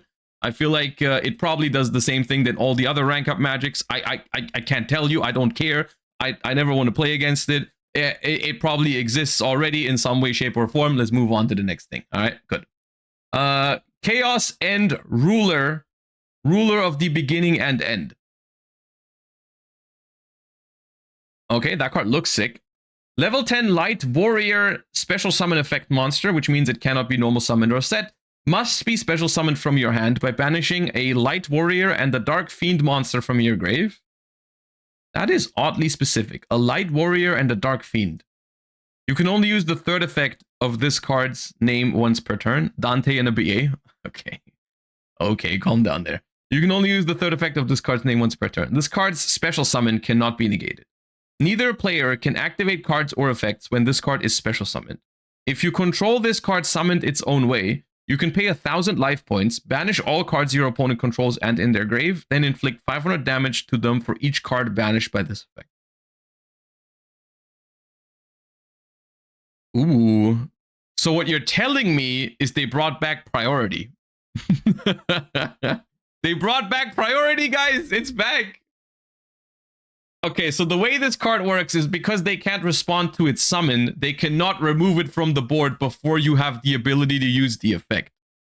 But they can still respond to the effect. They can still negate this with Imperm or with Veiler or with anything else. You know, it's just The summon can't be negated, and they can't activate a quick effect upon summon. So you have the opportunity to activate its effect immediately, which is good.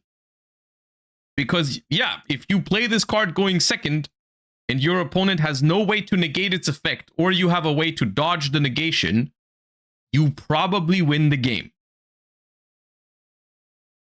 However, I feel like unless this card is part of some sort of like archetype or combo that can consistently search it, it seems rather hard to set it up. And I'm not sure how much of a fan I am of a card like this that is so hyper focused on going second. It is a good card for going second if it resolves, you know? But there's a lot of ways to, I mean, it's essentially your opponent needs a way to negate its effect because removal does not work. It's a really good card in a format where the main form of interaction is removal. Right? Because removal is not fast enough. They can't remove it before you can activate. So if they don't have a way to negate it, their board is gone, right? The other thing is, how easy is it to get a light warrior and a dark fiend in the graveyard? Like, yeah, okay, Burning Abyss could side deck this for going second, sure, right? And it's gonna win them some games. Not every game, but some games it's gonna be pretty good, you know?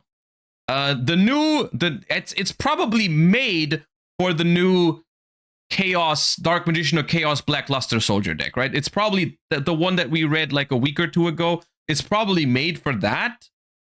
But once again, it would be more, I feel like this is more of a side deck card for a deck like this.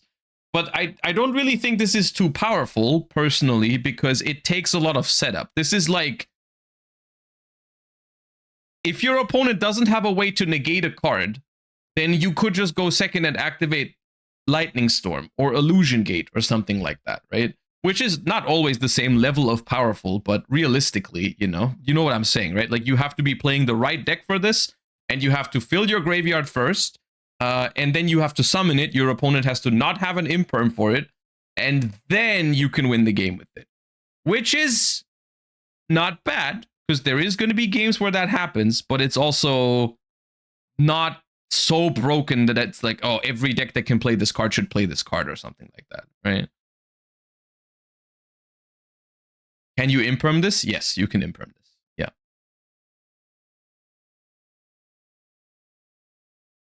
Okay.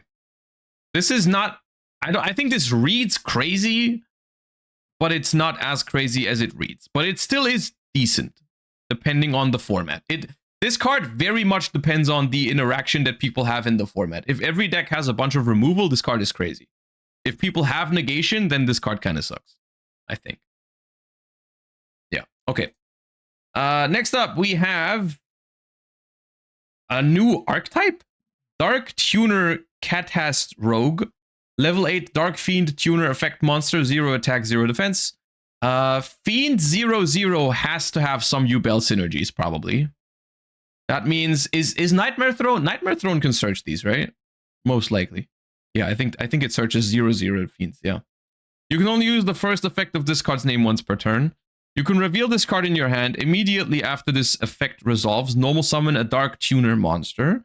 Once per turn, if you control this normal summoned set card, you contribute this face-up card and a face-up non-tuner with a lower level, and if you do special synchro from your extra deck with a level equal to the difference between those monsters, it's treated as a synchro.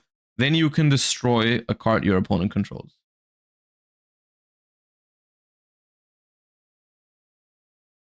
Okay, we've gone from this over this to this. Is this card unplayable? Because it says nowhere on the card, like, it doesn't require tributes or anything. You just perform a normal summon, which you still need to trip. This card is completely, I mean, I guess I read the other one, but like, okay. Dark Tuner Nightmare Hand. Level 10 Dark Warrior Tuner. You can reveal this card in your hand. Normal summon a Dark Tuner. If this card's normal, you can special level 2 or lower monster from your hand. Once per turn, if you control this normal summon or set card, you contribute this... Huh? These cards are completely unusable. These cards aren't good in GOAT format. If GOAT format had synchros. Okay, fair enough. Maybe in Clown Clan? No, wait, no. There is zero. Nah, okay, next. Ooh, this card looks awesome. I don't care. I love it. Kaminari. Ooh, Lightning Crash. That's cool. Normal spell card. You can only activate a card with this card's name once per turn. Add a Thunder monster from your deck to your hand. And if you do, you cannot normal summon or set monsters with its name until the end of the next turn. Oh, that's good. Okay. This means... This is funny because it has Zaborg on the picture. But it's specifically... I'm sure it has this clause on it because they don't want you to summon Zaborg. Which is very weird because Zaborg is on the card. And it's like, you can't summon Zaborg the Mega Monarch, though. There's a couple of cards that you cannot do with this because they need normal summons. Denko Sekka, Thunder King. What is this card good for? Thunder Dragons? This has got to be good in Thunder Dragons, right? You can just pick whichever Thunder Dragon you want right now. You can get OG Thunder Dragon, right? Oh. Yeah, no, this is good. This is decent in Sprite. Ryziel. It does search Sword Ryziel, I guess. But it cannot be your only starter. It's not a one-card starter because you can't normal summon the sword, so you need another Ryziel already. Same for Sprites, of course. It's not a starter for Sprite because you need a level 2 already. Then it's good, though. For Thunder Dragon, Thunder Dragon, same thing, right? You can't really one-card combo off of one search, right? Like, OG Thunder Dragon isn't a combo. One Hawk or one Dark or one Roar is also not combo. You can search a Kaiju, sure. Going second, you could play that as an option. It's a decent card, all things considered. I think it's a decent card. Probably, this is the kind of card that is just like solid. It might not make a deck meta right now, but at some point, you just know at some point in the future, you're going to play the Thunder Rhoda, okay? Like at some point, there's going to be a deck that has a Thunder monster that doesn't need the normal summon, and then the card is going to be good. It's pretty straightforward, all right? Like it's a Rhoda with a slight downside for a type that doesn't have a Rhoda yet, so at some point, it's going to be good, all right? There's no way it's not like that, all right? Okay. But the good card. Demiurge EMA, level 8 light fairy. 3300 attack, 2000 defense. You can only use the first and second effect of this card's name once per turn. You can send four monsters with 24 or more attack and 1000 defense from your hand, deck, and or face up field to the graveyard. Special. Bro, what is happening? What is happening? I want to talk to the people who are designing the limit over collections. What the hell is going on? How are these cards and this card in the same set? Cuz I'm confused here. Look, these two cards here are unplayable in GOAT format, which is over 20 years old. These cards are so bad that they would not see play in GOAT format, all right? And then I read the next, and then it's Rhoda for Thunders, and then this card is Circular for 4.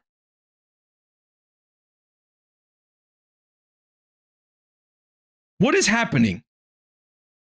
You can target a spell trap on each field, destroy them, then special a token on each field, and if you do it, this card gains 16 heart. Okay, what do you do with this card?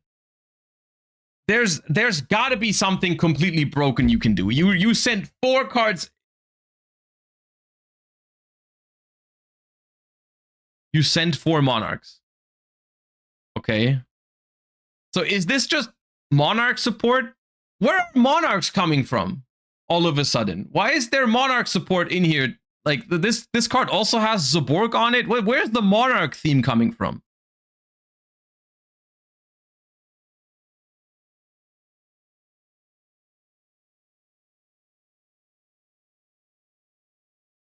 It's just random anime cards. Okay.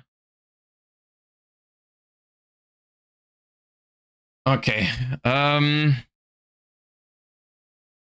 I guess this card also just reads insane. It's really hard for me to evaluate this without knowing exactly what you can do with this. I know Erebus has an effect to add itself back from the hand from the grave, I think. I don't know what you have to do for it. I think you have to discard a Monarch card or spell. I'm not sure. Not only itself. Oh, okay. Can it add the other ones? Wait, so this card searches Zaborg the Mega Monarch? Hold up. Ooh, I love that. Look, Erebus.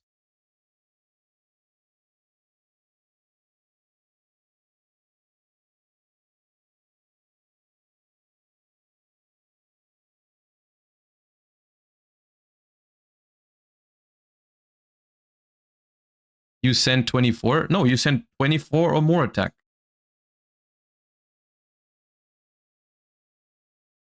Once per turn during the main phase, if this card is in your grave, quick effect, you can discard a Monarch spell trap, then target a monster in your grave with 24 or more attack and 1,000 defense added to. Yeah, this card searches Zaborg the Mega Monarch. The new Eidos has a graveyard effect too. Yeah, I know that one. It like adds itself back to the hand or summons itself when you tribute summon or something like that.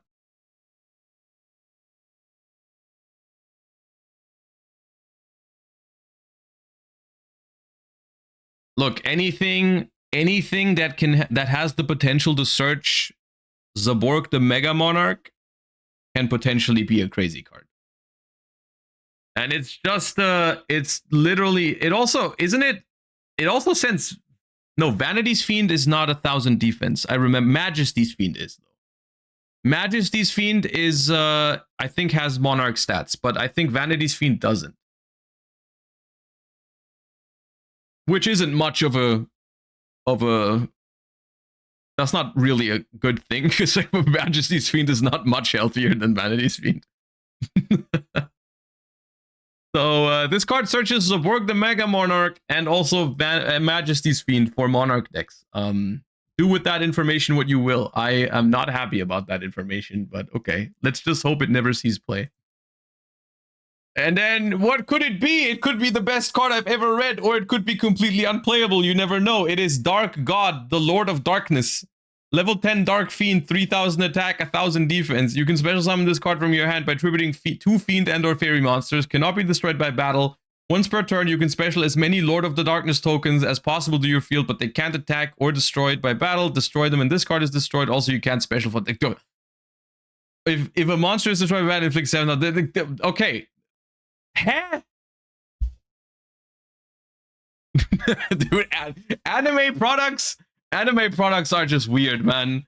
What the hell is happening? Why am I reading these cards back to back? Like what's up with that? And then you read this and then there, man, what is how it's just a complete coin flip, man. Just make normal cards challenge impossible. Huh?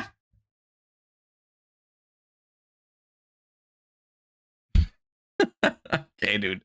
The limit over collection had got me massively confused. Is there anything else? Because those were all the ones I saw. I think that's it. I think those are all of them. Demiurge, Emma. Yeah, this is the Clown Clans. Yeah, we looked all of them. Okay. Okay. Very confused. Very confused is how I feel right now. This card is good, and I'm concerned about it. I'm especially massively concerned or confused why it's not hard once per turn. How do you make a card? It does not go into my head, actually. How you make a card that has the potential to do like up to 4,000 damage. It can link into itself, and it's not hard once per turn. It's crazy to me. But it's also just a good card in general. So this card confuses and scares me a little bit. This card is... I could not care less. This card is interesting. Potentially pretty good, but not as crazy as people think, I feel like. This is insane.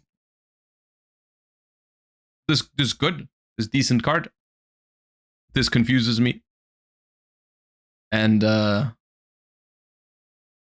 this card is also a waste of cardboard. All right. Well, that was a lot of weird things happening. All right. Well then, that is going to be the end of the stream today. I hope you had a wonderful time. I hope you enjoyed the stream. Thank you all so much for tuning in. I hope you enjoyed the Challenger Cup as well earlier. I'm going to see you all probably on Tuesday. Going to take tomorrow off because I've been live all weekend. So I'm going to take tomorrow off and then probably be back on Tuesday with some Duelist Cup preparations. We still have to climb out of the 1400s because we lost all the ratings with Sky Striker. So we need to focus and test some decks for the Duelist Cup. So Tuesday should be fun. Thank you all so much for tuning in today. Hope you have a great rest of your week.